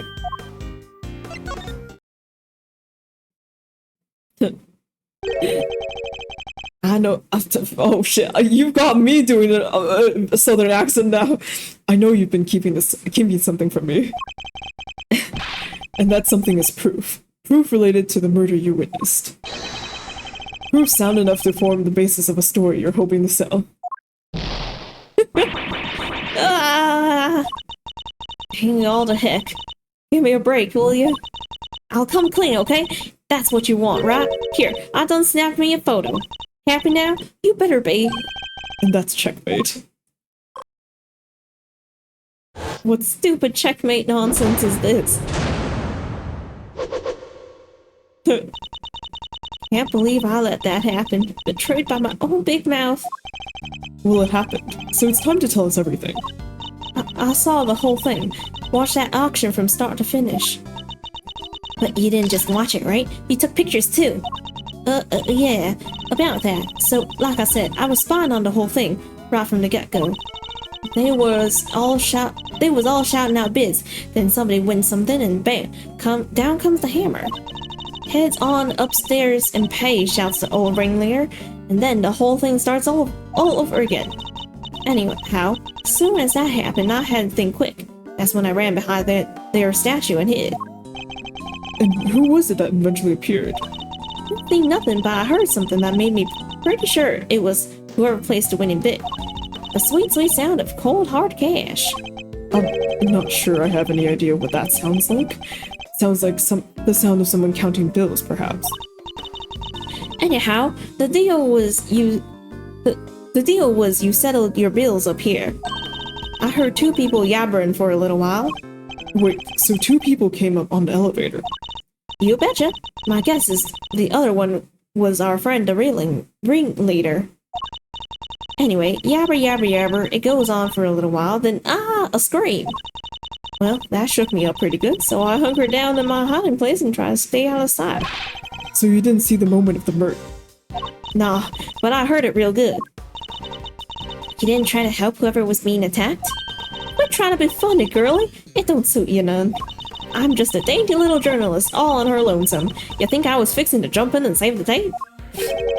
Dainty.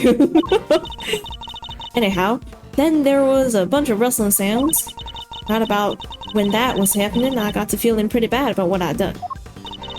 That makes sense, I guess. After all, I didn't remember to get to my camera, and I didn't remember to get out my camera and even snap a single picture. Oh my god, no! I thought you had a picture! Scoops like that drops right in my lap and I miss it. Somebody ought to tame my hide. Anyhow, then a little more time goes by and there's this kind of clattering noise. I'm here thinking, gotta get the shot this time, so I grab one real quick from in the shadows there. Could we see this photograph? Oh, do I have to? Here. Red raincoat. And blood? That's... The person in the red raincoat. The one who attacked Kay. So Kay's raincoated assailant also attacked the victim here in the storeroom, then proceeded up the roof, where they assaulted Kay. There's only one person in this picture. Who's the victim? Weird, huh? I wondered the same thing. Heard two people, but there was only one in the shot I got. And I didn't see nobody nowhere else in the room neither. But that's the killer, alright. Leastways, I'm pretty sure it is. So, are we saying that the victim disappeared? Unless this was Rosie, because of the blood on their hand, and Rosie has blood on her hand in the photo of her body. Is this the same coffin in President's house? It could be. It could very well be. How did you know it was the killer just by looking? Because they're literally red-handed with blood. How else would that get there, huh? And the action just carried on after that? Sure did. They just went right along like nothing had happened. Rich folks is crazier than a box of frogs. I'll never understand how they think. Real. Funny, I find journalists a struggle to understand as well.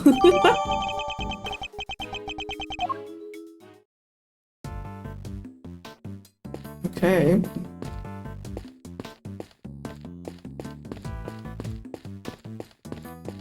Well, then...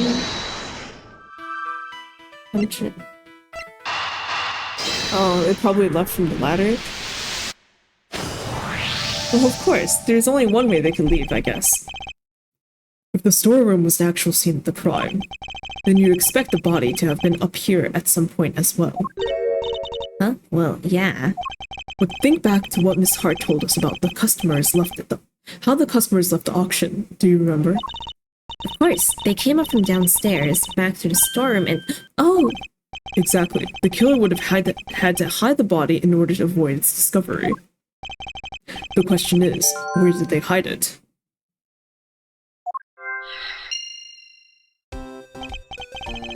Emma, if you would mind putting your skills to work for me now. I'd love to. You just say what you need and I'll get right on it. Very well. Then I'd like you to check for blood residue. A lumino test, in other words. Sure thing. Prepare to witness the power of science. I've never seen somebody's eyes actually sparkle with anticipation before. Alright, how about we test the ladder over there first? Based on Miss Hart's picture, I'd say the person in the red raincoat was about to climb it and make their escape. Which means there's a high chance of a positive result. To test the area, just press space. Spray a little luminol on it. And if it happens to land on some blood, you'll see it react like this. Ugh, it still feels super raw to see it just appear like that. Anyway, that's a positive, but it's still faint. Spraying it a couple more times should be enough to really make it stand out. Yeah, that brought it out nicely. It made it feel that much more real. Anyway, I think you got the gist of how to look for blood traces now, right? I'm sure there's some more to be found, so why don't you give it a try? Cha-cha-cha-cha-cha-cha-cha-cha-cha-cha. Okay. And that's how it's done. Take a good look around and see if you can find some other places to test with the luminol. You want to test there? Sorry, it's a negative. Damn. Statue? Nope. The boob mannequin? Damn, we don't even get to spray the boob mannequin. Which hand was you? No! No, no, no. It matches up this time, I think.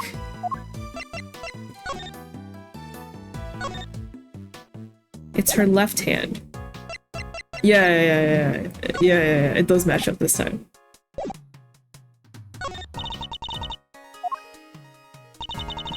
Ooh. Oh, they put the body in here. Mr. Edgeworth, blood! What? How could it have gotten there? Maybe somebody put something with blood on it in there.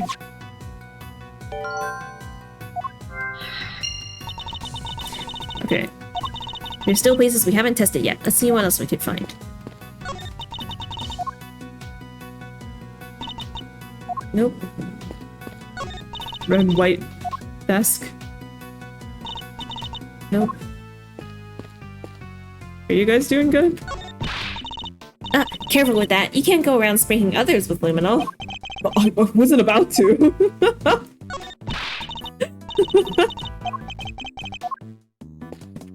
Okay, do you have any blood on you? Okay. What about the monkey? Damn.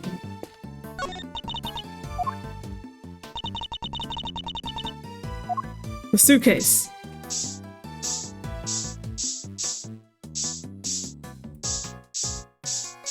Hello? Oh.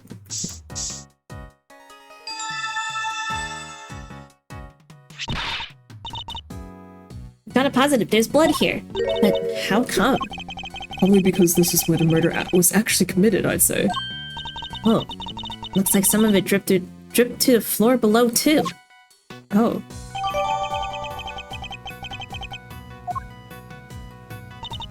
I think that's all the blood there is to be found. Alright. Then that concludes this phase of our investigation. Pushes Emma. Just realized, have the lights always been on downstairs?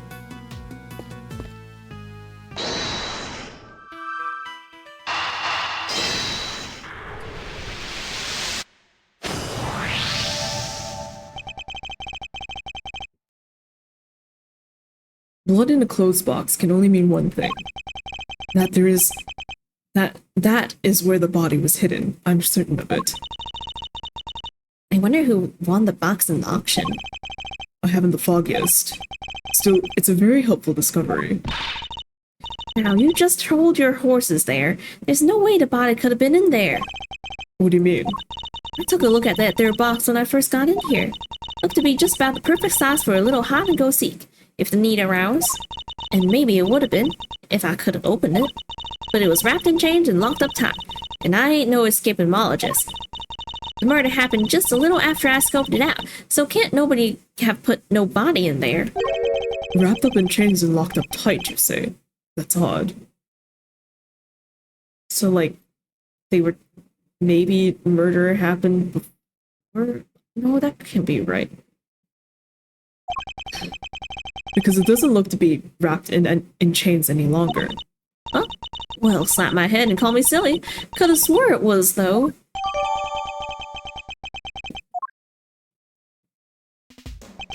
I think we've examined all we can now. Great. Time to see what's waiting down below.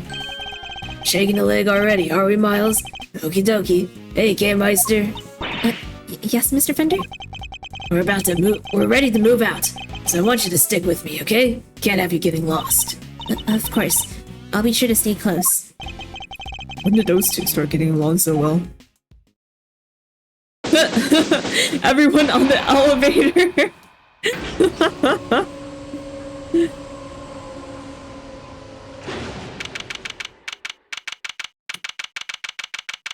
Oh.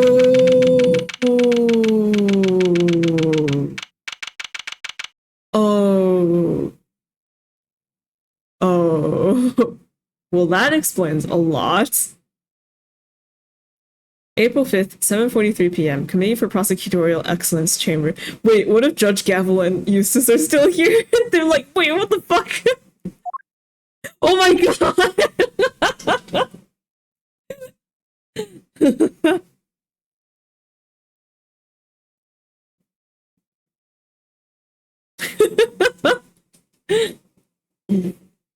What? Mr. Edgeworth.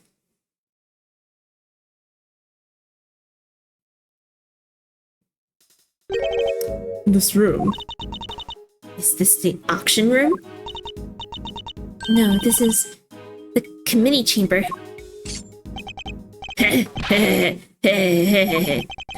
to drop right into my lap, Cape Faraday. Oh, right. You've got real guts. I'll give you that. Arrest her, men. Arrest her right now. Wait, but she's... As for the rest of the riffraff, throw them out into the streets where they belong. Oh my god.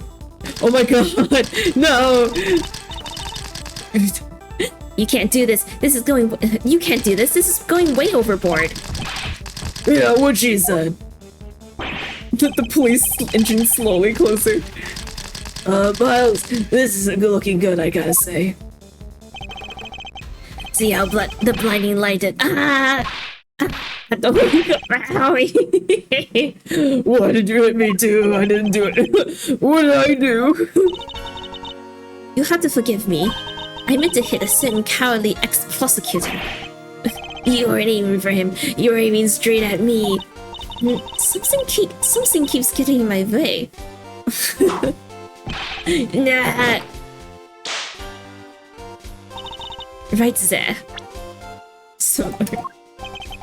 Franziska, So, what are you doing here, Mr. Ex-prosecutor? I still believe Kay to be innocent. And we're supposed to care what you believe? You no longer have the right to an opinion.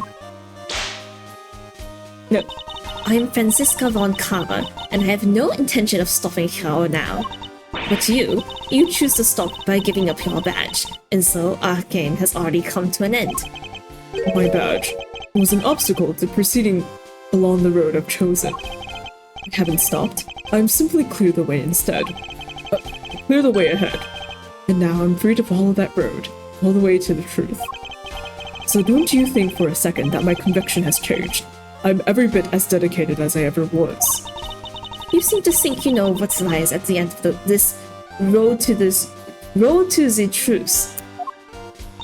In that case, I demand that you show me. I'll explain my current theory first, and if your road fails to lead anywhere, my whip will happily guide it. Oh boy. Franziska's current theory. The victim used her keycard and entered this chamber with her killer. She was then stabbed with the candelabrum by the culprit and subsequently died as a result. We know the identity of the murderer thanks to the letter she exchanged with the victim. And we know the location of the murder is here in the committee's trial chamber. The blood on the floor of this room proves my theory. Game, set, and match. Miles Edgeworth QED. She seems pretty confident, huh? She doesn't like the courage of her convictions, that's for certain. And I gotta say, I dig that vibe. I could even give her a no hard feeling. Fender. Von Karma, I expected better of you. Von Karma saw Edgeworth lose his badge and she was like, shit, I can't lose mine too. Pathetic. Well, Miles Edgeworth, do you think you can bring my case crashing down around my ears? If you really have found the road to the truth, perhaps you'll be so kind as to point me towards it. I'll be very happy to. Settle it, Franziska. I'm about to pave that road with incontrovertible evidence. Franziska's current theory. Okay, the victim used her keycard and entered this chamber with her killer. Hold it! And you're sure the data from the security system is accurate? That data is just like me, perfect in every way. There's no room for doubt on either front. Well, your theory is far from perfect. I suppose I'm not going to change your mind on this so easily, am I? Correct. As I said, the victim entered the room with her killer. She was then stabbed with the candelabrum by the culprit and subsequently died as a result. I just realized I wrote that in the horrible accents that I do from Franziska. The stab wounds she sustained are a perfect match with the candelabrum in question. 3 wounds inflicted by metallic spikes of some kind in 3 places simultaneously. Even you have to agree that there aren't many objects that can do that. Furthermore, Grandma Hurt confirms the murder weapon in her report. Then there's absolutely no doubt in your mind that it was the candelabra. None whatsoever. As for the culprit, We know the identity of the murderer thanks to the letters she exchanged with the victim. Hold it! Have you managed to prove conclusively that the letter found on the victim was sent by Kay? it wasn't obvious that there was any doubt on that front. Are you suggesting it was a forgery? Well, if there was any doubt, there isn't any longer. Document analysis turned up nothing. Nothing to suggest the involvement of anyone other than the sender and the recipient of any forgery. Are you saying that they found Kay's prints? No, only the victims. Well then, how can you say for sure that Kay did the deed? Haven't you been listening? Document analysis found nothing to suggest that the letter was a forgery. Face it, the letter was sent by Kay Faraday. A fact that more than adequately proves the identity of the murderer. We know the location of the murder is here in the committee's trial Hold chamber. it! You can prove that the murder happened here in the committee chamber, I suppose. Avant Karma is perfect in every way. Or did you forget that when you handed in your badge? The blood on the floor of this room proves my theory. Game set and match mouse. Hold it! Has the blood been analyzed to see who it belongs to? It has, and unsurprisingly, it was confirmed to be that of the victim. And has it occurred to you that where it was found may not be where the murder in fact took place? How quickly you forget, Miles Edgeworth. Evidence is everything in the courtroom. So please, present your proofs that the murder occurred elsewhere. Or kindly stand down. Proof that the murder occurs elsewhere, huh? This isn't a courtroom, but that doesn't mean I can't give her the evidence she so clearly desires. She makes a pretty watertight argument, huh? Perhaps, but she doesn't know what we know, You're right. We've got a certain scientific discovery up our sleeves. and that discovery will show her to the road I've found to the truth.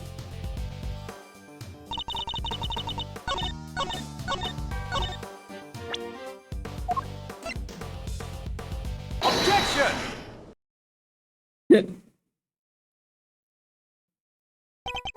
If I remember correctly, the blood discovered in this room was located at the foot of the Goddess of Justice statue. Murder under the gaze of the divine, a brazen act even for a cold-blooded killer. Except that may not be true at all. Take a look at this, if you would. It's a bloodstain we discovered in the storeroom, directly above the committee chamber. As you can see, the blood we found looks to have dripped through to the room below. And the elevator dripped down from. Descends directly to the foot of the statue. Ah, you noticed. Then you will agree that the murder cannot in fact have happened in this room. I put it to you that the victim was killed in the room above, and only afterward was she moved down here. The Goddess of Justice did not witness a murder. She witnessed a killer trying to cover their tracks. Shit. Why is she smiling? Sorry, I was just thinking back to a very similar situation. Well done, Miles Edgeworth. You're proving yourself to be even more foolish than I thought. Mr. Edgeworth is anything but a fool, sir, and you know it. Ouch! Have you forgotten the picture you just showed me? Or are you really that airheaded? Even cursory glance shows that there was far more blood here in the committee chambers than upstairs. Ouch! Whipped and ignored again. You're trying to tell me that all of that blood dripped down from above, Miles Edgeworth. If it had, your storeroom stain would have needed to be 10 times as big. I'd say the murder happened down here. There's no way it could have happened anywhere else. As insightful as ever, Francisca. But you've played right into my hands. How so? You're correct. There is far less blood upstairs than one would expect. The question is, why? A trifling detail in the face of my previous explanation. Alas, your explanation doesn't account for why there was blood in the storeroom in the first place. Really, you don't think some splatter managed to shoot itself all the way up there, do you? Well, like some crazy fountain of blood. No way. No way indeed. It's completely impossible. So how about this? What if this explains the difference in amounts of blood observed? Far more blood in the committee chamber than in the storeroom above because what was there? Oh.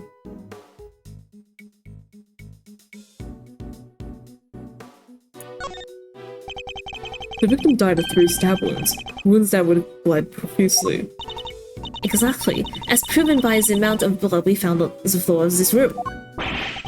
That doesn't make any sense.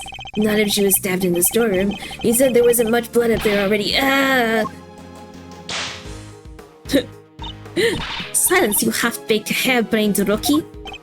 Hey, hair-brained is a little... A stab wound bleeds heaviest at one particular point in time. Oh, I know. When the weapon is removed, right? Precisely. I believe the body was brought down to the committee chamber with the candelabrum still in his chest. And then, when it was finally removed, it created the difference in the amount of blood we see between the 2 locations. But why? What was the killer trying to do? I imagine they were trying to give the impression that the murder happened down here. As we know, Miss Ringer's keycard was used late last night. Judging by the time listed in the record, I'd hazard a guess that it was used by the killer when they entered the room to create their elaborate setup. But why would they have needed to do all this in the first place? Perhaps because a person with a face to hide would fear the storeroom being found in the investigation. If they were involved with the underground auction, they couldn't afford to have their dirty secret exposed.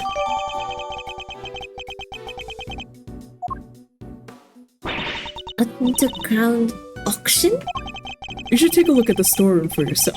The items up there tell quite a story. One that should more than explain what was going on here last night. It's almost endearing, Miles Edgeworth, how desperately you want to protect your friend. There's something just beneath the surface of this case. Something bigger than all of us.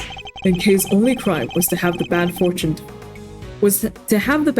to fall right into the middle of it. That's quite a hyperbolic claim, Miles Edgeworth. Hyperbolic? Me? Surely you're the one making a mountain out of my perfectly reasonable molehill. You're working with Interpol on international cases, so why are you investigating domestic murder?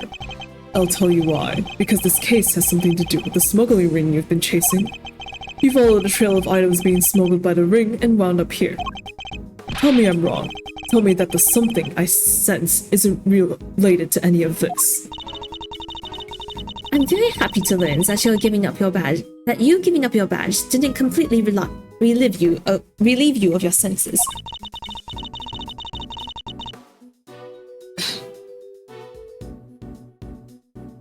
Yeah, exactly.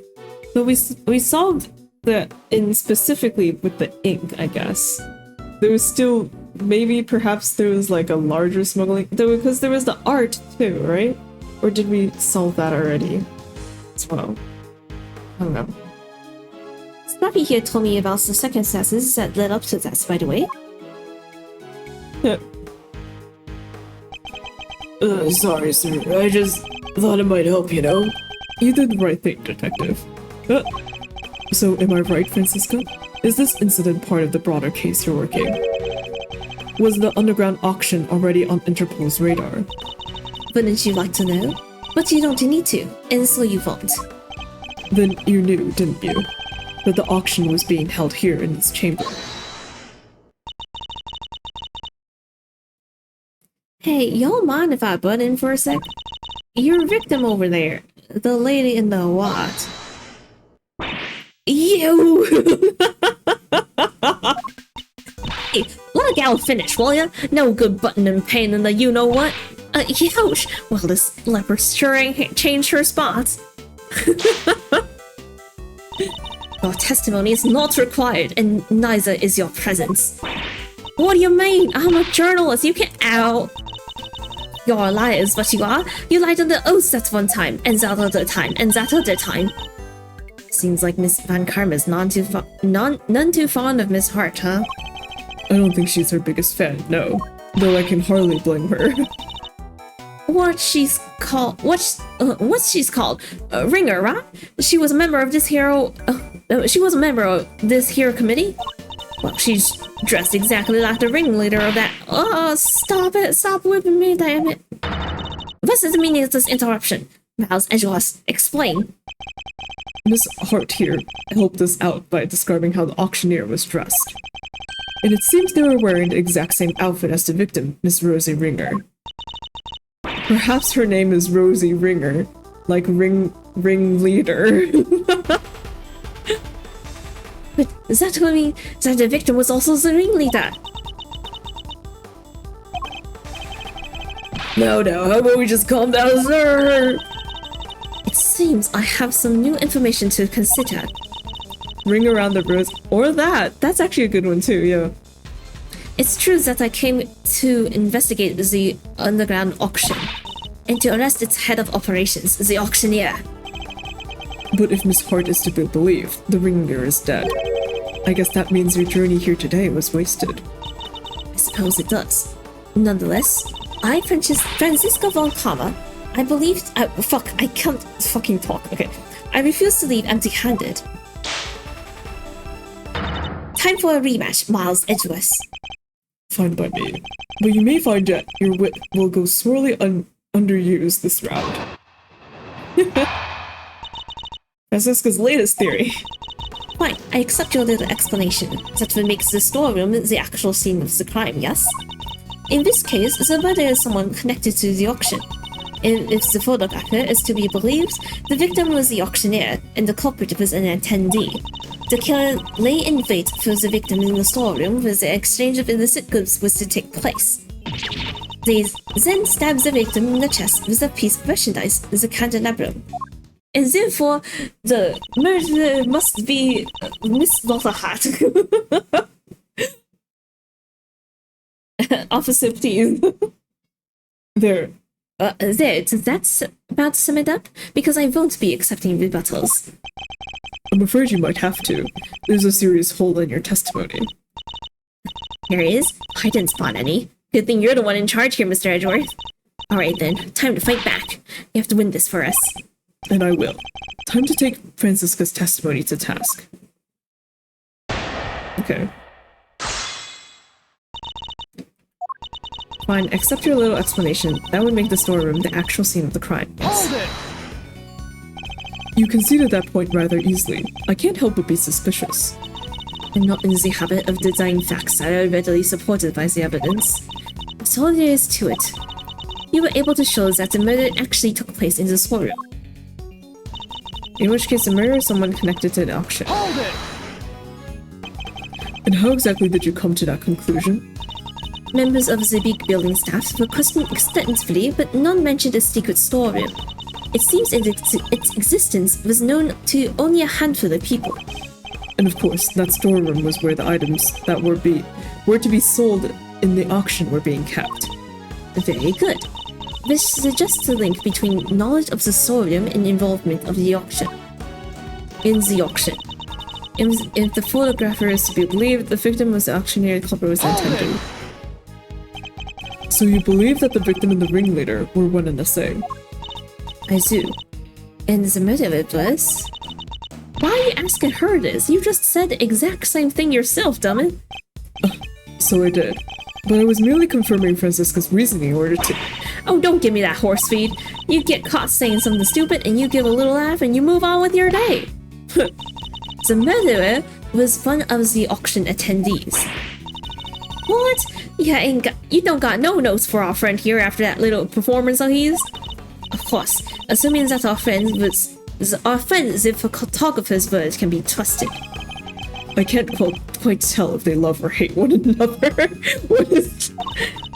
Okay. Anyway, the more relevant point here is how the culprit actually carried out the plan.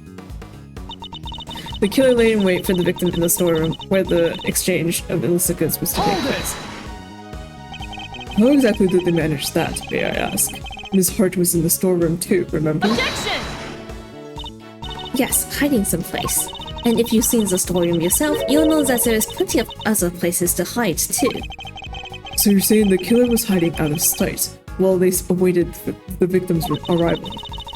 I believe we can reasonably assume that the murder took place after the auction had concluded. After all, the victim was the auctioneer herself. She surely would have needed to be present throughout the proceedings. Do you think that happened afterward? Would you mind adding that statement to your testimony, Francisco? Assume that the murder took place after the auction had concluded. After the auction had ended, you say? And you're sure of that? If the victim was the auctioneer, I don't see how else it could have happened, do you? I mean, she's right. You can't have an auction without an auctioneer. No, you can't, can you? When does that suddenly feel significant? He then stabbed the victim in the chest with a piece of merchandise. Hold it! How do you know that the candelabrum was one of the auction lots?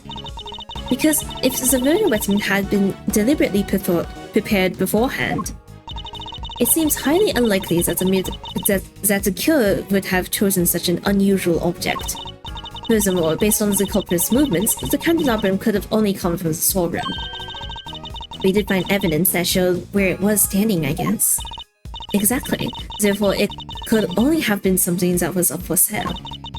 Not that the issue of where the killer obtains the weapon is really the point here.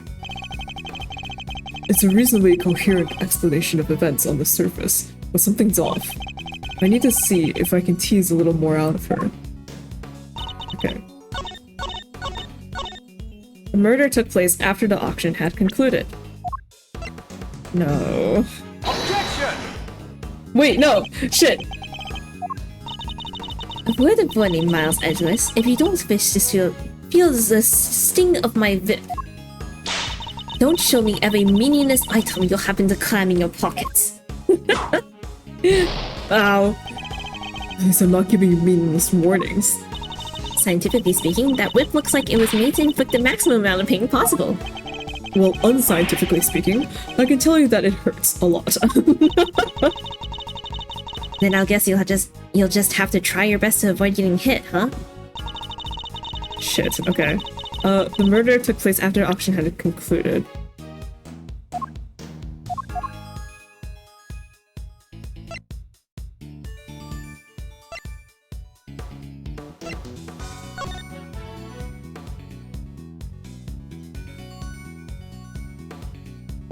It's this one. Objection!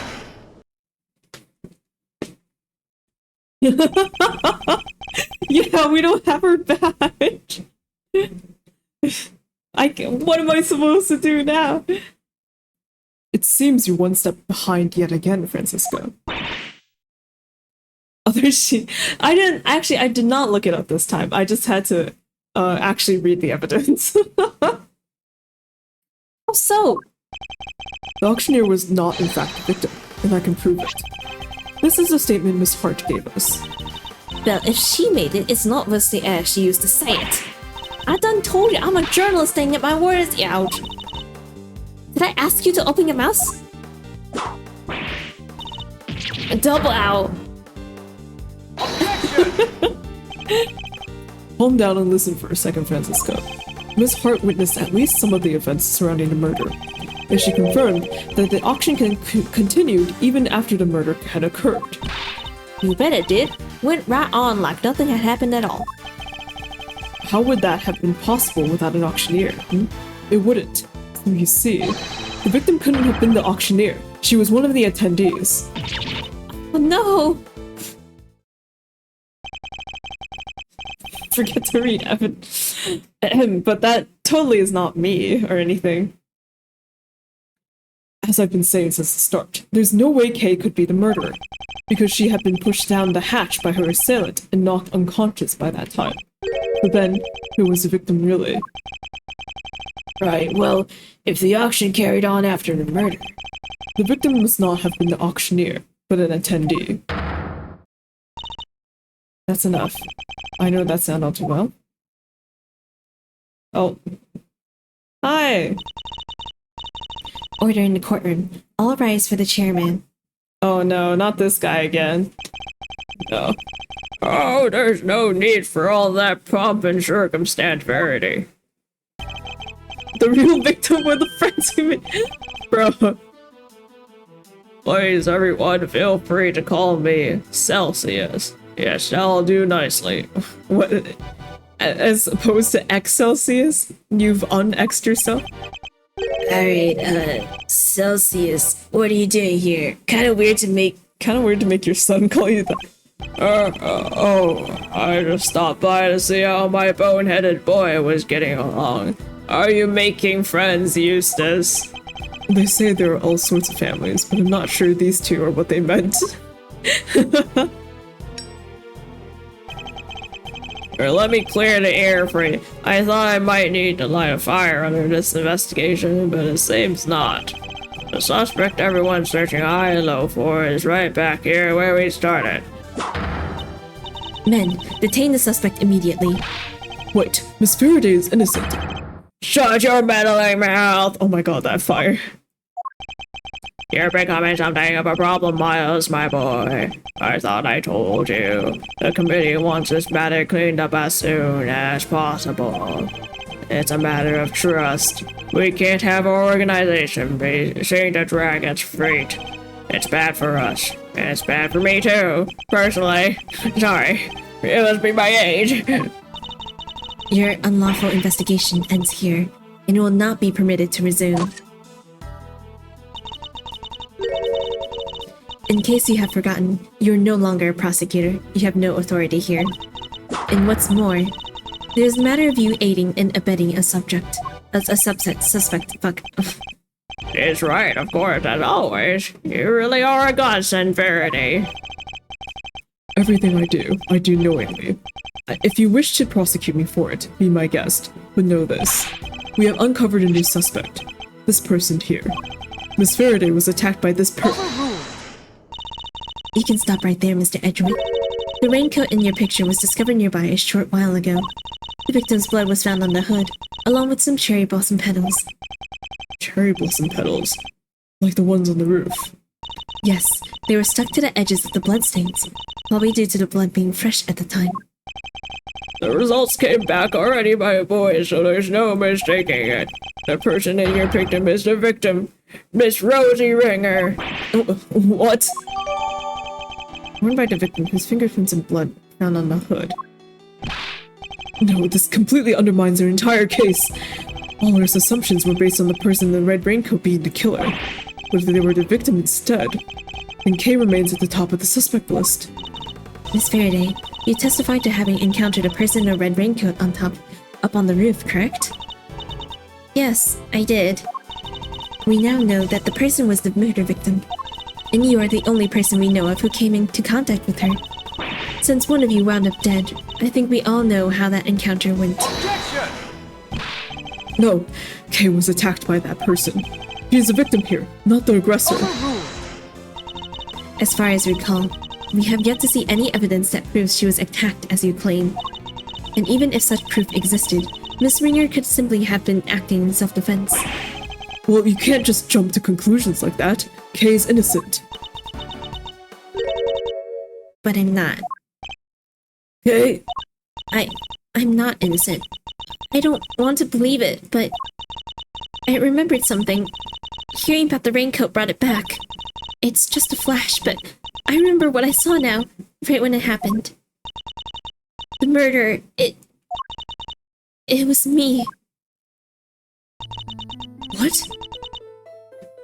I remember looking down and the person in the red raincoat was on the ground. It was me, Mr. Edgeworth. It was me all along. I'm the murderer. I'm the murderer. No, you're not. You can't be. Then what am I? Why do I have a memory like that? They were on the floor in front of me. There was a pool of blood. Why was I just standing there? Why didn't I do something?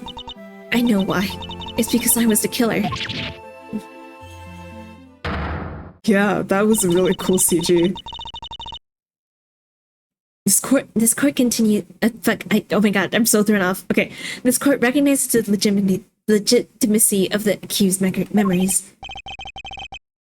Yeah, exactly. I was like, what? Wait, so you didn't believe her like 5 minutes ago? I commend you on your bravery, Miss Faraday. It will not go unrewarded. Of course, we will reward you with jail time. Praise be to the goddess of justice for her many blessings. Objection!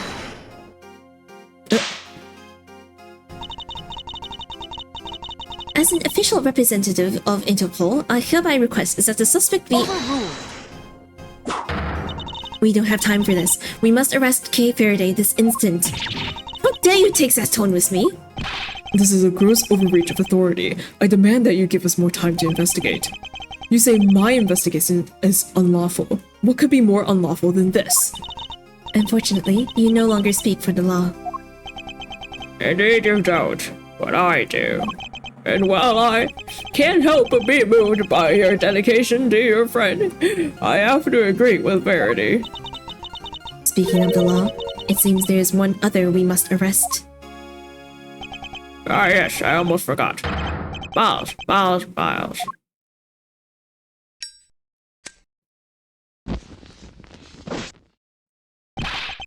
What are you talking about? Mr. Edgeworth was just doing his job. He didn't do anything wrong.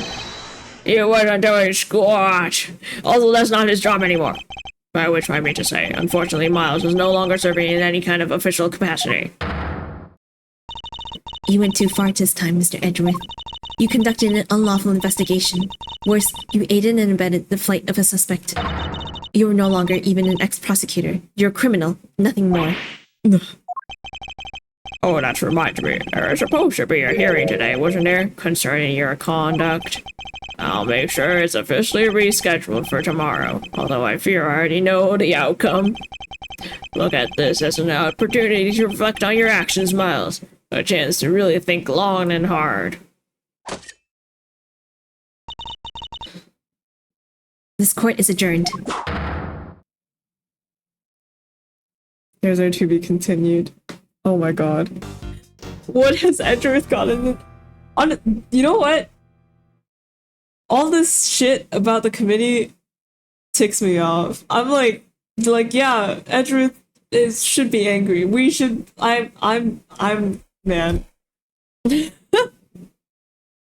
What? Yeah, and also, what is with the chapter pacing? Why is two of them in a row, like, only an hour long, and then boom, 2 hours, double the length? What the fuck?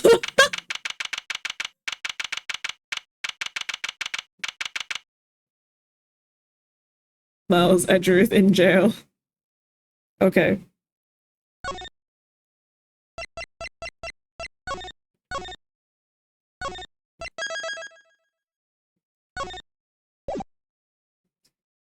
Alright, okay. Oh, yes, thank you. I have to make an itch command. You had to redo mine. Okay, but that didn't take too long. Honestly, like, I don't know. It doesn't feel that long.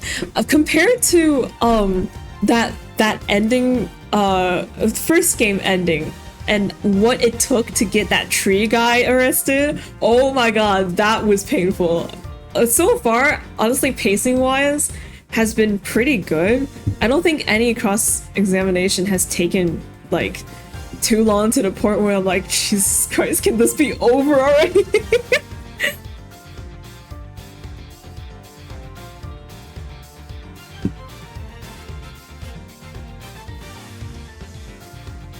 Okay, also thank you. I will go make an Ichio commander right now. But yeah, dude, I wish I had theories. I wish I had even a sliver of a thought. I'm just, okay. The thing is, there's just so much we don't know. And like, if the person in the red raincoat is, Rosie, right? Which I feel like it is, because of the blood on their hand, right? So it's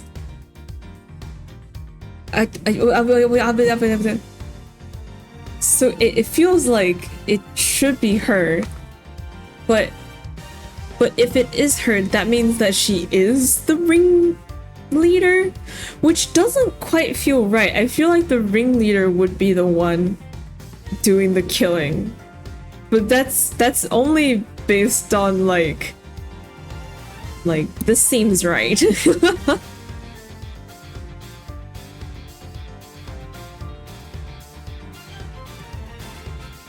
Yeah, I also think it's Papa Winner. It's like, you know,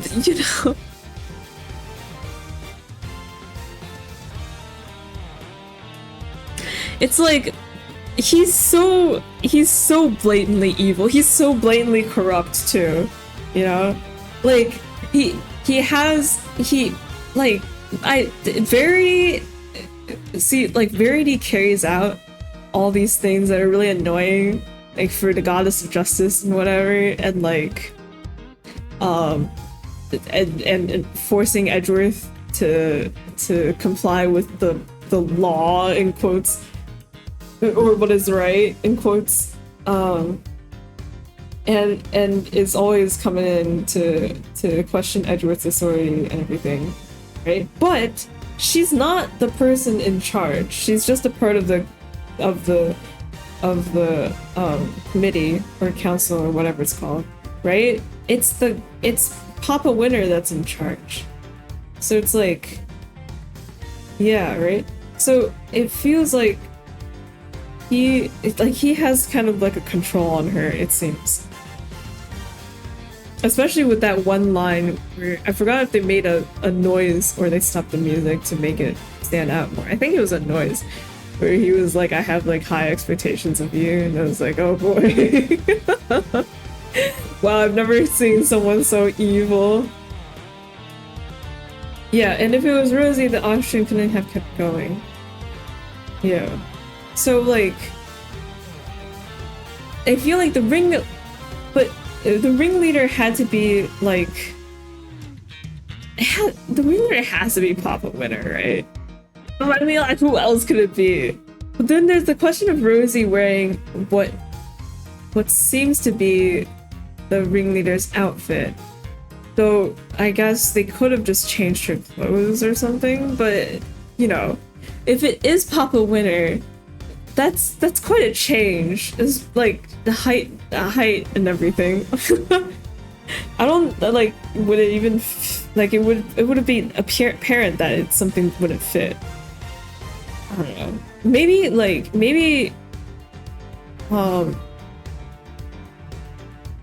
Oh yeah. Oh right, she was wearing a suit that had male buttons.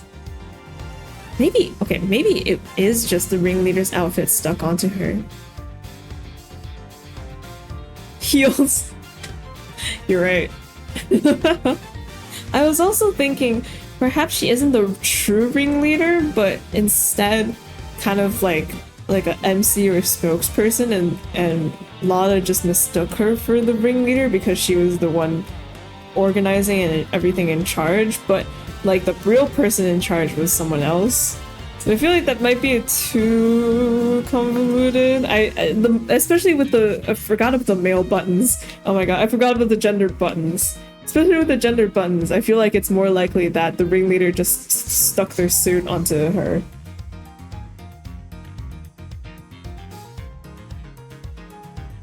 Wait, but then they would have to have done that while she was still alive, because the candelabra and what punctures through the suit, right? So she must have been wearing that suit when she was killed. Fuck.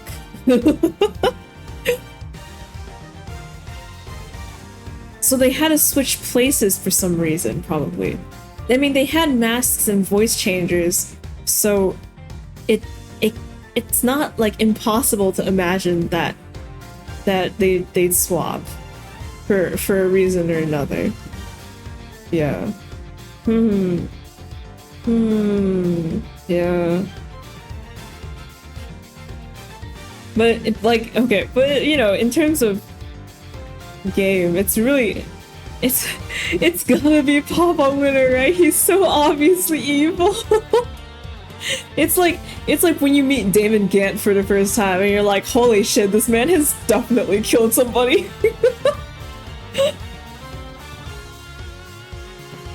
Man.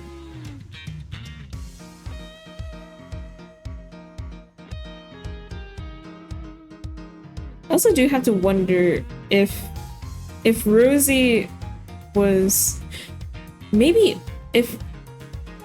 maybe Rosie was investigating the the auction, right? And by investigating, also taking part in it as a result.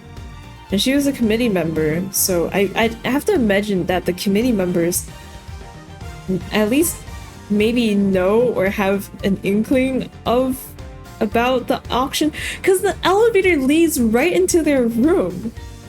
Like, which means that the auctions, because Lotto was explaining, like, oh, you know, the stuff is upstairs, and then they hold the auction downstairs, and then come up one by one to pay and leave and stuff like that, right?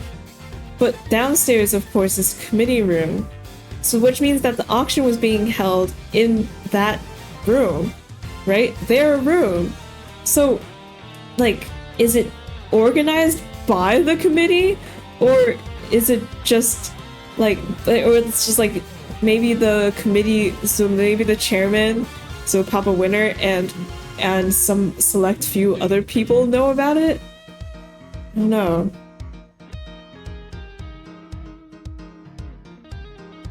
Putting on herself while trying to sneak around and got killed after. Oh. But though it would mean that the ringleader would have to taken it off. Like whoever it was would have to taken off the suit and put it somewhere. Perhaps a mannequin with boobs. Bypass the keycard thing that way. Oh yeah, they could. Because you technically just need to go up to the top floor, go down, and then go down that elevator. Yeah. Like we did. So. Oh my god. There you go. Yeah, you don't need the keycard if you're using the elevator. Yeah. So maybe it's not specifically committee, and but okay, but the fact that it happens in the committee room, the chairman has got to know at least, or right? Maybe he's or he's got to be the ringleader. I don't know. I think so, because they also mentioned that the committee moved their office here, and like kind of recently. Was it recently? I don't know. Maybe to like facilitate this auction thing more, because the chairman is also the head of the committee. I don't know. I don't know. I'm just worried. I worried about Kay. I want Kay. How could they do this to you? And I'm so pissed off at. Well, I'm pissed off at Papa Winner, but I'm also pissed off at Gavel.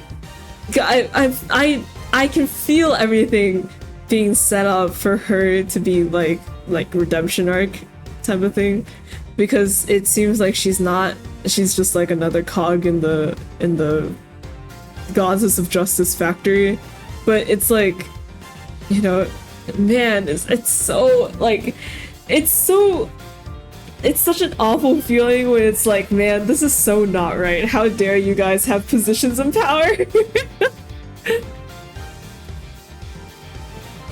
Gavel's actually corrupt. She's so overzealous. I feel like she's, I don't know. So like, this is just my totally out of nowhere conspiracy theory, hypothetical assumption. There's a lot of like parent-child vibes going on. What with Gregory and Fender, right? There's, I guess you could say Edgeworth and Kay too, but they're a little closer in age, so it's maybe more of like an older sibling deal, you know. But like, or there's how with Gavel and Eustace, Gavel is almost like his really controlling mother. Like the whole last case too with what's his name? The chocolate man and the orphan girl. Those two as well. So like there's a lot of like parental or like seniority figures and like people under them and having like a strong connection that way, you know? And so what I'm thinking is that perhaps to Gavel, Papa Winter has done something for her that she feels she needs to pay him back for, or yeah, something like that, right? Where it's like she, because she holds a lot of respect for him, you know, and like perhaps he might be like a reason why she even went into this profession and became a judge in the first place. I don't know. Who knows? But like it's like it doesn't seem like she can refuse him very easily. Judy. Yeah, sorry. The case is over. All the names left my brain. Judy bound to remember Judy's name. Yeah, so maybe something like that. That's kind of what I feel like it is.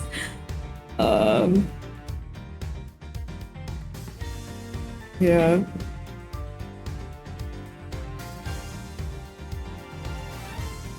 But I've got nothing else. I don't know.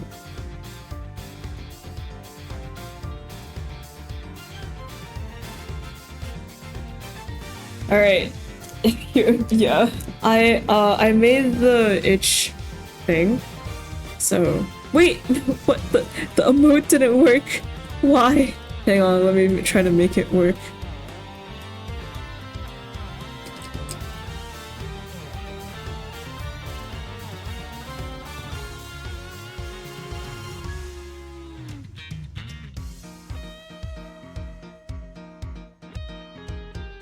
Oh, I don't use the... Right, I'm too Discord, I'm sorry.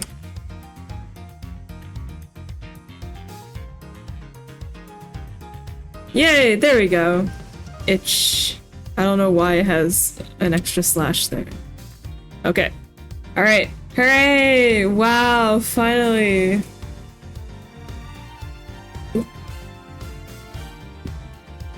Wow, and speaking of Itch.io, we're working on the Spooktober game right now, and I do have...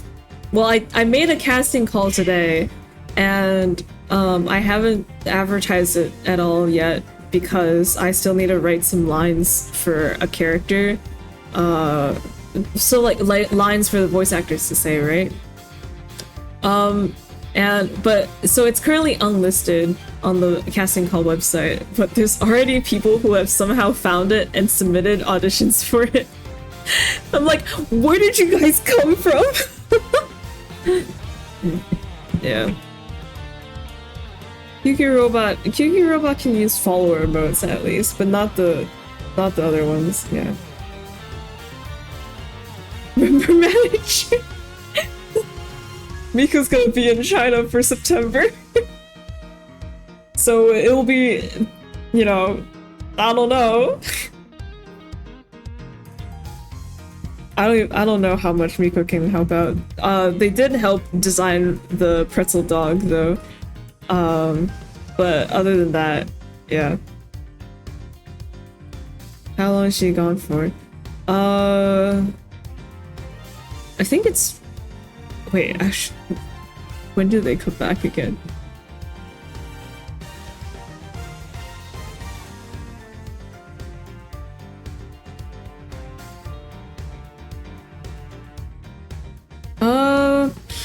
I know it's... Okay, I know it's into next year, January. So, like, at least to next year, January, yeah. So... Actually, hold on, let me just double check.